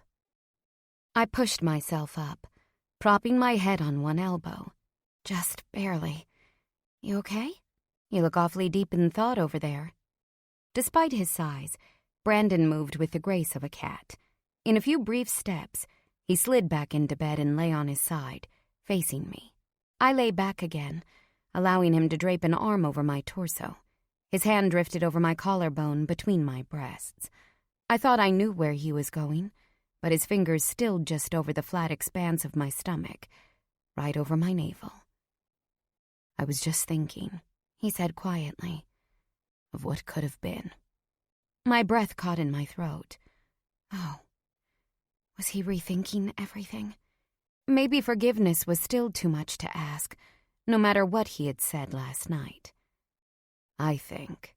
He started low, so quietly his voice almost blended in with the rustle of the covers. "I think I understand now. Why you didn't keep the baby, I mean." Terror tore through me. Was this the part where he told me he couldn't get over it after all? I tried to move, but his hand stilled my hips, and his penetrating blue gaze pinned me in place. "Just listen." I took a deep breath and obeyed, staring up at the ceiling. Maybe it was better that we didn't look at each other. I didn't think I could handle the depths of the stare right now. Maybe he couldn't handle mine either. "Okay," I said. He grazed his fingernails over the length of my forearm, the shimmer of light hair there. "We weren't together," he said, stumbling a little over the words, "and you were afraid of our kid being caught, like you were, between parents who wouldn't always be there for it. I mean, I knew I loved you, Skylar, but I was still married, and I did keep that from you. And how I went about dealing with that shit with your dad, Jesus. You must have been so scared, so confused." Wordlessly, I nodded. There was nothing I could say. I wasn't interested in defending myself, even if he did speak the truth. I had been scared. Terrified, in fact. "Do you regret it?" he asked softly. Brandon's thumb lightly stroked just below my navel. The tenderness of the small gesture made me choke up. I started softly, entranced by the movements of his fingers.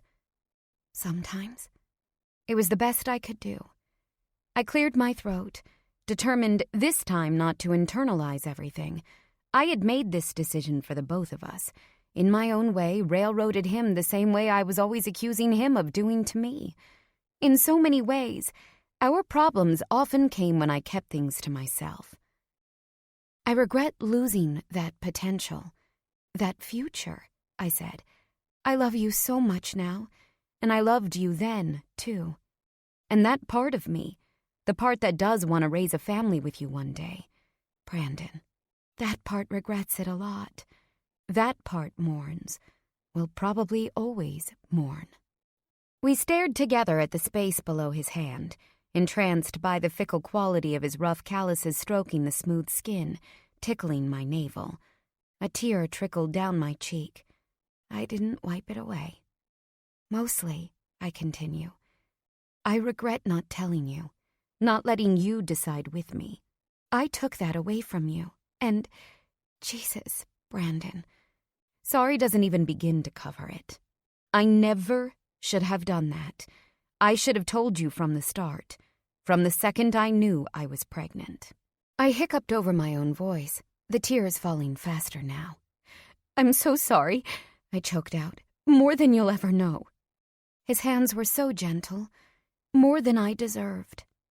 Brandon said nothing for a long time, just let me cry, his hand remaining on my stomach. I turned my head into his neck, letting the tears come, letting both of us be vulnerable together in a way we never had before.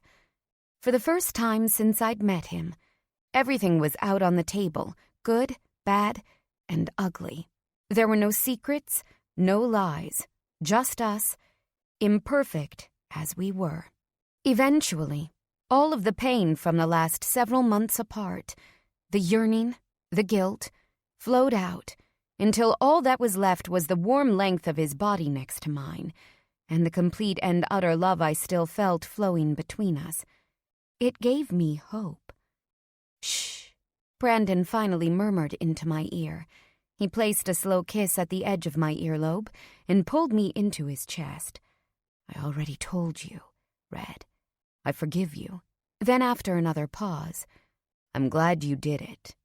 Wetly, I blinked, completely taken by surprise. What? I'm glad you did it, he repeated. He pulled back to look me in the face. Even though his eyes were wet and fathomless, they were also kind. I know what it's like to be raised by parents who don't have it together, Skylar. So do you, for that matter. Brandon, I wouldn't have been like your... I know. He cut me off. I know, baby. I know that even if you were living in a dumpster, you'd be a better mother than mine ever fucking was. But the fact is, our lives, our relationship, was a mess. I gulped. The vitriol of that statement wasn't intended for me, but it hurt anyway. But I'm glad you didn't have to go through it alone, he continued quickly, still stroking my back. Because if we have a kid, we're going to do it right. Together. I didn't miss the emphasis on the word if. His uncertainty stung, but I couldn't blame him for it. But what if it doesn't happen again? I wondered. I knew that in all likelihood, I'd be able to get pregnant again one day.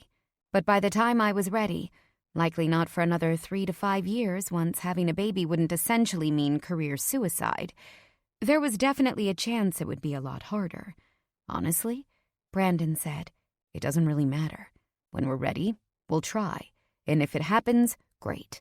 But if it doesn't, then we'll do what Ray and Susan did for me. Only this time we'll do it without any strings attached.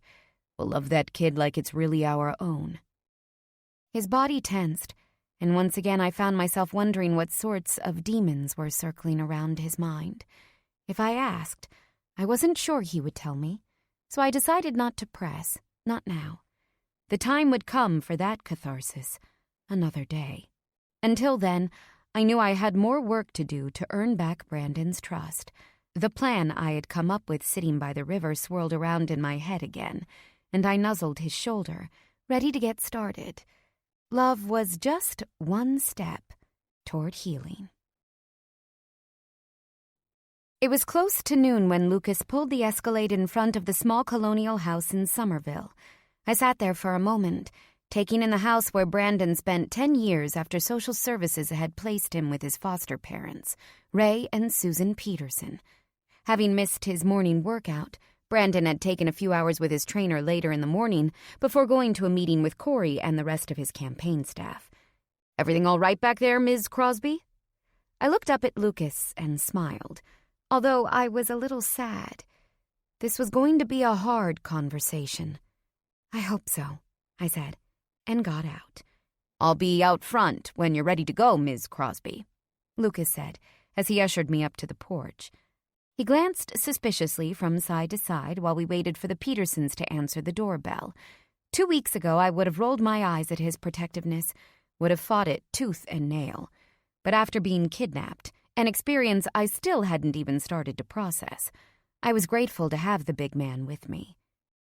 "Oh, Ray, keep your hat on!" Susan's voice rang through the oak, and a second later her bird-like form opened the door. She looked the same as the last time I saw her, albeit dressed in casual jeans and a flowy blue shirt, instead of the equally flowy dress she had worn to Brandon's campaign announcement. The Petersons, I knew, weren't particularly happy with Brandon's sudden decision to run for mayor. While at first enamored by the idea of Brandon becoming a statesman, even the president, Susan had clearly been overwhelmed by the press attention she'd received at the fundraiser. Ray, on the other hand, simply thought politics was a waste of Brandon's keen mind. Of course, the man wouldn't have settled for anything less than his own profession, an MIT professor and researcher. "Skylar!" Susan cried out with her arms held toward me. She pulled me in for a quick, tight hug, and with an uncomfortable nod at Lucas, shut the door behind us. "Gets a bit tiresome, doesn't it?" she asked. "Having them around all the time? Ray's about had it up to here, let me tell you." I shrugged off my jacket and allowed her to take it, looking around curiously. "You have a security detail, too? Where are they?" "You didn't see the van across the street?" she said, waving a hand toward the door. "They watch the house like hawks." Then she put a hand on my shoulder. "But of course it's necessary. After what you went through, dear, just awful. Ray and I were terrified when we heard the news." Something in me stilled. Susan was one of the few people who had actually mentioned out loud what I'd been through. I took a deep breath and smiled. "Yes, I'm afraid that's my fault," I agreed grimly.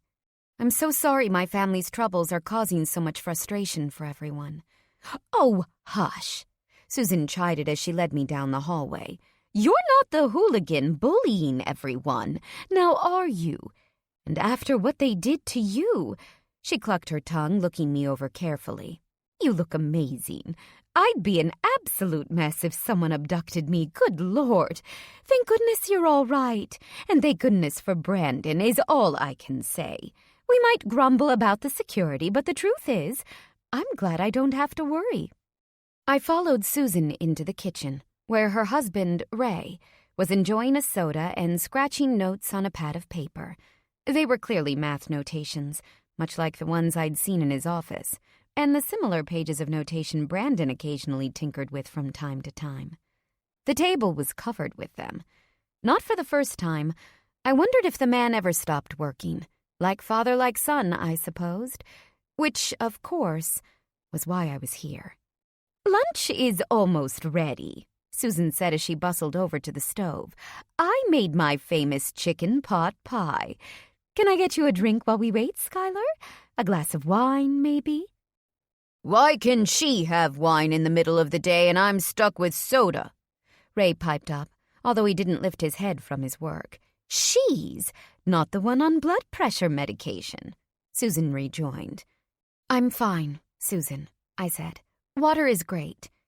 She poured glasses of water for all three of us, carried them to the table and sat down beside me. "Ray, put that away. We have company now." After Ray grumbled and stowed his work on the cluttered counter behind him, he turned to me curiously. "So, you didn't die," he said gruffly, looking me over. He eyed the still red scar over my eyebrow. "Got you good, I see." I gulped, ignoring the rising panic that shot through my system as I recalled the blows to my face. I'd worked hard to shove it all away for the past few weeks, but it was going to be harder when people I knew commented on it every time I saw them.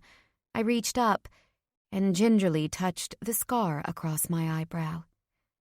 "I'm alive," I said simply. I closed my eyes, remembering the look on Brandon's face when he busted through the door, the fury, the desperation. Thank God, I thought. Thank God he had found me. Ray grunted. "This is exactly what I feared," he said to Susan, "and it's just the start. He goes into the public eye, and what happens? We all have bullseyes drawn on our foreheads." I opened my mouth, prepared to tell them just why Messina had chosen to target me. But Susan spoke up first. "We've always been targets, Ray," she said. "Brandon has always attracted the attention of all sorts of people. You know that. Or have you forgotten what it was like when he was a teenager, getting into all that trouble? Or when the Keiths took a liking to him? Stan Keith could see his potential when he was still basically a street thug. Why do you think he was willing to marry his daughter off to a boy he hardly knew?" "And you don't think this kind of pressure is going to get to him?" Ray retorted. But Susan just sighed impatiently. "I think it doesn't matter, you idiot. We love him and support him. That's all that matters." Her words were encouraging, considering what I was there to do. I took a deep breath. I might have been overstepping, but I didn't care. This was more important than whether or not Ray and Susan decided to like me. "That's good to hear," I said, as I pulled a slim file from my bag and set it on the table. "What's this?" Ray flipped through the papers and darted a suspicious glance at me through his smudged glasses. "They're adoption papers," I said evenly, ignoring Susan's sharp intake of breath while I maintained eye contact with Ray. He was the one I needed to win over anyway. "Adoption?" muttered the gruff older man. "Adopt who? Brandon?" He snorted and his white brows furrowed, like two crooked caterpillars. "Why would this even be necessary? He's almost 40, for Pete's sake." "It's not necessary," I said as they continued to page through the document. "It's a gesture, a way to tell Brandon that, well, you really consider him family. Your son." At that, Ray flipped his sharp gaze back to me. "Well, of course he's my son," he snapped. "Why the hell would anyone think otherwise?" "Probably because we never did anything like this," Susan said wearily. The look on her face made me wonder if this had been a conversation they'd had before. Ray swiveled to his wife. "What are you talking about? Brandon knows we're his family." "That's the thing, Ray," I said gently. "I don't think he does." I proceeded to detail all of the things Brandon had told me about his relationship with the Petersons, his uncertainty regarding Ray's affections, his suspicions that they had allowed him to live permanently with them, more because of his mathematical aptitude and its potential to help Ray's scholarship, and less because of their genuine affection. His constant feeling like all of his considerable accomplishments were never enough for Ray. His guilt over choosing to live with them instead of his abusive, drug-addicted mother, and her subsequent death by overdose soon after. Then I told them about the kind of stresses he was really under now, or at least what I knew of them. I came clean about everything. The fact that I had only found out about Miranda last spring, and following that had left Brandon, but discovered I was pregnant soon after. The fact that my father, a recovering addict, had brought Messina down on all of us. The fact that I had had an abortion and hid it from Brandon. And the fact that he had found out an hour before announcing his candidacy for mayor. Under the critical eyes of Brandon's foster parents, coming clean about my contributions to Brandon's anxiety was the hardest thing I had ever done. But by the end, I was relieved. I wanted to help unite this family, and I could never hope to be a part of it if I wasn't honest about who I really was. By the end, Ray sat there, clearly dumbfounded, and Susan had tears streaming down her face. She swiped back one, then another, but they kept falling. "I never knew," she kept whispering to herself as she folded her hands together in her lap. "He never said a word about any of this. He talks about you, of course, Skylar, every time we speak, but he never... Nothing in the last few weeks, or even months. Oh, my poor boy." "Well, at least one of you had the smarts to do the right thing," Ray muttered. I looked up. "Excuse me?" "About the baby," he said, pointing a knobby finger in a very professional way, as if indicating I should have known. Ray had a way of talking to everyone as if they were stupid. "You and Bran met, what, last February? And he thought it would have been a good idea to raise a child with someone he hardly knew?" He snorted. "Typical Brandon. I swear, Susan, he never thinks things through." "My decisions had nothing to do with him," I protested. "To start, it could have happened to anyone. We were using protection. It failed. And maybe what I did makes logical sense, but the reality is that I love your son, Ray, and he loves me. But I hurt him badly, and he's suffering because of it." Susan blinked with concern. "Suffering how?" "Nightmares," I said plainly. "Almost every night now." Susan and Ray both straightened immediately. "What?" Susan asked as she held a hand to her lips. "After all this time?" She looked at her husband. "Do you remember what they were like?" Ray said nothing, just stared hard at me. "Is he taking anything?" I frowned, confused. "Not that I know of. Should he be?" Ray sighed and shook his head. "No. The group homes used to put him on all sorts of terrible antipsychotics for the terrors, because they thought he was a threat to the other kids. The social workers wanted us to keep him on them, but when our arrangement became permanent, we took him off, paid for a real therapist, not just some state quack." I swallowed and decided to make my move. I wonder if it's because he's scared again. What I did, well, you know about that now. And with everything else that's happened, the threats to me and my family, the kidnapping, and, of course, the pressure on him right now with his run for office, I think he's lost that feeling of safety again. In a different way, of course, but still lost. I reached out to the papers between us. I was hoping something like this would help. I want to do what I can to show him that he isn't alone in this.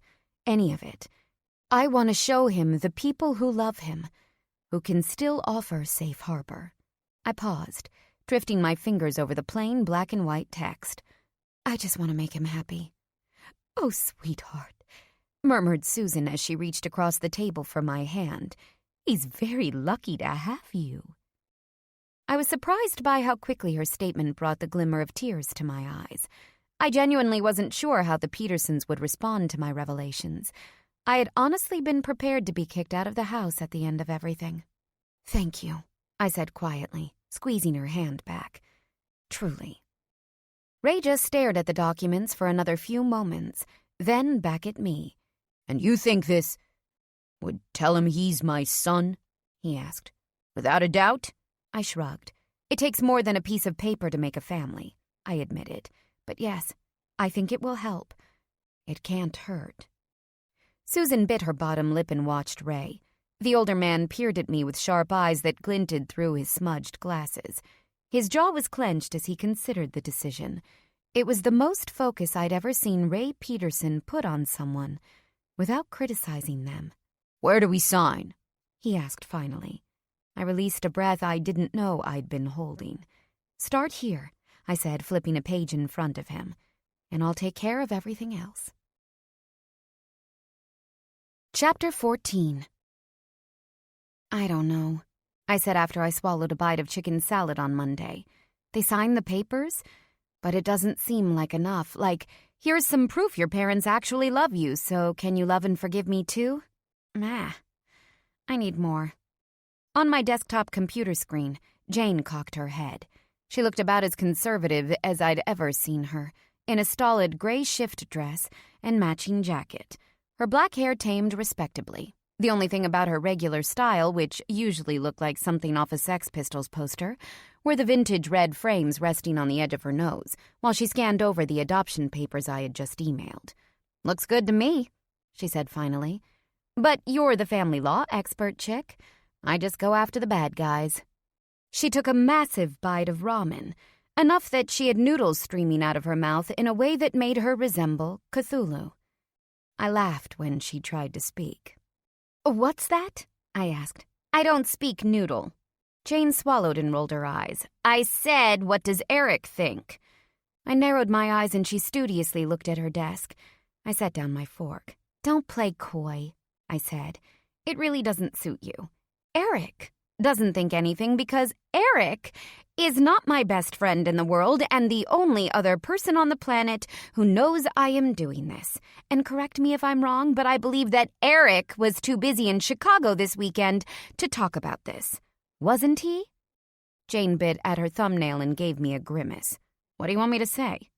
I pressed my lips together and said nothing at all. Jane sat back in her chair and groaned up at the ceiling. "Yes, fine, fine," she cried, then pointing at me through the lens of the video camera. "Okay, Clockwork Orange, stop staring at me like a psycho."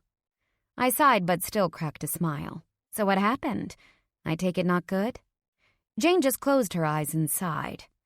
"So you knew he was going to show up this weekend?" I nodded. "Yeah, I was there when the light bulb went on." "Why didn't you stop him?" I grimaced. "It was really that bad?" Jane toyed with her noodles. "No, it was just awkward. He showed up at my cousin's apartment at noon and She trailed off. "Okay, so I might have had another guy in my room with me." My jaw dropped. "Jane, what? Like that's a surprise? I'm single, Sky, and you were my roommate for 3 years." Yeah, but... I shook my head. Poor Eric, though. I mean, you guys just barely broke up. Jane tucked a piece of hair back behind her ear and shrugged, looking guilty.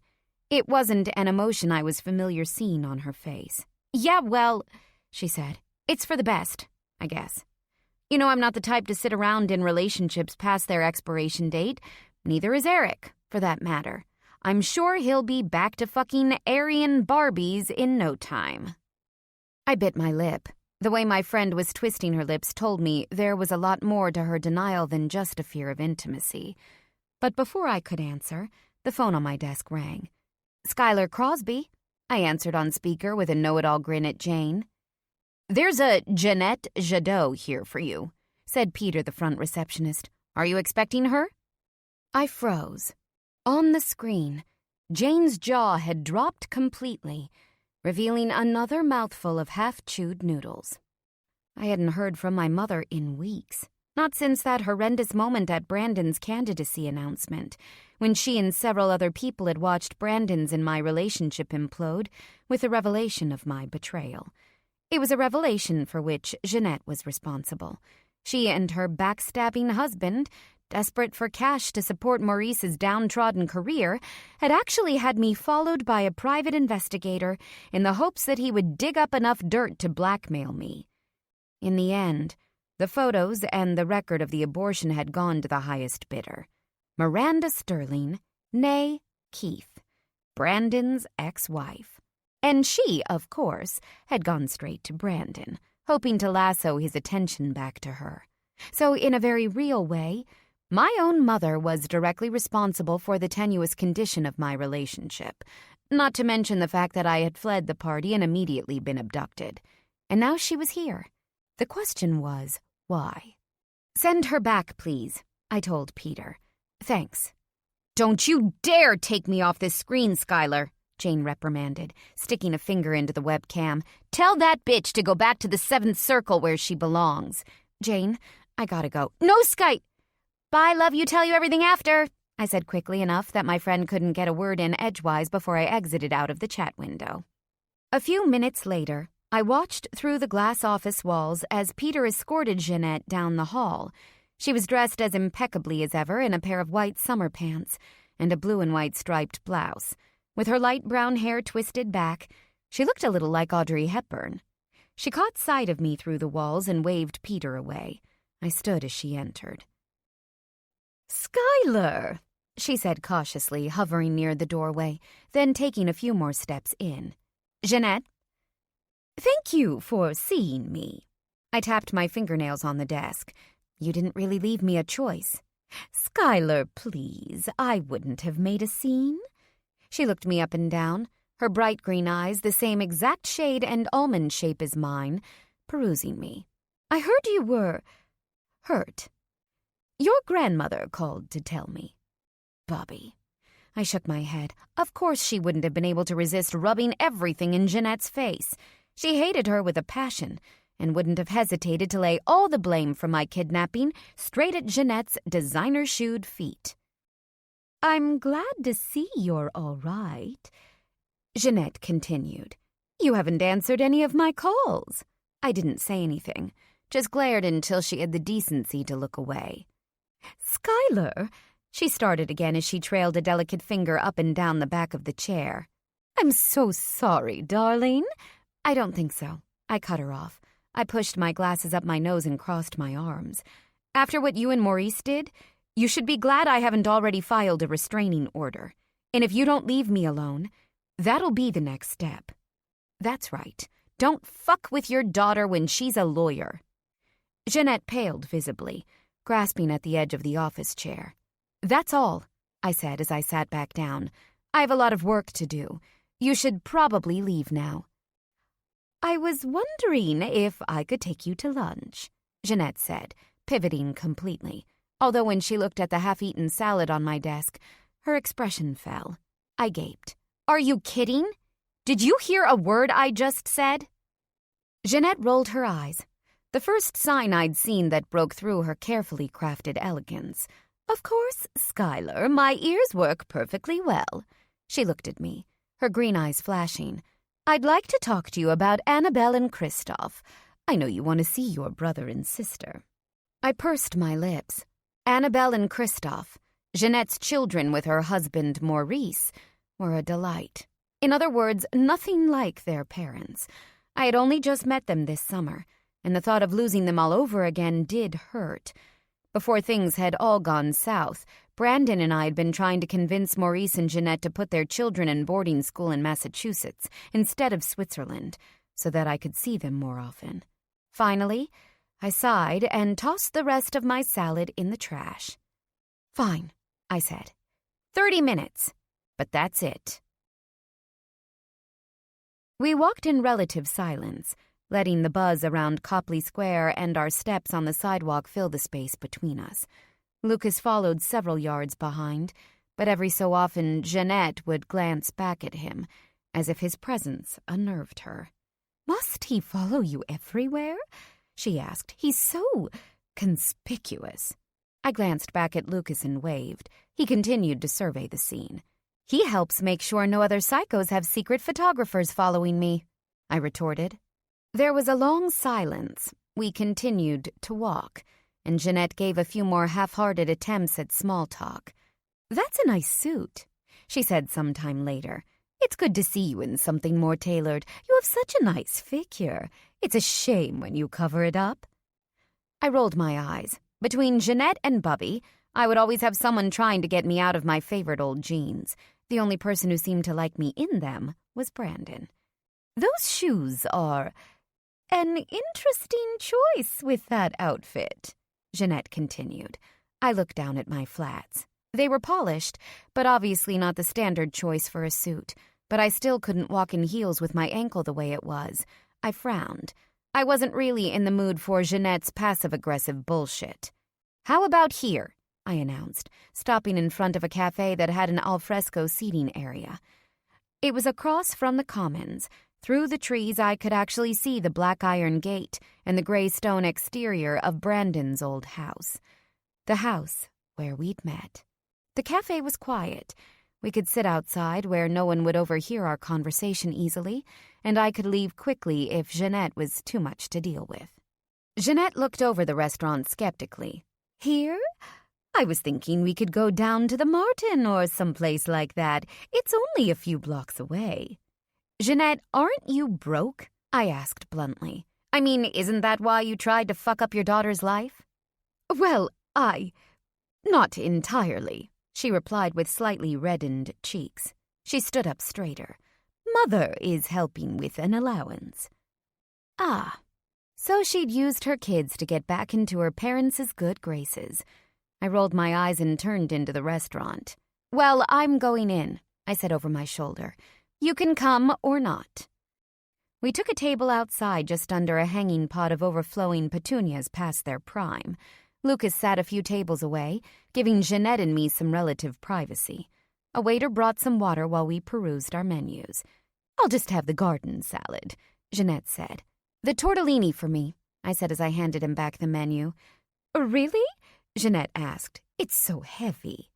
I didn't respond, just gave her a look. She held up her hands. "Far be it from me to worry about my daughter." "Seriously?" I said. "Don't bother." The waiter walked away with an expression that made him look like he'd rather stay to watch the show. After he was out of earshot, I leaned across the table. Jeanette leaned back slightly. "I agreed to this lunch for 2 reasons," I said in a low voice that I hoped was menacing. "To get you off my back and to figure out a way to see my siblings. Beyond Christoph and Annabelle, you and I are never going to have the kind of relationship that allows you to comment on my clothes, my food, or really any other facet of my life. If you can't handle that, I'll leave right now." Jeanette's green eyes widened, but she didn't move other than to take a slow sip of her water and then set it down. "I understand," she said quietly. Her gaze finally blinked away, taking in the green landscape of the Commons across the street. "Boston really is a lovely town," she said. "Some parts, anyway." I glanced back at the park. "Yeah, it is. I've left Maurice, Skylar, Or I suppose I should say that he left me and I chose not to follow. I jerked my head back in surprise. What? Jeanette nodded, shoulders hunched, as if the admission made her uncomfortable with her own body. I hated it. What we did to you. She folded and unfolded her napkin. For the first time, I realized that this was potentially one of the only times in her life Jeanette had had to deal with legitimate guilt. It wasn't like she hadn't done her fair share to hurt me and my dad over the years, between toying with Dad's emotions and essentially abandoning both of us when I was 12. But for the first time, she had hurt someone she couldn't just leave or forget about, not without real consequences, for her and for her family. At least, I hoped that was what she was thinking. Are things really that bad for Maurice? I asked. Jeanette sighed and took another long drink of her water. Goodness, she said as she glanced behind her. Will they ever return with the wine? Then she looked back to find me watching her frankly. Yes, she replied. The answer to your question is yes. Well, she shook her head, clearly having a difficult time getting the words out. Then she blinked at me. He was extradited last week. At that, I genuinely gasped, holding my hand to my face. Whatever shit Maurice had gotten himself into in France must have been truly bad if the French government had negotiated for extradition. Brandon had called him a shark, and Jeanette had compared him to Bernie Madoff, but I had thought it was an exaggeration. Apparently not. What about Annabelle and Christoph? I asked immediately. Are they staying with my family in New York? Jeanette confirmed. As am I. My heart sank a little at the thought of those kids living on the Upper East Side. I had never met kids more in need of normalcy and affection in my life. Two things they were sure not to receive with the Chambers family. You should come visit them there. Jeanette trailed off as she caught my disbelief. I had been the Chambers family's dirty little secret since I was born. None of the members of Jeanette's parochial Upper East Side family had ever wanted to meet me or talk to me. I had gone through the normal stages of rebellion as a preteen, shirking my father and Bubby in the occasional attempt to crash the Chambers' large apartment up Lexington. But each time I'd been told by the Dominican doorman that I was not welcome, and they had eventually thrown money at my father, who generally took it to the track, and later into a trust fund to pay for my education in exchange for me maintaining my distance. That had been close to 15 years ago, just after Jeanette and Dad had also broken up for the last time. Where will they go to school? I asked, turning the conversation back to Jeanette's children. Well, Jeanette trailed off. I thought I remembered that Brandon mentioned a boarding school near Boston. Andover, wasn't it? I quirked an eyebrow but didn't respond. Maurice didn't like the idea, but I think it's splendid, she rushed on. And if you want to see them as much as you say you do, well, I thought it might be a good mea culpa, as it were, my way of making this mess up to you. I blinked, somewhat flabbergasted. Only Jeanette, the world's most self-absorbed person, would think that asking someone else to watch over her children was a way of making an apology. And yet... And you'll stay away? I said. For good. You won't try to weasel your way back into my life? Brandon's life? Jeanette shook her head solemnly. I may not be a very good mother, she said as plainly as Jeanette could ever say. But you are an excellent sister. Anyone could see that. I know that they would receive far more love from you than they ever could with me or my family. Can I get that in writing? It sounded like a joke, but it wasn't. I wasn't willing to do this unless she would sign something in the way of formal custody, but also that she wasn't going to harass me or Brandon again. Anything you like, Jeanette said, as long as you promise to take care of the children. It will be a win-win, really. You'll be able to see them as you like, and I'll be free to leave Mother's house. I'm positively dying for a fresh start, and I simply can't last a moment longer with that old gargoyle. I looked at my mother curiously. I knew she didn't enjoy her mother much, but I wasn't aware of that level of bitterness. Then again, I hardly knew Jeanette and had never actually met my maternal grandmother. "Is that what attracted you to Dad?" I suddenly wondered. "Was it just that he made your mother so angry?" Jeanette twirled her bright diamond ring around her elegant finger. At first, I thought she wasn't going to respond.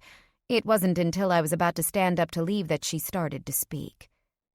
"For a long time, I wouldn't have anything to do with him," she admitted. Her doll-like face had taken on a dreamy quality as she looked back to the commons. For a moment, a few strands of her hair fell across her cheeks in the breeze, and I could imagine what she must have looked like to Dad.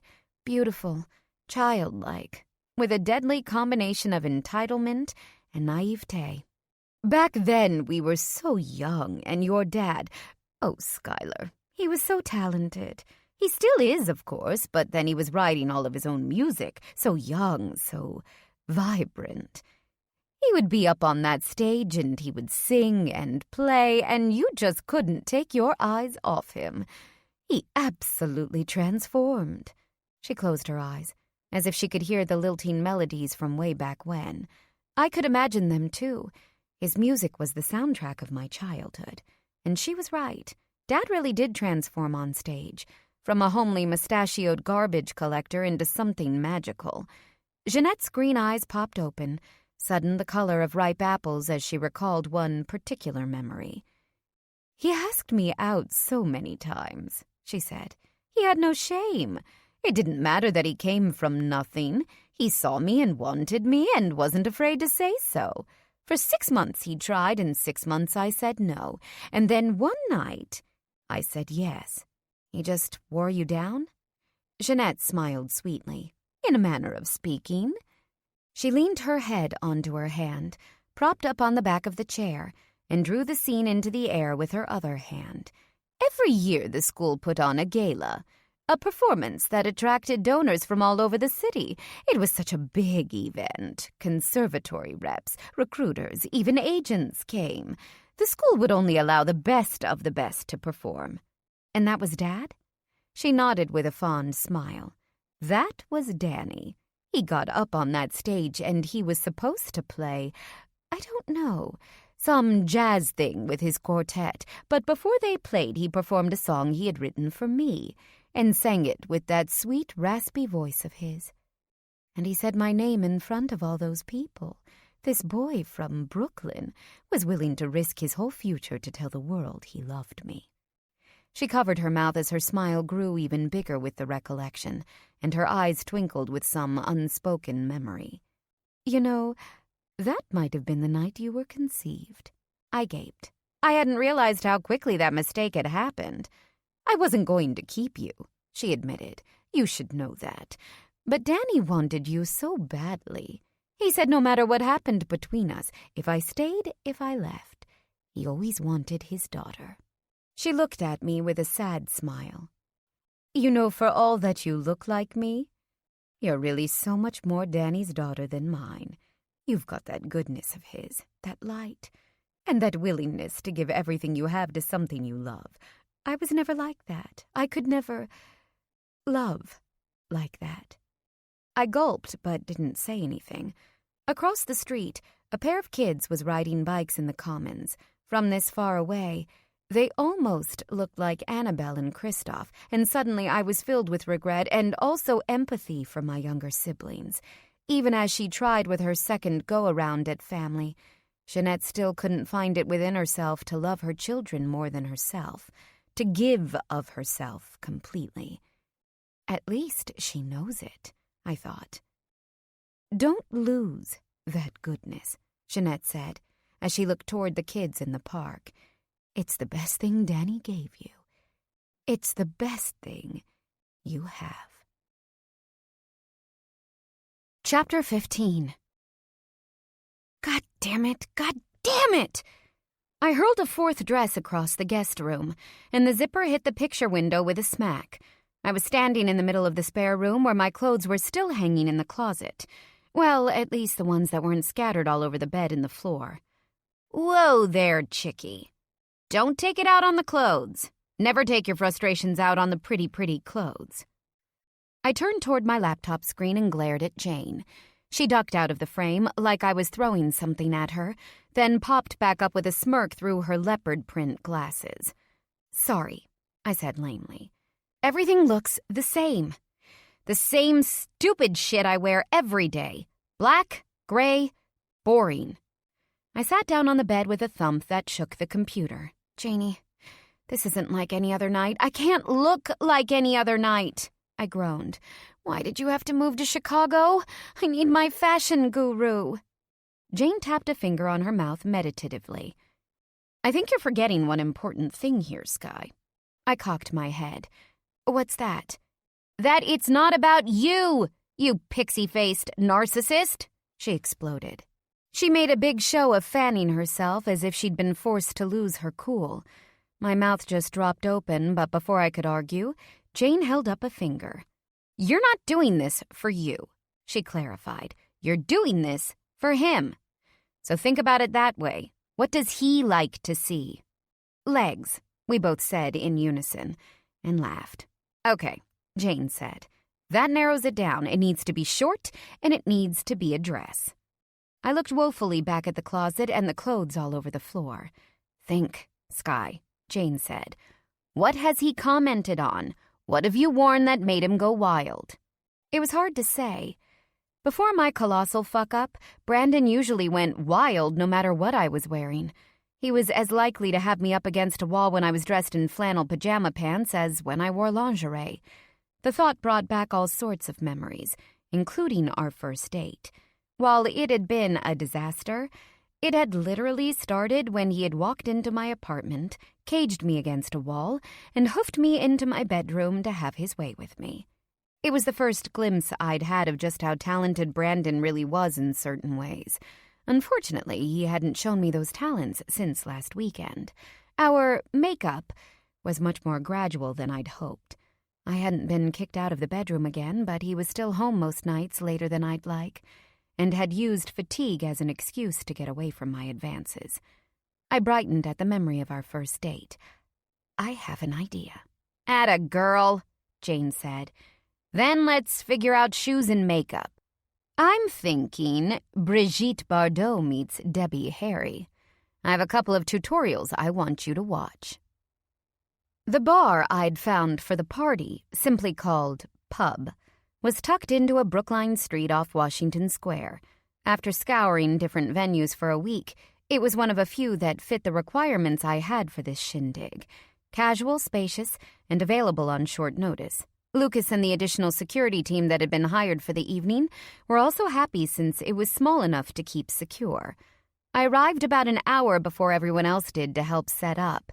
Eric, thank God, had also come early to help me prepare, which for him mostly meant sitting on a stool drinking beer while I oversaw the kitchen staff and made sure the Springsteen cover band I'd hired was ready to go.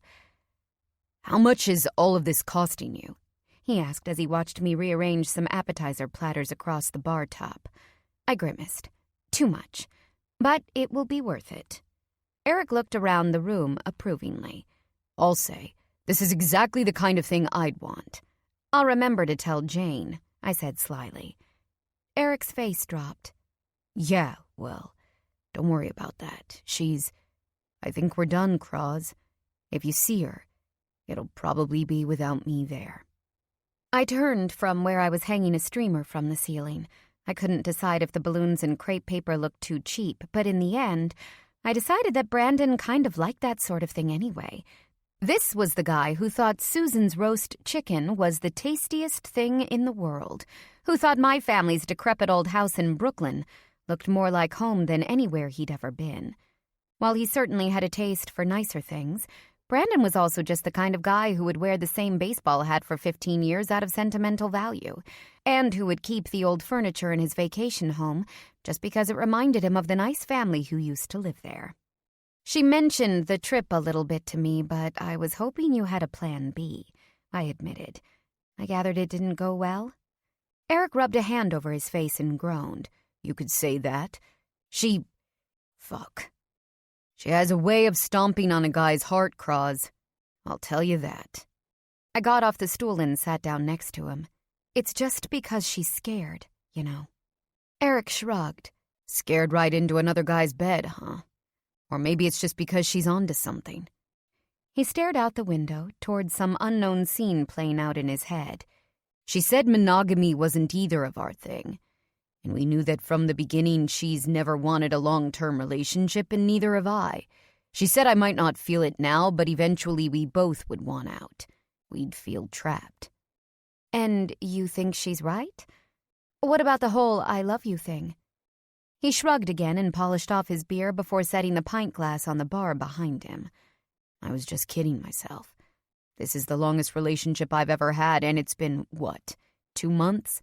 Jane doesn't exactly make it a secret that she doesn't like commitment, plus the whole long-distance thing. He trailed off as he twisted his hands together. I just got caught up. It's for the best that we break it off now. I watched my friend for a minute while he sat. I suspected he was wrong, that they were both throwing away something special. But I couldn't argue him to do more than he'd done. If Jane wasn't open to big gestures, they wouldn't work. Sometimes it's just timing, I said lamely, and Eric nodded, although the look on his face told me he didn't like that reality.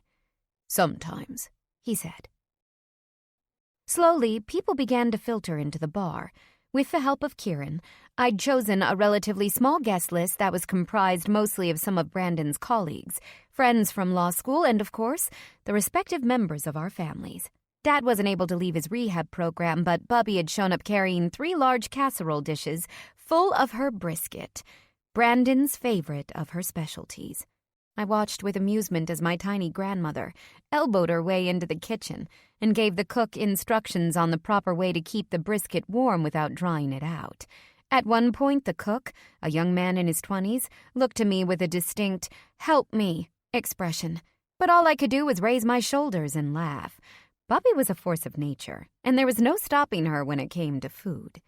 Before I knew it, it was 9 o'clock, and I was stepping up to the bar's small stage to address the crowd after Lucas told me that Brandon was en route to the bar with his campaign and security staff. Kieran had managed to coerce Corey into cooperating, and I was grateful, since I doubt he would have helped me alone. Apparently, Brandon thought he was on his way to a meet and greet with a local teachers' union, which at least guaranteed he wouldn't be overdressed. I gripped the microphone and tapped the top, wiping my other palm on my skirt as the crowd quieted and faced me. Hi, everyone, I said, searching out the familiar faces I knew. Bubby, Kieran, Eric, Susan, and even Ray. Their kind smiles buoyed me against the other, more skeptical faces, who only knew me from the newspaper headlines as the person who had broken up Brandon's marriage. But they were here, and that was all that mattered. So, security tells me that the guest of honor is due to arrive in a few minutes. If I could ask everyone to find places that face the bar entrance. Once that's done, please wait for Lucas, our security advisor over there. I gestured to Lucas's large form at the door, and the big man gave a brief wave to give the signal, and then we can shout, "Surprise! Thank you so much for being here." And with that, I stepped off the stage and let the musicians take their places while I filed to the back of the crowd next to Eric and Bubby. "Shouldn't you be up front?" Eric wondered, as I hopped onto a stool next to him. He nodded to where Kieran stood in front of the crowd, in a prime spot in front of the door. She would be the first person Brandon saw when he arrived. I just shook my head. No, this isn't about me. He'll see me later. "Heads up!" Lucas's loud voice boomed through the crowd, and everyone went silent. I could hear Brandon's deep voice filtering through the door before I saw him. It pushed open, and his blonde head was turned outside toward his campaign manager, who was looking beyond toward the crowd. 15 minutes, Brandon was saying. "I'm tired, and Skylar's probably Surprise!" The shouts of the crowd yanked Brandon around with utter and complete shock. His tanned face was stretched in astonishment as he looked around, bright eyes gleaming with recognition as they touched on the faces of each and every person in the room. Slowly one dimple, then another made their appearances, until a wide grin that raised the electricity wattage of the building lit up the entire room. "Holy shit," he finally pronounced to my utter relief, and around him, the crowd laughed. "Happy birthday, asshole!" yelled a man on the side of the room, one of Brandon and Kieran's law school cohorts, whom I had only met about 30 minutes before. And with that, the crowd consumed him, drawn to his orbit like the star he was. "Hey, Springsteen!" Brandon crowed when the band started up with Dancing in the Dark, a guaranteed crowd pleaser. His massive grin when he registered the tune was enough to make the whole thing worth the trouble. After Brandon swept her up in a bear hug, Kieran tried to wave me over to them, but I just shook my head and took a drink of my whiskey soda. "Don't you want to go over there?" Eric said. "You put together this whole shindig. He should know." I shrugged, transfixed with the happiness in front of me. Brandon couldn't stop smiling as he accepted hugs from person after person. As he turned away from one tight embrace, his gaze finally landed on where I sat across the room. "Hi," he mouthed, as he leaned down to accept a kiss on the cheek from someone else. I just raised my glass toward him before he turned away, beckoned by another party guest. "He'll figure it out," I said, and took another drink. 20 minutes later, the party was in full swing. People were dancing, enjoying the bar food and brisket, and Brandon was finally able to make his way over to where I stood chatting with Ray and Susan. "Hi," he greeted us, stooping down to embrace his foster mother and even slinging a casual arm around Ray's thin shoulders for a quick hug. Then he turned to me with a shy smile. Hey, I replied, suddenly self-conscious. We made no move to connect, and Ray and Susan both glanced between us curiously. "Kieran, she said that you were the one who organized all of this." I glanced around at the people who were all clearly having a good time and nodded, slightly embarrassed. "Yeah, I did. Happy birthday." "Thank you, Red. I love it." I looked up to find Brandon's blue eyes filled with nothing but clear gratitude. I exhaled with relief. "You've been going to so many parties with strangers lately," I said. "I thought you might enjoy one with just people you actually know. People who really love you." For that, I was rewarded with the crooked half-smile that I swore was only reserved for me, the one that meant I saw something others didn't, the one that meant he was mine. Or so I hoped. My chest tingled in response. Beside me, Ray cleared his throat, and the momentary spell was broken. We've got a little something for you," he said, pulling out a file. My eyes bugged when I realized what it was. The adoption papers I'd brought over last week. I hadn't expected them to give them to Brandon here. My chest suddenly felt like it was on ice. What if he didn't want this? What if he thought I'd overstepped? With a curious glance at me, Brandon took the file from his foster father and started to page through this. "What is this?" he asked. "Adoption papers?" His sharp eyes drifted over the places where the names had been entered into the document. "My adoption papers?" "It's a little something," Susan spoke up. She was already dabbing at tears in her kind eyes. "Something we should have done a long time ago, Brandon. We should have done it when you made the decision to stay with us for good." I bit my lip as I watched Brandon read the document, his blonde brows furrowed in slight confusion. "But it's not like I'm a kid," he said as his eyes darted over the legal jargon. "You could have done the same thing with a will, if that's what you wanted." Ray cleared his throat again, pulling Brandon's attention. "This isn't about when we're dead," said the gruff older man. "It's about while we're alive, and Brandon. Susan's right. We should have done it before. But we're doing it now because you should know the truth. That you are our son. And always have been. Sign it. Don't sign it. But that's the truth." We all three of us took a deep breath as Brandon finished reading. But when he looked up, his eyes were bright, shining stars. Susan choked back a sob. Brandon grinned. "Where do I sign?" he asked, feeling in his empty shirt pocket for a pen. "Here." I thrust a pen toward him, which he accepted with another curious smile my way. But just before he brought his pen to the paper, his eyes caught my name on a few of the pages. He looked up. "You did this?" he asked, his eyes full of wonder. Again, I shrugged, suddenly bashful. "She did," Susan jumped in. She reached across her husband to grab my hand and squeezed. She did all of it. Came to us, we had lunch, convinced us it was the right thing to do, and she was right. Wasn't she, Ray? Ray just grumbled his agreement, but I barely noticed, lost as I was in the swirl of emotions on Brandon's face. You hold on to this one, Brandon, Susan was saying. She's a keeper. At that, Brandon looked up to his now parents. Susan, I'm not sure. I told them everything, I cut in, the words rising out of me before I could stop them. His reticence to accept Susan's sudden endorsement was so clear. I couldn't bear for him to refuse it simply because he thought I had earned it under false pretenses. I told them everything, I repeated quietly. After all, we can't be something we're not with the people we love, can we? Brandon just studied me for a moment more, and I forced myself to meet his inquisitive gaze head on. No, he said finally. We can't. Then he turned back to the bar and signed the document with a flourish, then handed it back to Ray and Susan. All three of them beamed, even Ray. Actually, this might have been the first time I'd ever seen the man smile.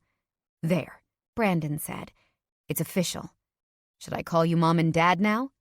But the joke didn't last long since Susan launched herself at him, and Ray was soon pulled into a bear hug as well. I dabbed at my eyes with a cocktail napkin, while Brandon scrunched his eyes shut, clearly overwhelmed by the moment. I slid off my stool, prepared to let the new, old family have a moment to themselves, but was stopped by Brandon's hand tugging me back. Wait, he said as he stroked his mother's hair. With a brief smile, I stood by while they finished their tight embrace, and then waited as Ray pushed away awkwardly, and Susan wiped the tears out of her eyes. Oh, you sweet boy, she said as she reached up to frame Brandon's shining face between her hands. We love you always. Happy birthday. Happy birthday, Bran, Ray said gruffly as he put the document back into his bag. He cleared his throat for what must have been the 20th time in 5 minutes. I need a beer. Susan, can we make an exception tonight? Oh, Ray, it's a party. Let's all celebrate, shall we? And with that, she chased him to the other side of the bar, leaving Brandon and me alone. We both leaned against the bar top, nothing touching but our fingertips less than an inch apart. You did this, Brandon said again. All of this. For me? Wordlessly, I nodded and took a long drink of my whiskey soda. Brandon followed the glass from my lips back down to the bar, then lifted his gaze back to my eyes. Why? You always do so much for everyone else. I guess I thought you deserved it. That's all. As I said the words, I found they were truer than I thought. Most of this had started out as a massive apology, a plan to win back the love of my life, to make him trust that I truly loved him. But now I realized how little of it had to do with that. I hadn't done it to see the look on his face when he walked into a crowd of people who so clearly adored him, or to watch as he realized just how much the people who had taken him in as a troubled teen truly loved him and wanted him for always. None of it was for my own gratification. I had done it just to make him happy, whether I could see it or not, and that, I realized, is what you do when you love someone. Do you mind? I asked suddenly. Is it too much? Brandon's face softened. No, of course I don't mind. He looked me over, his eyes lighting on the dress. I always liked this dress. I thought you did. Thank God he remembered. The black knit fabric was a little warm for the end of August, but the look on his face was worth it. Brandon fingered the cap sleeve for a moment. Even the distant touch of his fingers on my shoulder sent a shiver down my arm, but in the best possible way. This close, after another week of barely touching, I could smell him, could feel him. I wanted nothing more than to sink into him, to help him forget everything that had happened, to forget myself. He was looking at me like he wanted to do the same thing. His fingers slipped a bit closer and drifted down my arm, over the top of my hand, fingernails tracing over the smooth skin up and down a few times. I leaned closer. His blue eyes dropped, suddenly zeroing in on my lips. Brandon, I whispered. Please.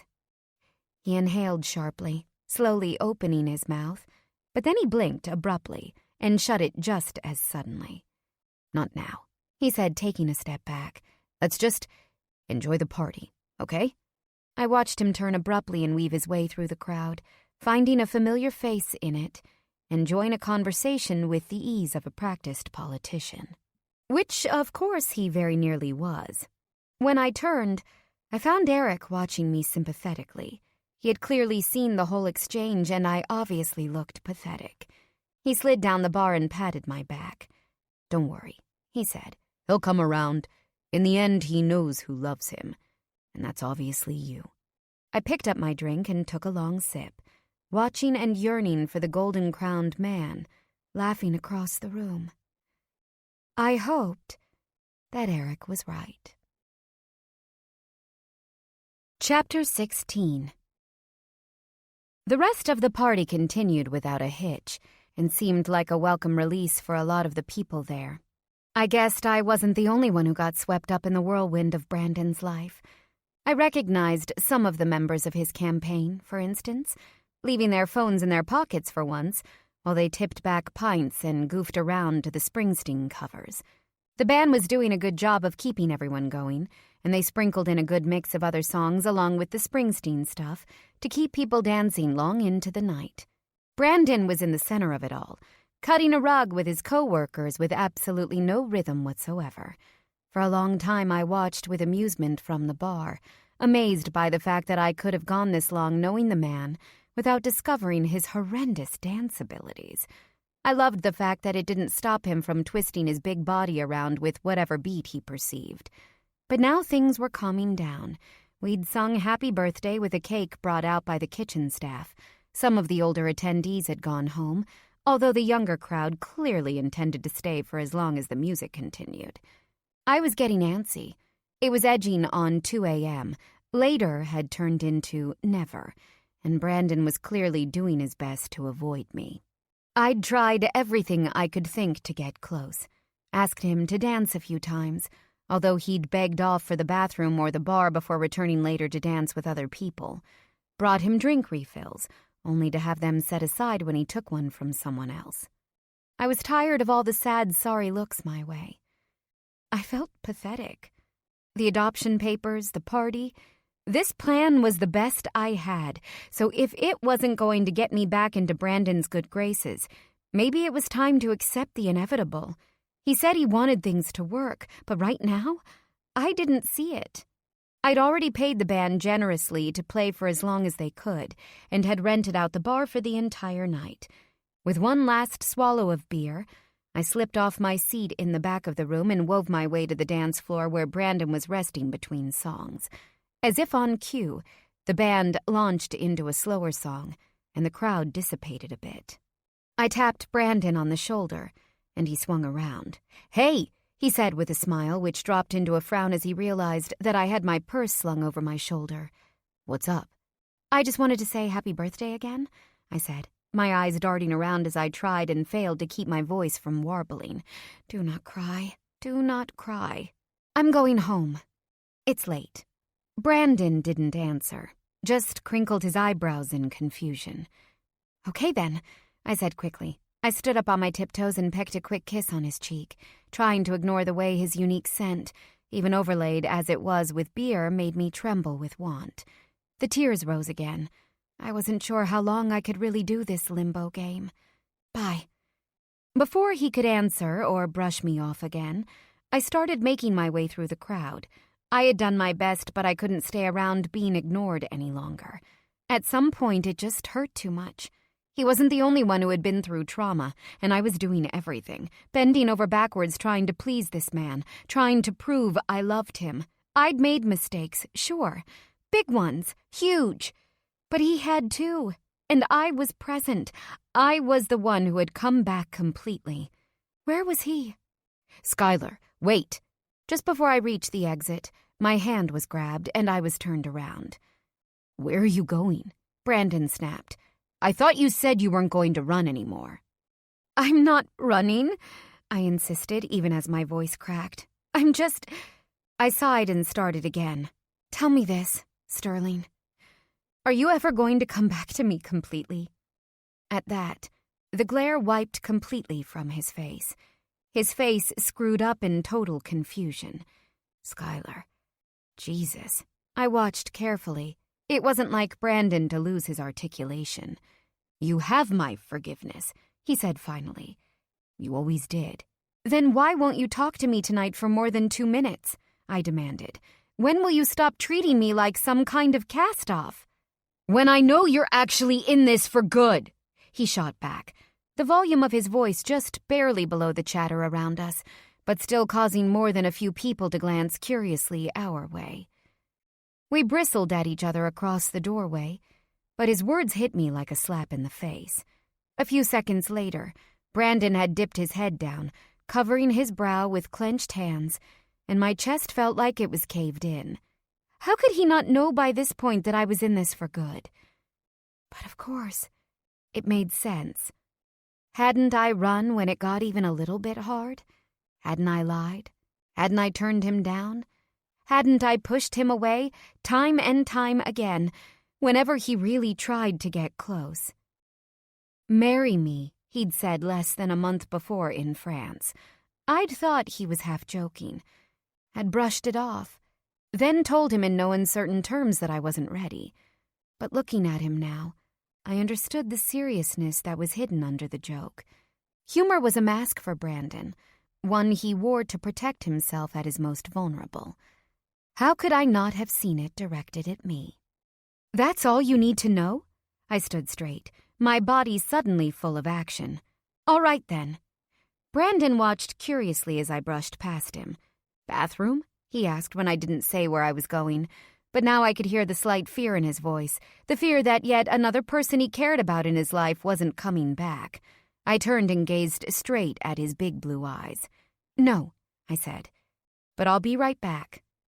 My heart thumping loudly in my chest, I slung my purse over my shoulder and marched to the bar, fueled more on adrenaline than anything else. Conscious of Brandon's inquisitive stare drilling into me, I waved over the bassist, who was on a break in between sets.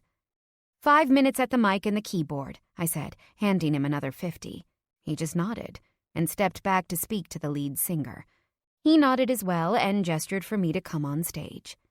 Having performed occasionally with my dad for most of my life, I didn't get stage fright, but as I looked out at the crowd of faces, in the center of which stood the tall Adonis who had captured my heart so completely, the stakes had never been this high.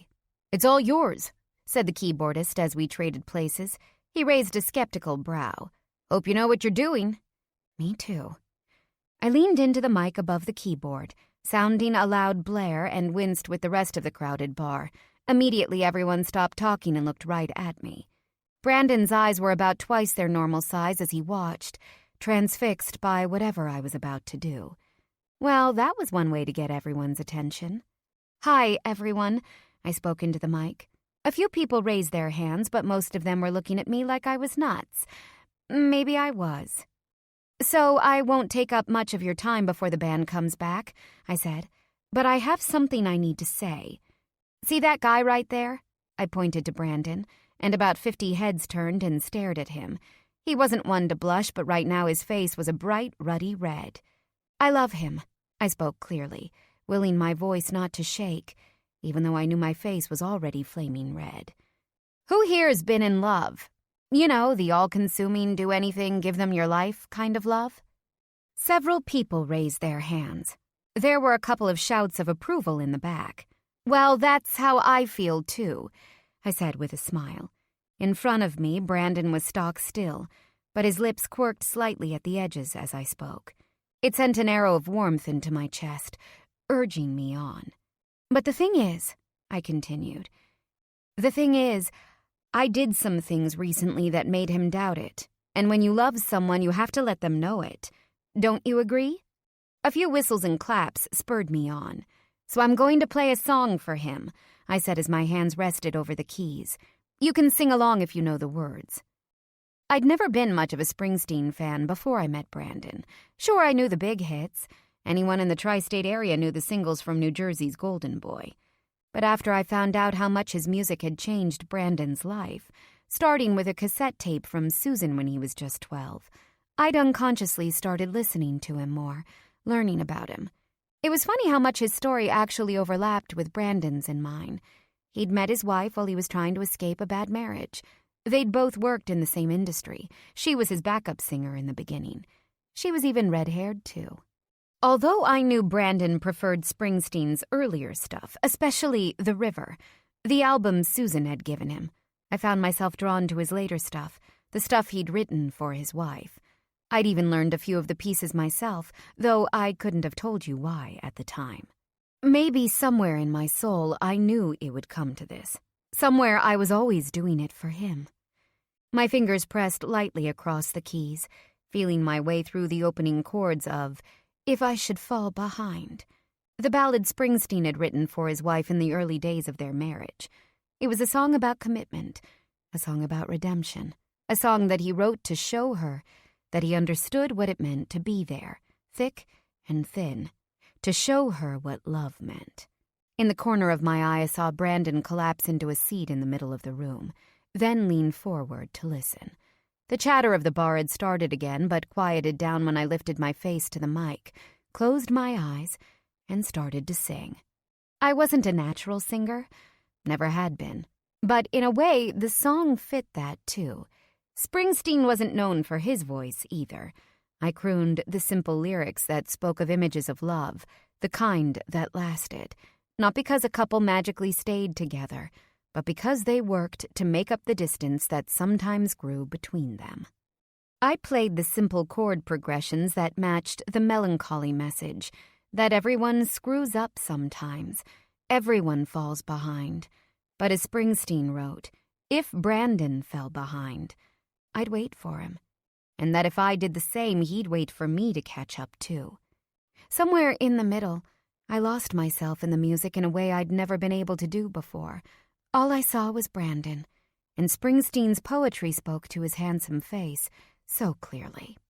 I poured my heart out, and by the time I was done, the entire bar was silent. Behind me, the band's musicians stood still with their instruments. People held their drinks like statues, but I didn't see any of them. All I saw was Brandon, who still sat at his table, knees fallen open, hand loose across the tabletop, jaw dropped completely. Even from 20 feet away, I could see his eyes glistening with unshed tears, 2 glittering blue stars in the sea of bodies. It didn't matter that there were still probably 100 people in the room. In this moment, there was only this. There was only us. It was embarrassing to be up here, to sing so awkwardly in a room full of strangers. I was never the type who liked having people's attention.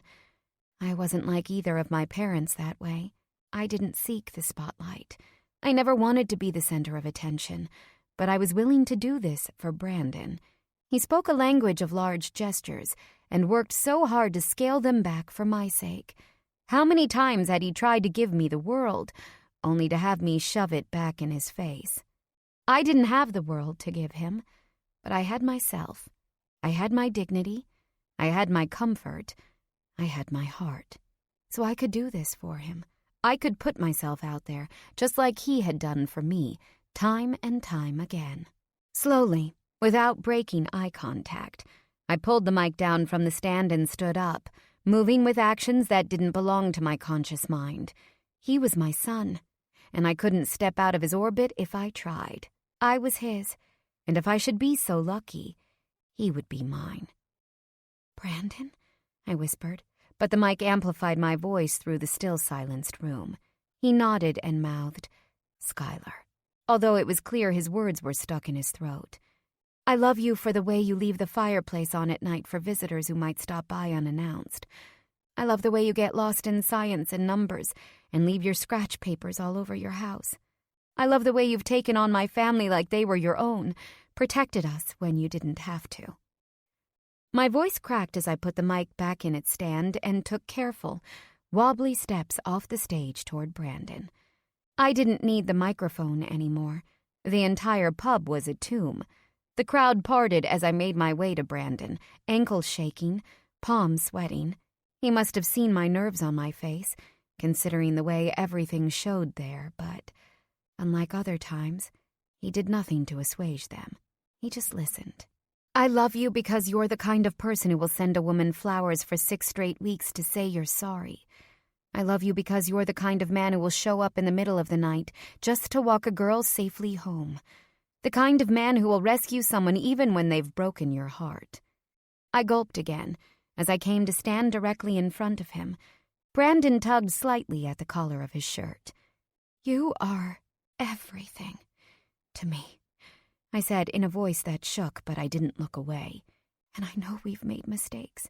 I know mine have been huge, but there's one thing I don't ever want you to doubt. I love you. I'm yours. Body, mind, and soul. Brandon took a deep breath, and before he could swipe it away, a lone tear fell down his ruddy cheek. The sight of it caused one to fall down mine as well. And then slowly, I sank down to one knee in front of him. There was more than a few gasps around us, along with a few, oh my gods. Skylar, Brandon finally spoke, low and almost panicked. What are you doing? But I had nothing to lose. This wasn't a way to live in this strange limbo between us. I had to give him my whole heart, or nothing. It was what he had always wanted from the start, and since I had met him, it had never really been mine anyway. Now I was ready to let it go. Brandon, I said slowly as I looked up at him, I swear, all I want to do is make you happy. I want to make you smile again. I want to make you laugh. I want to help you reach your dreams, whether it's the mayor's mansion, the White House, or the moon. And I will do anything, to make you happy. Red. I know you might not be ready for this. I know you might say no, and that's okay. But you deserve to know that I'm not going anywhere. If you want me, you have all of me. Always. I took a deep breath. Brandon took a step forward. Red. He tried again, but I wasn't going to be stopped. Brandon, will you marry me? The loudest thing in the bar was now the ticking of the clock. There wasn't another sound. Not a scrape of a chair, a clink of a glass. Not even anyone's breathing. The seconds ticked by. Or were they minutes? But eventually the silence broke down. I could hear the people behind me starting to whisper to each other as Brandon's silence extended on and on. That poor girl, I heard someone say. So sad, said someone else. Summoning the last bit of strength I had, I stood up. I understand, I said, trying and failing to keep the shake out of my voice as tears flooded my vision. I stared at the beat-up floors. I couldn't look at him. I couldn't bear to see the pity I knew must be in his wide blue eyes. I turned to leave, zigzagging through a crowd that parted easily. People murmured to each other. A few even reached out to pat me on the shoulders as I walked out. I barely noticed. I just needed to escape so I could crumple in privacy. But before I reached the door, the deep voice that spoke to the inner recesses of my soul stopped me. Wait, Red! I froze in place, stilled by Brandon's call. Then, slowly, I turned around, hearing, rather than seeing, his footsteps move across the bar. You didn't even let me answer. My hands were pressed into my face, trying to hide the tears threatening to spill over. I had to get out of here. His answer? His interminable silence had been answer enough. Oh, God, I mumbled to myself. Oh, God. I was wrong. This was so much more painful than limbo. No, Red. It's just me. It was a familiar line that, much like my dress, echoed the not-so-distant past. A joke he'd made the first night we'd met, with a snowstorm whirling around us in the middle of the Boston Commons, the first time we'd touched. I dropped my hands and hiccuped back a sob when I finally saw him. No, this couldn't be real. He was the one kneeling now, a bright beacon in the middle of a crowd who had covered their mouths in surprise.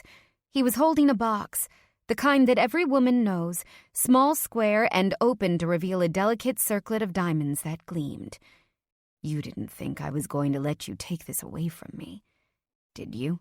He asked with a good-humored smile that managed to brighten the entire room, even though his eyes were also wet with tears. I choked back another sob, unable to speak, although somehow I managed to step closer. Was I dreaming? "This is real, Red," he said, with that uncanny ability to read my mind. "Skylar Ellen Crosby, you're the love of my life. You didn't just give me love. You gave me back my heart. All the things I have, any direction I go. None of it means anything if you're not there with me. So I'm asking you too. Will you marry me?" It was one of those moments where it felt like time stopped. I knew I'd always remember everything from that night. The dark wood walls of the bar, the hazy air laced with smoke from outside, the rows of clustered faces, all eagerly awaiting my response. I remember it all with crystal clarity. But in that moment, I genuinely didn't know whether or not it was real. "Red," Brandon whispered, interrupting my reverie. This time his voice was shaking. "Think you can answer now?" A dam inside me broke. "Yes," I whispered as the emotion bubbled up from within me. A tear slid down my cheek, then another, and then another. "Yes." Brandon's voice was low, incredulous. I exploded. "Yes, yes, yes, yes!" I was swept off the ground by Brandon's strong arms, and the room erupted in loud, raucous applause as Brandon covered my mouth with a kiss, the kind of kiss I'd been craving for what seemed like forever. I returned it back in full, wrapping my arms around his head, wanting to feel his love with every part of my body. When he finally pulled away, it was with a grin I hadn't seen in a very long time, a 1,000,000-watt smile that seemed to make the entire room glow.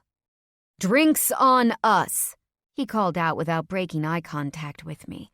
I grinned back, and the entire room cheered, congratulating us both with slaps on the back and raucous whistles, but we paid no attention, lost to anything but each other. "You know that I paid for an open bar, right?" I said with a grin. "I don't fucking care." Brandon pressed his forehead to mine. "Do you love me yet, Red?" he asked, low enough that only I could hear. I smiled at the familiar question, the same question that had been at the end of every letter he'd sent me. There was only one answer now. "Always," I said, and kissed him again. Chapter 17. It was past 4 by the time we got to the apartment, since turning the birthday party into an engagement party gave the night a second wind.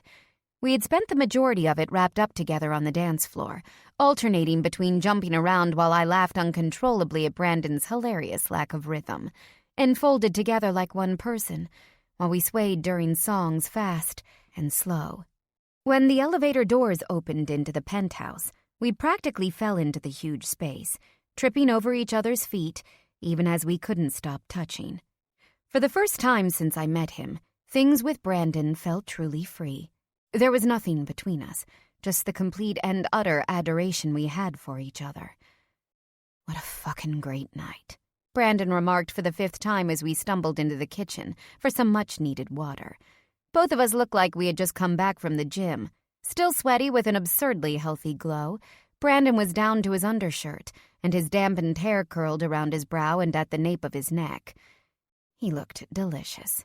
"Up you go," he said as he hoisted me onto the counter next to the refrigerator, mostly it seemed so he could keep his hand on my thigh while he rustled around the fridge.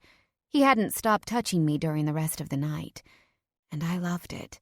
It was like we were making up for lost time, and the glow burning deep inside me like the embers of a fire told me I had done the right thing. Maybe now we were finally speaking each other's languages. "What?" Brandon asked through a mouthful of salami. "Why are you smirking?" I just grinned as I accepted a bottle of water. I was thinking of this conversation Dad and I had last week. It was so corny, but he was right. We just needed to learn each other's love languages. Brandon pulled leftover pasta from the fridge and started eating it right out of the plastic container like he hadn't eaten for days. Looking over him, I realized he was thinner than usual. The stress of the last 2 weeks had been taking its toll on him, too, in more ways than I'd thought. "Don't eat it like that." I said as I hopped down and took the pasta. "Hey!" he faux yelped as I popped the noodles into a proper bowl and then put them in the microwave. "Drink your water," I ordered with another smirk as I pointed at the bottle on the counter. "You need hydration, but let me take care of you, birthday boy." Brandon raised one blonde brow, but obediently opened his bottle and drank half of it in one go. "You sound like your grandmother," he said. I just propped a hand on my hip. "There are worse things. You know, it's not my birthday now. It's not Friday anymore. It's your birthday until we go to sleep," I replied. Behind me, the microwave beeped. I pulled out the pasta, sprinkled a bit of extra Parmesan on top, and handed it back to Brandon. He took it with a smile, and his thumb grazed over my newly adorned ring finger before he turned back to his food. I looked down at my new addition, in awe of the perfection of the ring. "How long had you been carrying that around with you?" I asked, as I hopped back up on the counter. After he swallowed another massive bite, Brandon grinned bashfully. "Longer than you want to know, Red. Since France?" He took a long drink of water and just grinned. "The 4th of July," I ventured again. Brandon just shook his head, the apples of his cheeks gleaming with slight embarrassment. He polished off the rest of the pasta and deposited the bowl in the sink with a clink. "When?" I demanded, kicking my heels against the cupboards impatiently. "Tell me." He rubbed the back of his neck nervously. "The truth?" I nodded eagerly. "I bought that ring the day after I walked you home in New York." If it physically could have, my jaw would have hit the floor. Brandon just chuckled, then leaned over and pushed it closed with one finger. "But how could you? I didn't even... What?" His grin widened to reveal one dimple. "What can I say? When you know, you know." "But how?" I asked again, still completely and utterly dumbfounded. Brandon shrugged. "I thought it might be the case when I saw you on stage with your dad," he said, "but I knew for sure after you let me walk you home. Do you remember what you said about your house?" I tried to recall the conversation last January and found that it returned easily. Everything about that night was stamped permanently into my brain. "It's no mansion on the Commons," I recalled, "but it's home to me." Brandon finished with a smile. "And then you let me kiss you again. And I knew you were home to me, Red." I reached out and fisted his shirt, pulling him close so I could kiss him, like they belonged there. His arms wrapped around my waist and he returned the kiss with the promise of forever. When he let go, he was grinning and I was out of breath. "I'm surprised you still thought that after I slapped you on the tarmac," I said after taking a long drink of water. "Don't forget about in my office, although I probably earned that one." I considered. I would have deserved it if you had written me off. The lightness in my heart dimmed a bit as I thought about how hard I had made our beginning. Maybe I still do. Brandon just shrugged and gazed at the sparkling addition to my hand. "Honestly, I think it just made me want you more." I quirked an eyebrow. "What does that say about you?" Brandon came close again, caging me on the counter with his long arms. "Probably," he said as he nipped one ear lightly, "that I'm a glutton for punishment." My breath picked up as he captured my mouth again, lips sliding over mine. I honestly thought I could kiss him forever. "Or maybe," he said as he suddenly swept me off the counter, "you're the masochist here." "Maybe we both are," I murmured into his lips. Before I knew it, I'd been carried into the bedroom and my feet were set back on the ground so that we faced the mirror over the bureau, Brandon standing behind me. I watched, transfixed, as he reached behind his shoulders and pulled his t-shirt over his head to reveal the set of chiseled abs that made my mouth water. The shirt was quickly followed by his pants, so that soon he was literally in his birthday suit, albeit blocked in the mirror by my still-dressed body. "I can think of some ways to relieve your guilt," Brandon said as his lips met my neck, "starting with your clothes." He bit softly, and I arched back against him, already feeling the clear evidence of his arousal pressed against my back. His hands slipped around my waist and urged my hands up around his neck, then drifted back down to unbutton my dress from the front while I watched, completely transfixed. His touch was tender, but his eyes sparked, like the smallest piece of tinder would set the room on fire. Once the knit fabric was undone to my waist, he brought my hands back down and slipped the dress over my shoulders, then let it pool by my feet. I heard rather than saw his sharp intake of breath at the sight of me standing in my lingerie, black lace, his favorite. "Fuck," came the low whisper behind me. His eyes met mine in the mirror. "Take it off," he ordered softly. Slowly, without breaking eye contact, I brought a hand up to my shoulder and started to toy with one strap, tugging it over my shoulder. I stopped and bit my lip. Brandon's hand pinched my hip suddenly, and I yelped as I jumped. "Don't stop," he said evenly, his hand squeezing my waist a bit more gently. My thighs clenched. I bit my lip again, but this time followed his orders as I removed my bra and then my panties, shimmying my hips slightly from side to side until they dropped to the floor with my dress. "You really are a goddess," Brandon murmured, his eyes dilating as they drifted over my now naked body. "Hold your hands above your head," he ordered. "Don't move." Obediently, I did as he said, still mesmerized as he moved closer behind me, pulling my hair over one shoulder to give him access to my neck. His hands continued to play all over my body, tickling the undersides of my breasts and the delicate skin over my rib cage in a way that had me squirming in no time. Just as his hands started to dip below my waist, I closed my eyes in apprehension. My hips jerked against his feather-light touch. Then, in a sudden twist, I found myself picked up and tossed onto the bed, then quickly covered by Brandon's big body. "I said to stay still," Brandon rumbled in my ear. "You're not listening." He grabbed both of my arms and held them by the wrists more roughly over my head, forcing me to arch my back and hold my breasts out on display for him. "If you're not going to listen, baby," he said, "then there are going to be consequences." I sucked in a deep breath as he bent low and took one of my tautly pebbled nipples into his mouth and began to worry it between his teeth. Gradually, his bite began to ride the line between pleasure and pain. I was shocked to find that line was apparently directly connected to the tingling spot between my legs, which was currently being tortured by the presence of his thick erection. Suddenly, he released my nipple and flipped us again in a single smooth movement, so I was straddling his waist and his big hands rested firmly on the swell of my hips. He drifted one hand up to continue teasing my breasts, while the other fell to the sensitive spot between my legs. "Ah!" I cried as he found my clit. He pressed it, pinched slightly between his thumb and index finger, and began to rub it in a way that had me grinding into him, simultaneously trying to rid myself of that blissful pressure and get more of it. Brandon spoke so clearly with his body. Every touch, every kiss was full of nuance and complexity. It was one of the reasons why, I suspected, unlike every other sexual partner I'd ever had, he had never failed to keep my attention, never failed to stimulate me, never failed to capture my mind alongside my body in that way I needed to find pleasure with him. His other hand pulled me down for a kiss, and he teased my mouth open, sucking on my lower lip, then the top before slipping his tongue around mine in a delicate tangle. It was a kiss that wasn't hurried or needy, but it took my breath away just the same.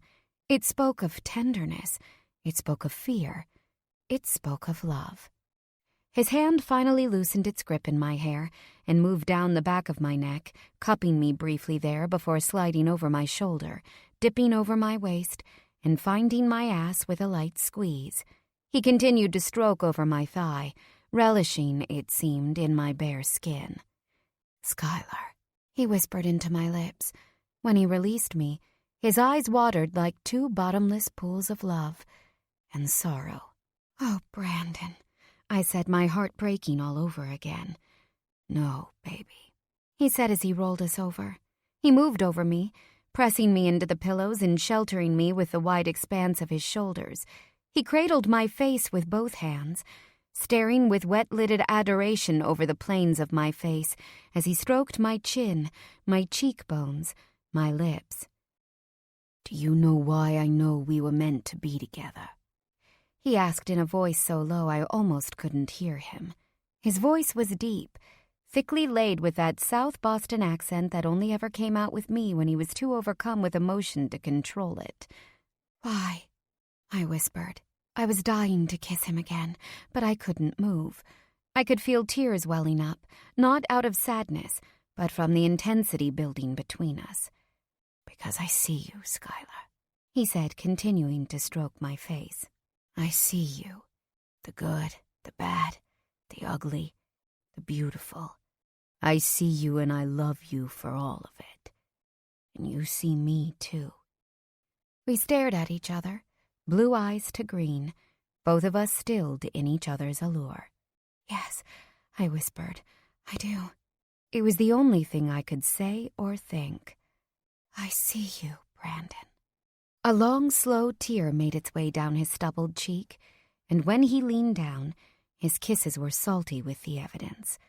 Skylar, he asked as he brought my hands up to his lips, will you marry me? He blinked good-naturedly at my confusion, though his expression remained intense. I know you said yes already. I just need to know it's real. Next to his lips, the ring he had bought me glinted in the moonlight. Everything with Brandon had always seemed on one hand like a dream, but on the other more real than anything I'd ever encountered. I'd rejected him 2 weeks ago, but everything had changed since then. Everything that had held me back just seemed stupid, inconsequential. My life would be only a shadow of its potential if I didn't have this man in it. He was truly the only person in the world who saw me for exactly what I was, and loved me for it. I'll marry you, I said with a soft kiss. I'd marry you today. I'll marry you tomorrow.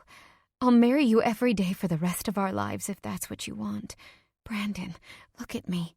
He did, and this time his eyes were wide and curious. Don't you always say I have a glass face? I asked. His mouth quirked up on one side, in that adorable half-smile that melted my heart every time. Yes. Then what do you see? The other half of the smile emerged. Brandon kissed me softly. Love, he said almost so low I couldn't hear it. I see love. He closed his eyes, almost as if it was too much to bear. I'm yours, I said before pressing a kiss to his cheek. Always, to the other cheek, and to his forehead. Forever. To his mouth. Mine, he hummed against my lips. Then, just a bit more ferociously, mine. And then it was like we couldn't get close enough. We were skin to skin, hands roving over each other's bodies as he slipped inside me, into the place that was already slick and ready. His hips kept a slow, luxurious pace, but I could feel his biceps tense with effort to maintain control. Lift yourself up a little, I said, just a little. I loved the feel of his big body, but I needed to be able to reach between us to find my high along with him. Obediently, he pushed himself up on his forearms, providing enough of a gap between our bodies to slide my hands down. I want to see, he said as he looked down eagerly, even while his hips continued to move.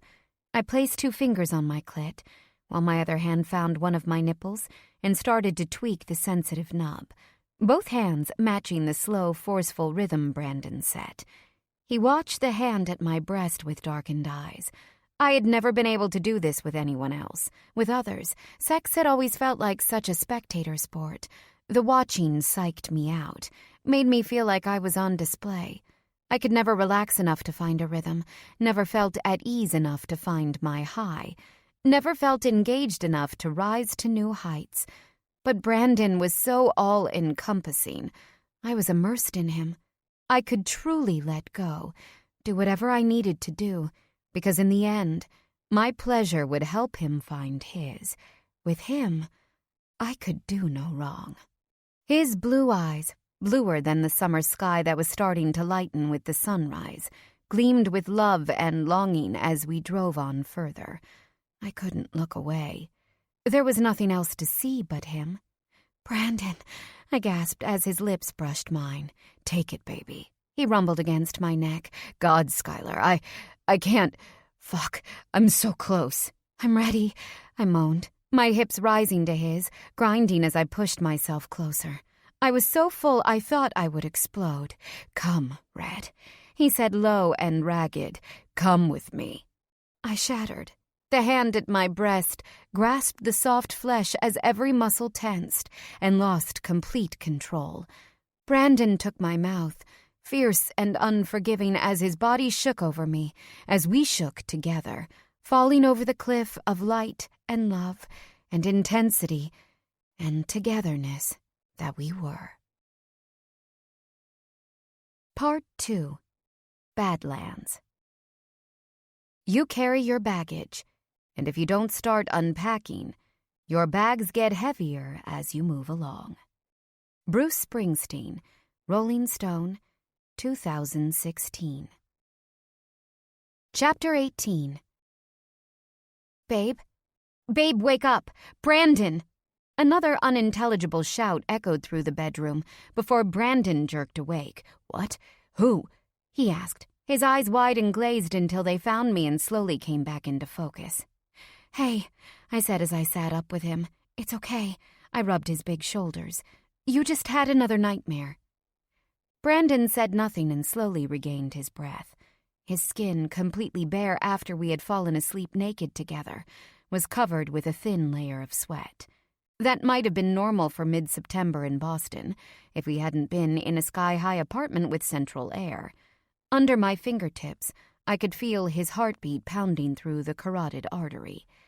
The tremors, vibrating through his muscles, slowed down as I lightly massaged his deltoids, biceps, and painfully tight trapezius muscles. It was a process that had become routine. Eventually, he began to relax, and I laid back into the pillows stacked against the headboard so he could lay with me, head on my stomach. He slid an arm around my waist, then sighed deeply. Thank you, he murmured sleepily. It was the same thing he said every night. I continued to stroke down his back and up through his hair. Of course. The flutter of his eyelashes blinking over my bare stomach told me he wasn't going to fall asleep this morning. No surprise there.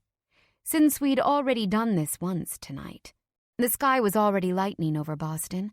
The sun would be up in another hour, and with it, Brandon would go for the several-mile run that seemed to get longer every day, before returning with his trainer to spar in the gym he'd set up in one of the spare rooms. He rolled onto his pillow and rubbed a hand over his face. God, I hate this place. I feel like Gordon Gekko living up here. It gives me the creeps. He sighed. Have you found anything worth buying yet? In the months since we had gotten engaged, life had managed to calm a bit.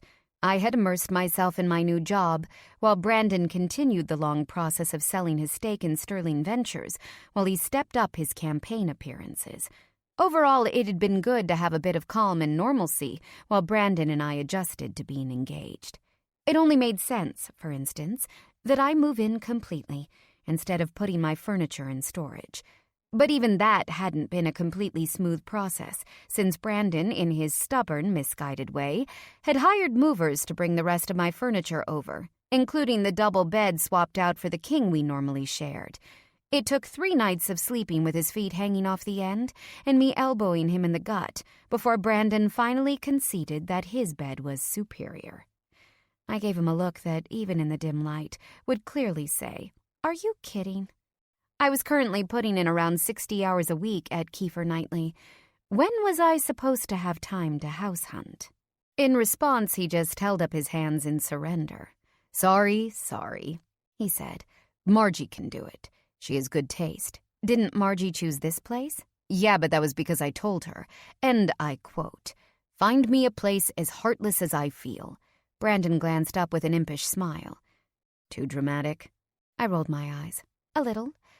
But I can't talk. I was literally a madwoman in the attic at about that point. Brandon sighed as he toyed with my engagement ring. As calm as things had become, I couldn't shake the feeling that we were in the eye of a storm. Other changes were afoot. Primary season was kicking into gear, and Brandon had his first debate with the other 5 mayoral candidates of his party scheduled next month. His campaign staff frequently made house calls to the apartment in the evenings, and he had been splitting his time between divestiture negotiations in L.A. and Washington and the campaign headquarters in the bottom floor of Sterling Grove. The trial was almost moving forward. Zola had called 3 days ago to inform us that Messina had been arrested at last, and they were proceeding with the criminal charges. The arraignment was today, and despite Brandon's strong opinion that I leave it alone, I wanted to be there. The therapist I'd been seeing recently thought it was a good idea to face my attacker. I agreed, and so did Dad, who had been released from his program last week and was now living with Bubby while he continued physical therapy for his hand and looked for a job. I tried to push my hair off my face, but Brandon held tight to my hand, not yet willing to relinquish his hold. "Just a few more minutes," he murmured, his eyes shuddering as he leaned into my fingers. "God, I love you." I smiled. "I love you too. But if we're not going back to sleep, there are things to do before we leave." Brandon groaned into my thigh. Well, at least waking up in a cold sweat is good for something today. Before I could answer, he heaved himself up, ab muscles flexing ostentatiously. I ogled him openly as he moved about the room, heading into the walk-in closet and coming back out dressed in his running gear. "I'll be back in a few hours," he said as he leaned in for a brief kiss. "Stay here for me?" "Naked?" I glanced at the clock. It was just before 5 a.m. I was tempted to pull him back into the sheets, give him another kind of exercise to help him expel the demons he was trying so hard to fight. But I knew it would be temporary, and since he had woken me up once tonight already, I was happy to get a few more hours of sleep. "Be on time," I joked lightly. "We're leaving at 9, with or without you." For that, I received a light smack on the side of my thigh. "Just try it," Brandon growled, and with another enthusiastic kiss, he bounded out the door, leaving me to my sleep. At 9 a.m. sharp, Dad, Bubby, Brandon, and I sat in the back of the Escalade. Zola had taken statements from all 4 of us over the last month, along with a number of other potential witnesses, so that when the police were finally able to locate the man, who turned out to be much more slippery than they anticipated, the DA would be ready to pounce. "But it cannot be between us. Cannot be," Brandon murmured as we went through a speech that Corey had sent him. He looked up, brows furrowed adorably. "Cannot be between. Be between. Does that sound funny to you, or have I just read this too many times?" I shrugged. "It's a little awkward. You say be twice, but it's not grammatically incorrect." Brandon gave me an irritated look as if to say, "Yes, I know that," and went back to reviewing the speech. His early morning run hadn't done much to lighten his mood.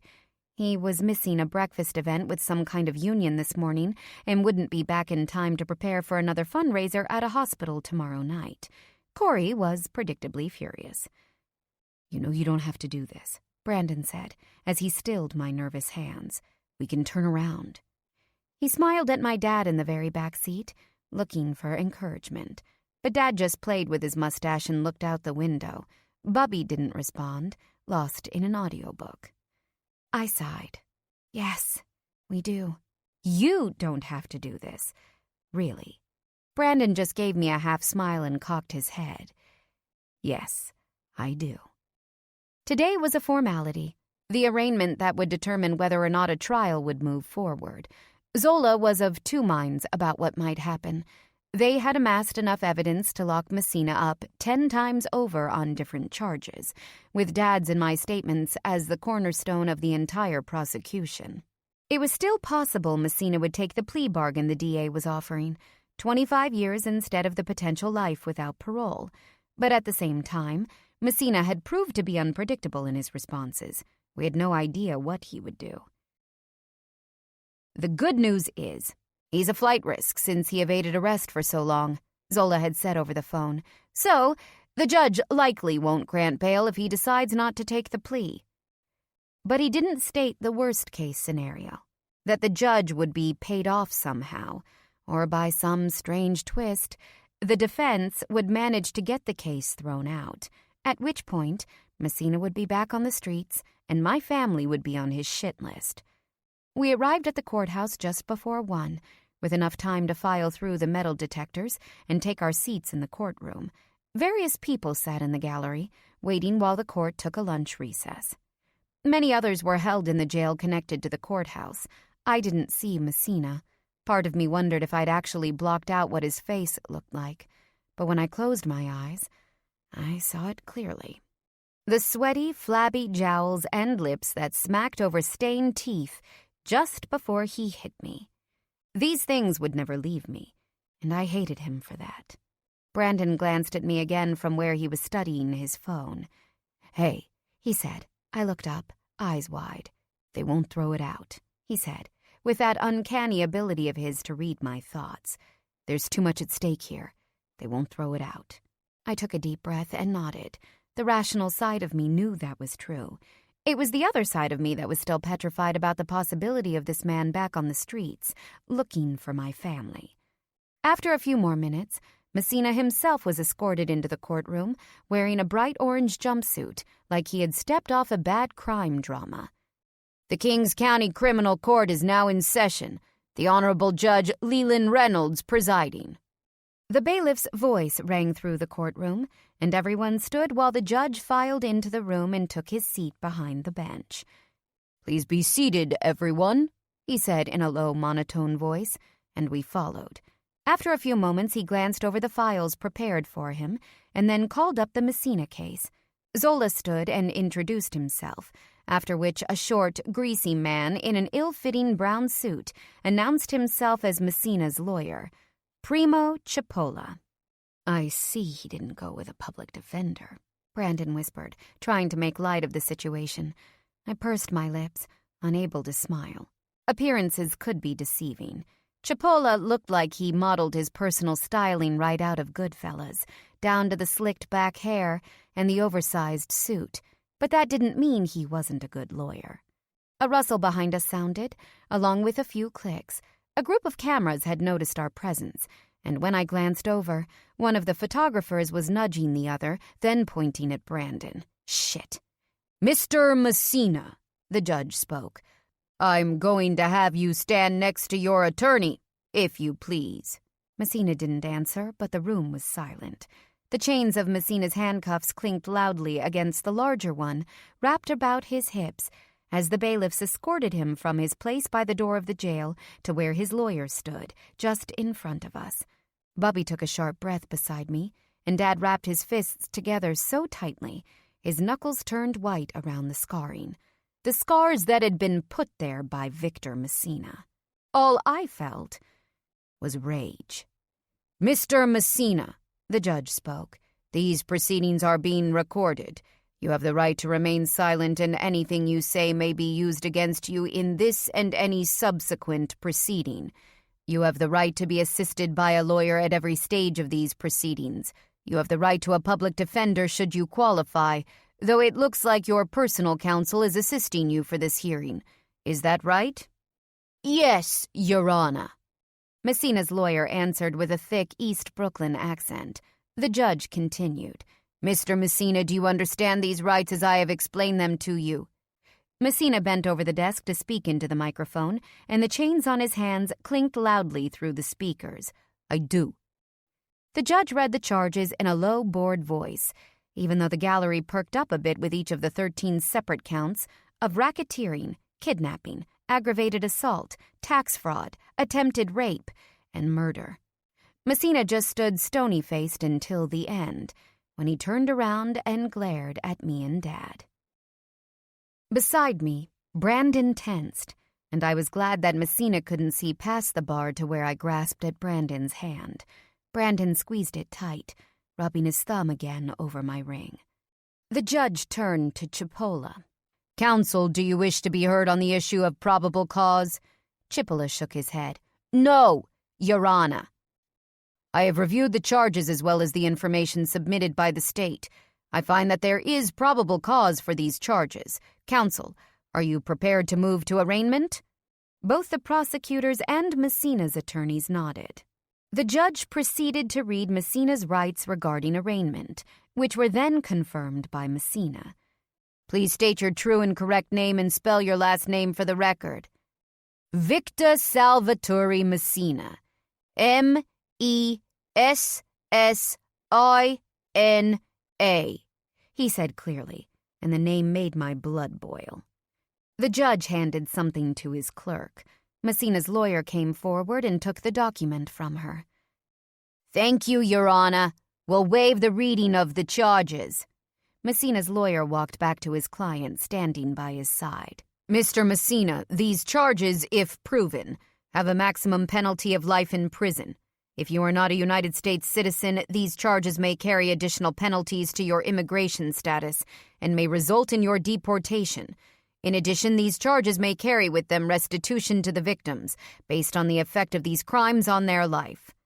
It wasn't a statement of guilt or anything close to a sentence. After all, according to the law, Messina was innocent until proven guilty. But the promise of that kind of penalty caused everyone in my family to exhale. Maybe, just maybe, there would be justice served at the end of all of this. "Mr. Messina, do you wish to enter a plea at this time?" asked the judge. "Take it," I muttered to myself. "Take the deal."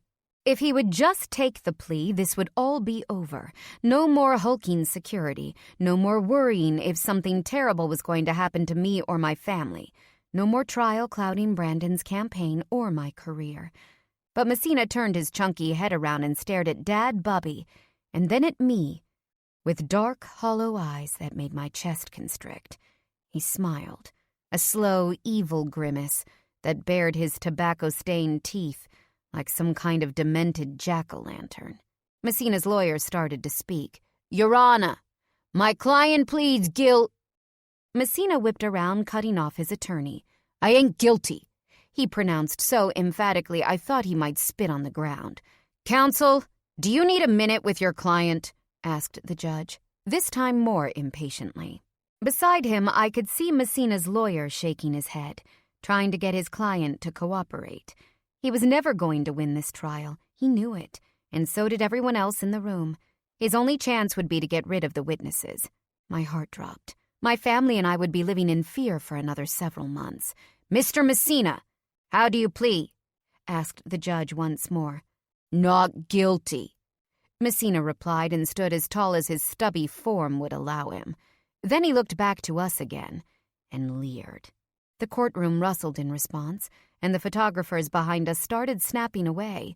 This was news. A mid-level New York gangster versus, by extension, a golden boy of Boston. If we had managed to avoid the public spotlight before, we were definitely in it now.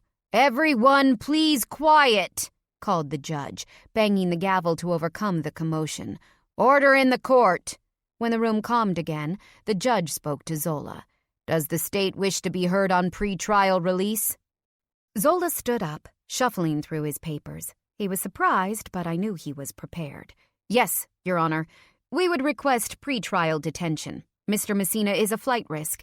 He actively worked to evade arrest in this matter, and given Mr. Messina's significant resources, any amount of bail would be insufficient to secure his return." "Your Honor, Mr. Messina is a model citizen." Chipola recovered from the shock of the plea deal quickly. "He is a long-time member of this community.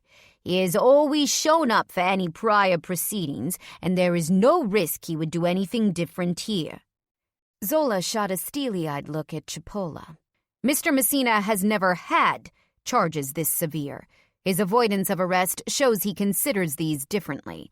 He should be confined while we await trial." The judge thumbed through the police report.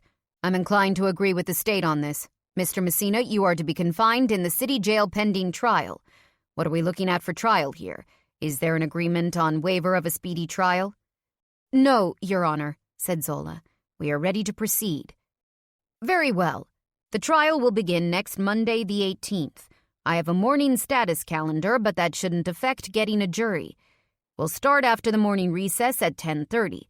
If there is nothing else," the judge paused and shifted his glance to each attorney, "we are adjourned." The judge banged the gavel, and the bailiff again called for everyone to rise as the judge stepped off the bench and retreated to his chambers.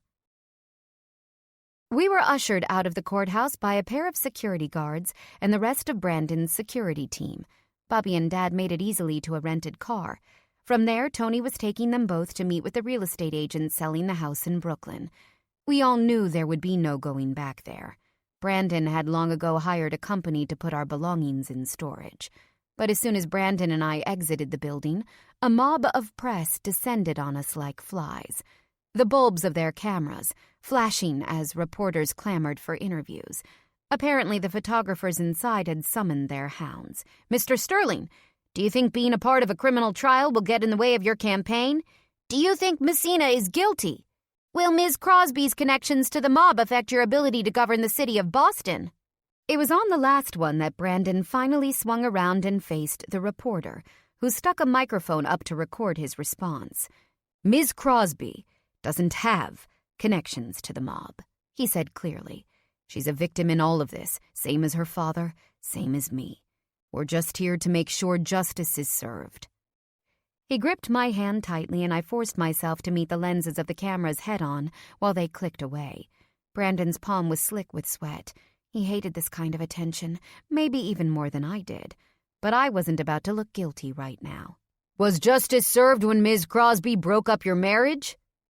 The question came from a man in the back, one clearly not part of the standard press corps.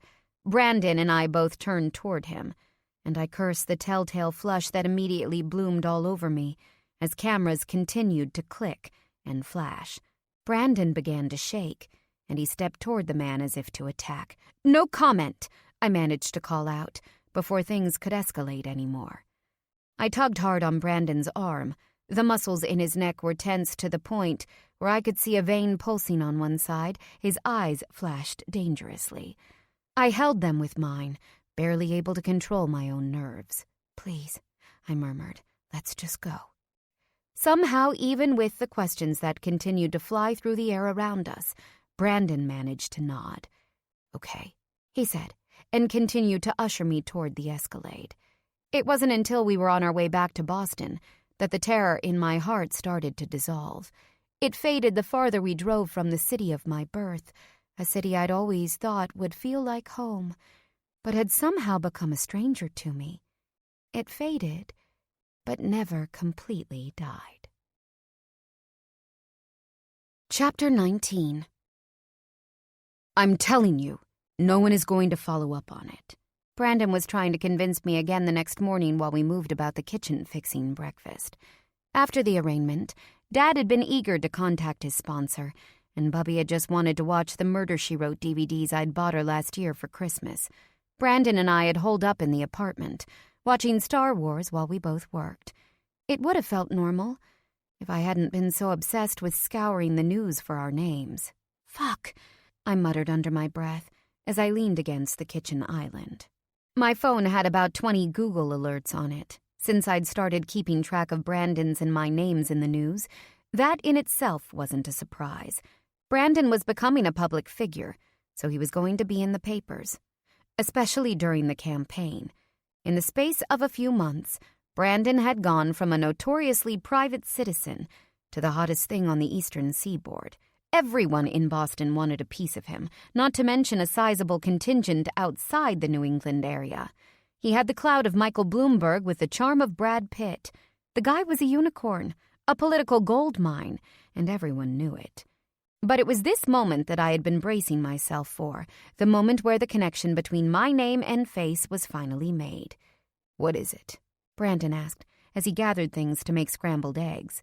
After he set the eggs and milk next to the stove, he slipped an arm around my waist and lifted me easily onto the countertop so I was sitting next to him. I barely noticed. He did it almost every day.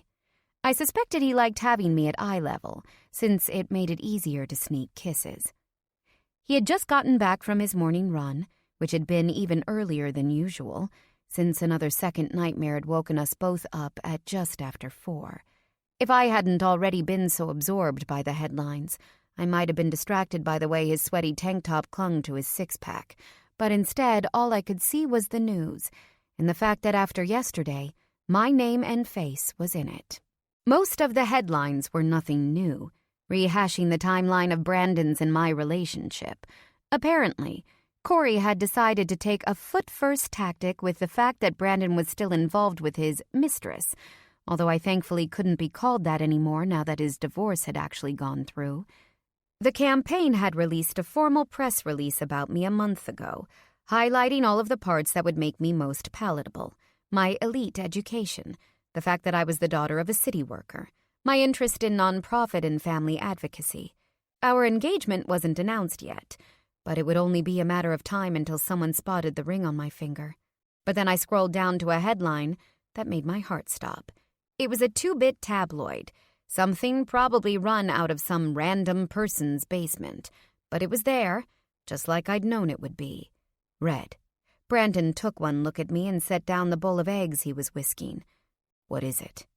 I set the phone down on the counter, buried my face in my hands, and crumpled into his shoulder. What the... Brandon trailed off as he read the headlines over my shoulder. "Oh, fuck!" "It's official," I said through my fingers. "I'm a baby-killing whore." "Our sources have confirmed that Skylar Crosby was seen entering a free clinic on the morning of May 27th, Brandon murmured as he scrolled through the article. And just last night, WikiLeaks posted actual documents of the visit, including a treatment plan that included the abortion pill. Crosby might be a family lawyer, but she isn't family-friendly." I cringed at the last line, and my stomach dropped about 10 stories. Brandon just stood there, silent for a moment, until he set the phone down. Finally, I looked up. "I'm so sorry," I started to say. "Stop." Brandon cut in gently. He pushed my legs apart so they dangled loosely on either side of his waist, then cupped my face gently so I couldn't look away. "We're past it. Don't go there." "But this is going to cause so much trouble for your campaign." "You think I give a shit about the campaign?" I blinked, confused. "Well, yes. I mean, it is your dream, right? That's what you said." Brandon clenched his jaw, but eventually shrugged as he released my face. "I care about you, Red. I care about us. This is bad. But that's what I hired Corey for. A shark to deal with sharks. We knew this might happen eventually, so let's just let him do his job." He twisted his full mouth around in thought. "What do you think about getting out of here for the day?" I scrunched my eyebrows. "Don't you have that event this evening? Corey's going to go nuts if you blow off something else." Brandon shrugged. "I've got the speech dialed, and we can be back in time for the dinner." "Where were you thinking?" Brandon scratched his head. "I don't know. Nowhere far. Just out of the city. Clear our heads before the chaos finds us. If it even does. I'm still not convinced anyone will pick it up." I tipped my head to one side. "You do realize we literally just got back from France 6 weeks ago?" Brandon gave me a look. "You do realize that the emotional equivalent of a tornado just happened to us, and another's about to hit? Even if this doesn't get picked up, you've seen the primary schedule, Red. The next 6 months are going to be crazy." I bit down a grin. "Point taken. Are you thinking the Cape?" He'd managed to keep his favorite property on Cape Cod in the final divorce agreement, deciding instead to give Miranda the rest of their joint properties and a large cash settlement in order to keep her out of his business affairs. With the threat of Kieran's recording being released publicly, Miranda had suddenly been quite amenable to Brandon's still generous offer. But Brandon shook his head. "No, I was thinking, what if we just got in the car and drove? No David, no security, no nothing." I raised a skeptical brow. "No security? Really? Do you think that's safe? Zola said just because Messina's in holding doesn't mean we're not targets. Not until the trial's over." He bit his lip. "Well, maybe just one. You want Craig or Lucas?" It was then I wondered if he was feeling as trampled by his security as I was. It couldn't be easy being someone people followed around all the time, an easy target as the pressure mounted. I was starting to get used to Lucas's perennial shadow, but that didn't mean it didn't chafe. "Lucas," I said as I pulled him close. "He's quieter. First, breakfast, then let's go." So Brandon steered the Mercedes out of the city, followed by the Escalade at enough of a distance that I almost forgot it was there. We meandered through the low foothills of Massachusetts, taking exits and getting back on, seeing parts of New England I hadn't known were there.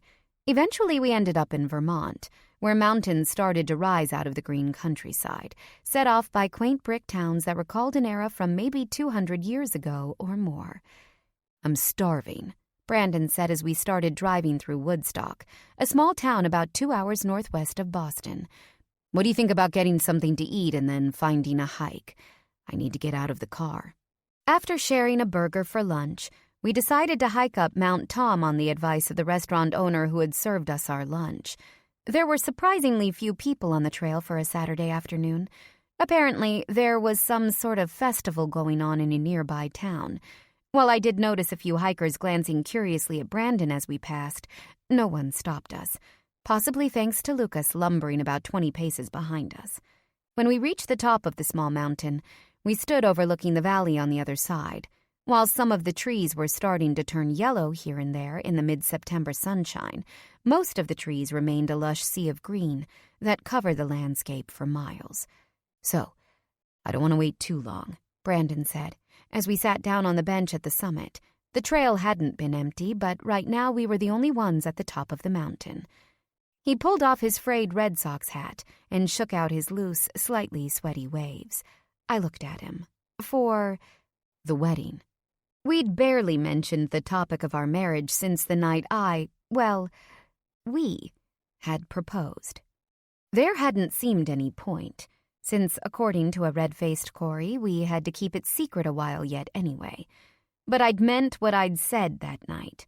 I'd marry him today if that was what he really wanted. We hadn't even talked about what kind of wedding we wanted to have. I knew that Brandon had already done the big church wedding. Months ago, a quick, painful Google search had revealed archived photos in the Boston Society pages.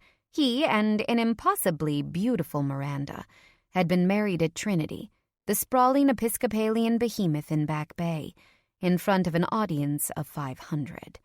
It was the last thing I wanted. But what did Brandon want? "I just want our life together to start," he said, taking my hand in his. He brushed his thumb over my ring, rubbing the tiny stones that circled my finger, the eternity ring that was so different from what most women received. If I hadn't already known he loved me, the ring would have told me, subtle and small, although no doubt the finest craftsmanship money could buy. It was a far cry from the usual splendor of Brandon's life. Splendor, I had come to realize, he usually allowed others to choose for him. This was a sign that before he even realized it, he understood who I was, someone who didn't need or want that kind of opulence. "It has started," I said as I looked up at him. "It started the day we met. Didn't you know?" For that I got a shy smile, the kind that warmed my heart whenever I saw it. He closed his eyes for a moment, long lashes shadowing the tops of his cheeks in the afternoon sun. "I do know," he said, "but I want everyone else to know it too. Corey will say it's terrible for your campaign. Corey knows what to do with the fucking campaign." I blanched, a little taken aback. It was the second time today that he had brushed off his run for mayor. Wasn't a future in politics what he wanted? Brandon sighed, the afternoon shadows highlighting the dark circles under his eyes. For the first time since I'd met him, he actually looked his age. Sure, he still had that ruddy glow that came from running several miles every morning. I had yet to find a single gray hair in his thick blonde hair, and the rest of his body? Forget about it. But right now I could see the way the wrinkles at the edges of his eyes seemed a little more pronounced than usual, the way the creases on his forehead seemed slightly deeper, and the way the skin underneath his eyes was darkened and a bit puffy. When he opened his bright blue eyes, they just looked weary. "Please?" he asked, more up to the trees that towered over us than to me. "Are you hoping for a big affair?" I wondered. To my immediate relief, Brandon shook his head. The movement caused the hair over his forehead to flop around. He really needed it cut. "Not unless you want it," he said. "Miranda and I had that kind of wedding. It was like a charity event, full of strangers and stiff shirts." He slung an arm around my shoulders and pulled me close to him while he talked. I laid my head on his shoulder, content to bask in the sunlight. "That was the whole life I had with Miranda," he continued, as he played with the ends of my ponytail. It made sense we would have that kind of thing. But I felt like a stranger at my own wedding. I knew maybe 10 people there out of 500. We were all dressed like penguins, and the caterers served beef tartare and goose liver. He wrinkled his long nose at the memory. I had to laugh. Brandon was more of a meat and potatoes kind of guy, albeit he now paid for the best cuts of meat and the fluffiest potatoes. He looked at me. Is that what you want, Red? I wouldn't have pegged you for a big society wedding, but if you want it, I do not, I said emphatically. If it were up to me, we'd call the justice of the peace and be done with it. Brandon snorted. You make it sound like we're doing your taxes. I nudged him in the ribs. He braced my head against him for a second, with a brief kiss in my hair, then let me go. I don't mean it like that, I said. Just, I'm not really the type for much spectacle, you know? You wouldn't want your family and friends to be there? Bubby and your dad? Jane and Eric? I considered for a moment. Yes, I'd want them to be there, even though they might kill each other. Annabelle and Christoph, too. Although that means Jeanette would probably have to come, and Bubby would probably fry me for breakfast if she didn't get to help me pick out a wedding dress. I turned to Brandon, who was chuckling. But that's it. My circle of people is small. What about you? Brandon cocked his head, thinking. Ray, Susan, Kieran and Pushpa. Mark, Corey, I guess. Probably Harvey, David, and Anna, too. I grinned. You might be the only billionaire in the world who would put his trainer, driver, and housekeeper on the short list for his wedding. Brandon snorted. Miranda would have hated it. She never liked it when I fraternized with the help. He rolled his eyes. But I see them more than almost anyone. It struck me, not for the first time, how very lonely Brandon's life had become as he'd become more successful. Most of the people Kieran had rounded up for his birthday hadn't heard from him in years. Most of his friends, it seemed, had either been made through Miranda or were people from his old neighborhood whom he'd lost touch with over the years. He still supported his friends from Dorchester financially, the ones who had gone to jail when Brandon had managed to go free. But now he didn't seek much social interaction, content just to be on his own, around people he trusted. And yet, looking at him, it was clear just how much it meant to him that we would stand up in front of that short list of confidants. I wondered, too, if he needed to hear it from me, hear me take him as mine, pronounce myself his, in front of the small circle of people that the two of us would do anything for. Without hesitating, I crawled into his lap so my knees straddled him on the bench. My arms fell easily over his broad shoulders, and his hands slid up my thighs naturally, palming my ass briefly under the hem of my shorts before encircling my waist more innocently. I just need you, I said to him solemnly, keeping my green eyes wide so he could see the truth in what I said. It's always been you, from the very beginning. Brandon raised a dark blonde brow, and his thumb stroked my hip bones through my shorts. Has it? You were running pretty hard there for a while, Red. Sometimes I wonder if you'll ever really stop. I leaned in and pressed a soft kiss to his lips. When I tried to pull back, he brought a hand to the back of my head, keeping me there while he took his fill. I didn't argue. I never stopped wanting him either. He hummed as he finally let me go. After I caught my breath again, I smiled. Then I cupped his face, stroking my thumbs over the sharp lines of his cheekbones.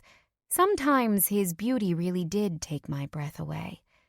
I'm all yours, I said softly, touching my nose to his. Now I'm staying put. For always.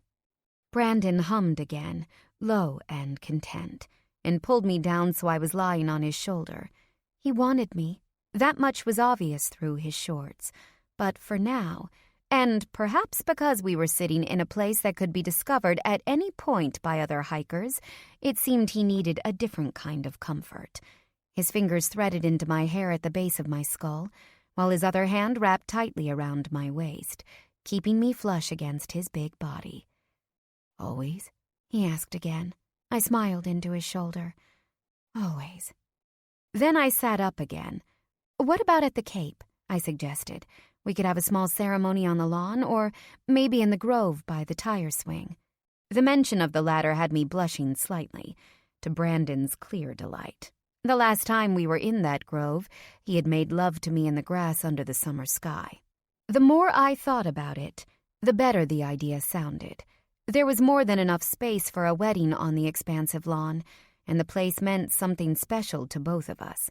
It was Brandon's favorite place in the world, one of the only places that was truly him. Stripped of societal pretensions. For me, it was the place where I'd bonded with my brother and sister, where, despite Jeanette and Maurice's ulterior motives, I'd felt like I had a complete family. The Cape, Brandon repeated, testing out the words. Then he looked at me with a grin that lit up the entire forest. I like it. We arrived back in Woodstock to a crowd of cameras. Someone had apparently tweeted our arrival, and now photographers were trolling the streets of the small colonial town. My head started to spin. Shit, Brandon said under his breath.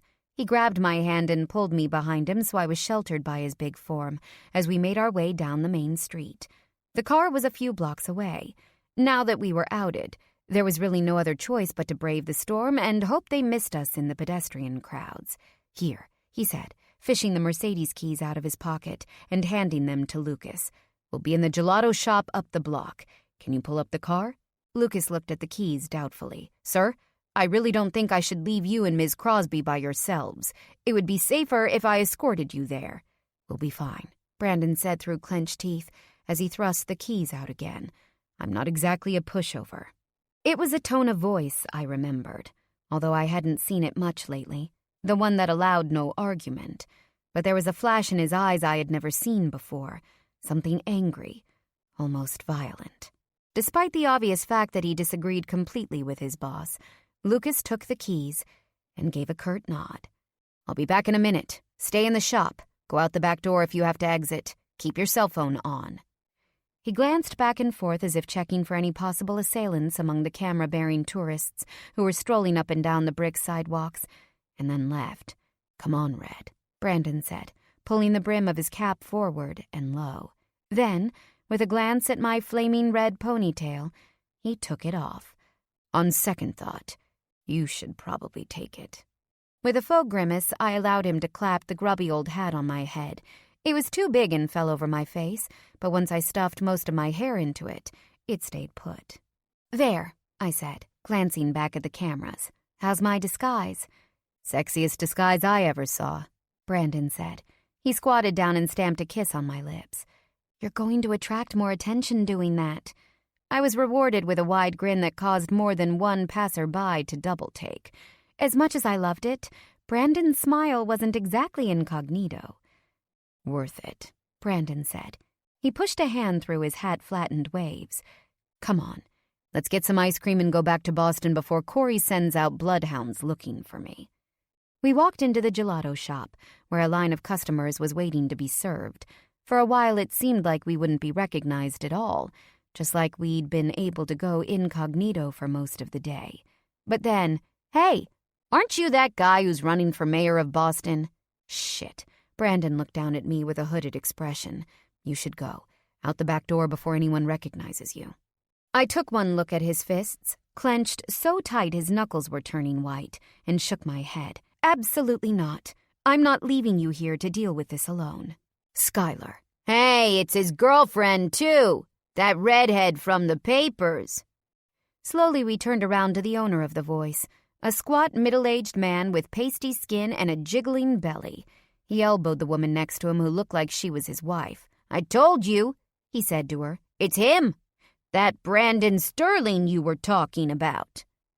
It's nice to meet you, Brandon said, extending a hand and turning on a smile I'd only seen at banquets. It was several degrees cooler than the one I'd just seen outside, but one that charmed the shop regardless. A politician's smile. I hated it. The man pumped his hand enthusiastically, looking around the shop as if to show everyone else in it that he was really touching a famous person, if Brandon could actually be called famous. With a sinking feeling, I realized that was exactly what he was now. I know you, his wife said, and it took me a few moments to realize she was talking to me. Her finger jabbed through the air. You're that little tramp from the pictures, the one that broke up his marriage. She looked at her husband. His poor wife was traumatized, as she had every right to be. Now, wait just a minute, ma'am. Brandon broke in. I placed a hand on his flexed arm. Tension vibrated through it like a guitar string. But the lady paid no mind as she stepped closer to me with angry, beady eyes.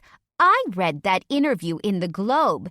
He's just a man, they can't help it. But you little hussy, you should know better than to step into another woman's marriage. I stuttered, stepping backward into Brandon's chest. The room suddenly felt like it was caving in on me, and my New Yorker bravado was nowhere to be found. Behind me, Brandon was shaking, a dynamite stick ready to go off. "Whore!" the woman hissed angrily as she took another step forward. A wave of whispers filtered through the shop. "Home wrecker! You leave him alone, you little slut!" "That's enough!" Brandon erupted. He proceeded to tow me away toward the back of the shop, out of the angry reach of the deranged woman and the rest of our audience. Unfortunately, even that exit was no longer available to us. The commotion had caused several photographers to surround the shop on both sides, and when we stepped into the alley, we were immediately hounded. "Brandon," they called. "Mr. Sterling, Skylar, what are you doing here? Are you hiding from your constituents? Are you ashamed of your relationship? Does Miranda know you're out?" "No comment," Brandon said through teeth clenched so hard I thought his jaw was about to break. "What's that ring, Skylar?" another photographer shouted, causing another frenzied round of clicks to spark off. The rest of them started shouting questions about the ring. I shoved my hand into my pocket. "Don't hide it, honey. Are you engaged? Did he give you his wife's ring?" Someone, I couldn't have said who, grabbed my arm in an attempt to pull my hand out of my pocket. "Hey!" I yelped, yanking my arm back. "Don't touch me!" Brandon reared back, looking very much like a bull that just saw red. "Get the fuck off her, man!" He swiped over me toward the photographer while at the same time pulling me in front of him. Lucas stood at the end of the alley, waiting next to the Mercedes. I ran toward him. "Whoa there, Brandon. Are you assaulting the press?" jeered another photographer. Another round of clicks and flashes went off. Brandon's hands clenched and unclenched at his sides as he glared at the cameras. "Brandon, come on!" I called as I slid into the car. I reached out a hand, beckoning him to me.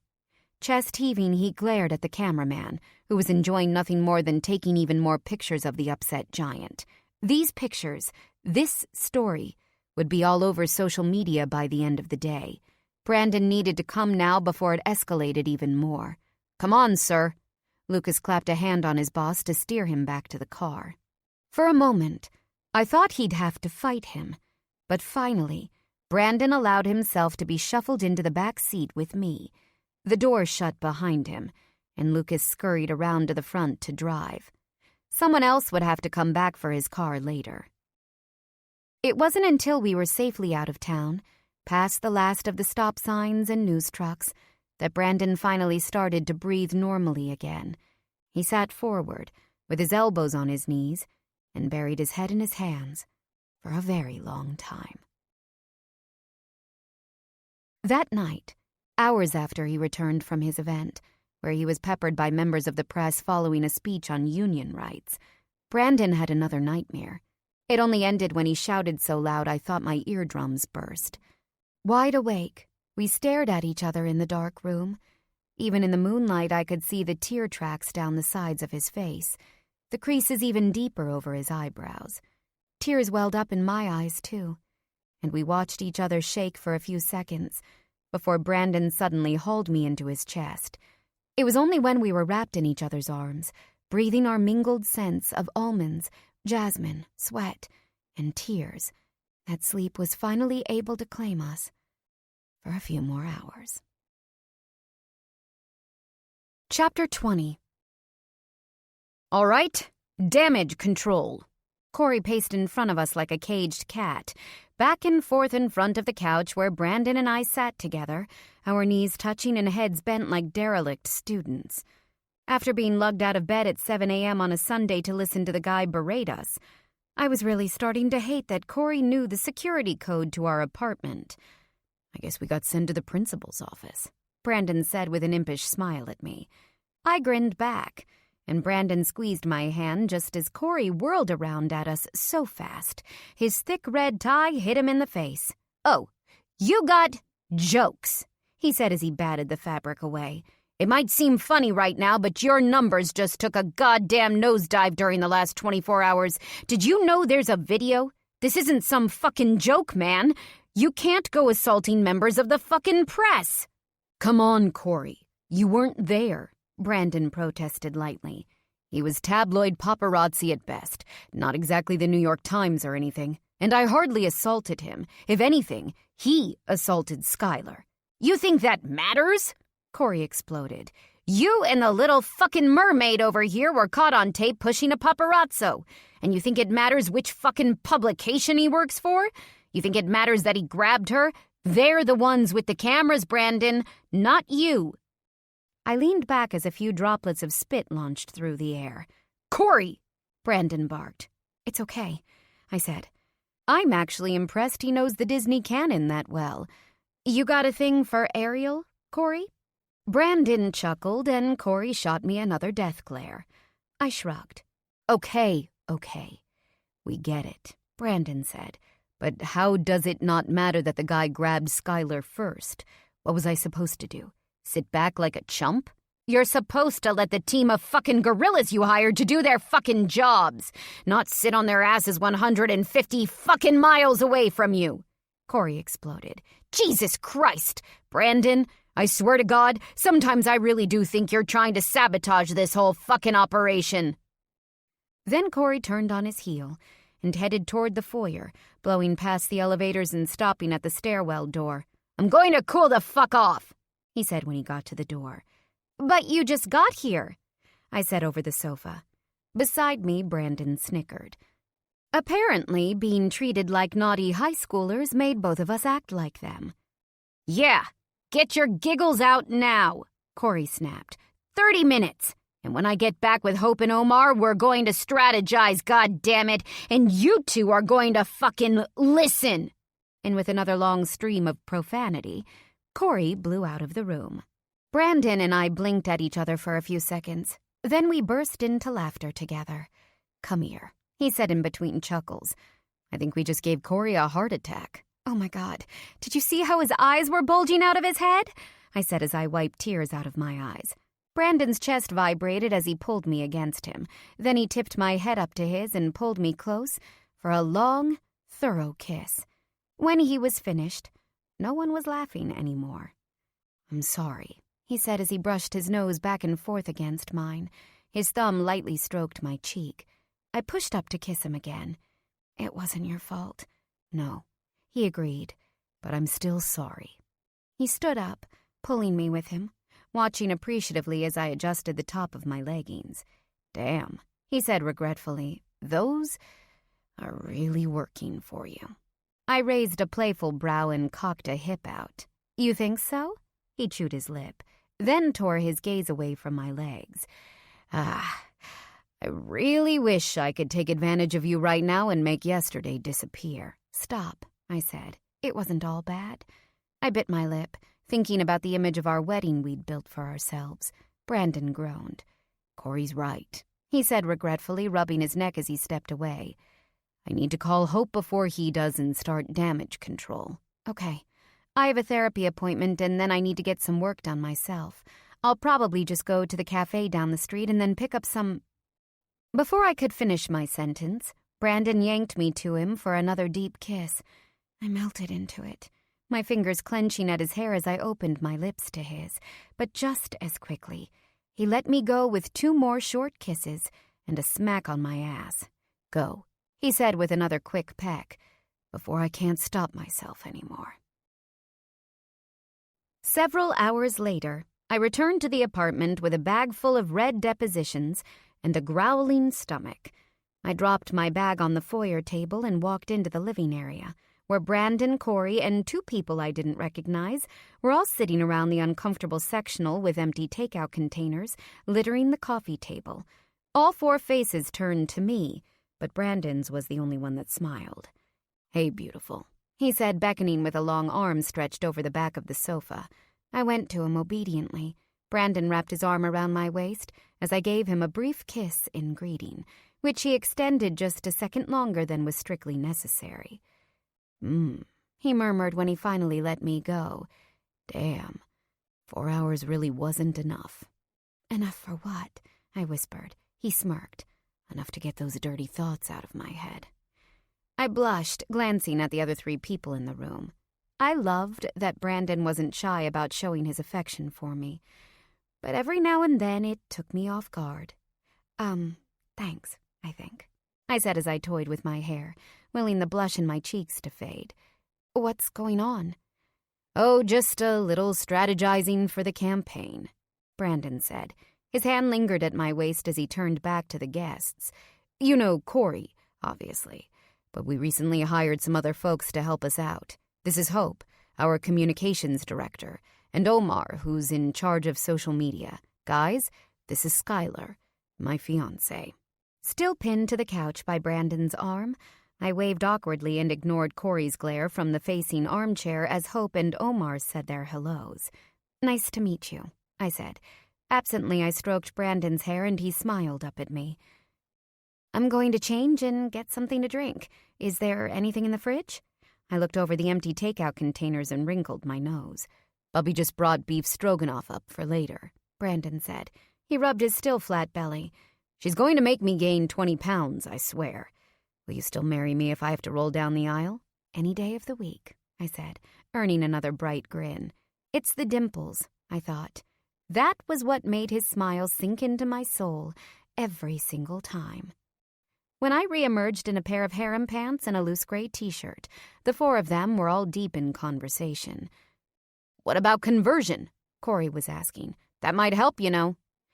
As I walked into the kitchen, I could feel 4 pairs of eyes watching as I poured myself a glass of water and pulled a plate out of the cabinet. The room went silent as I heated up some food, and when I turned to look at them, they were all staring at me. What's going on? I asked, feeling under examination. I supposed I was. Nothing, Brandon said too quickly. Come on, man. She can make her own decision. It's not the worst idea in the world, Hope added. The optics would probably play well in Catholic Boston. Reformed sinner atones. It's an easy headline to feed the smaller papers and blogs. Omar remained quiet, studying his laptop. What's not the worst idea? I asked, as I carried my food over to the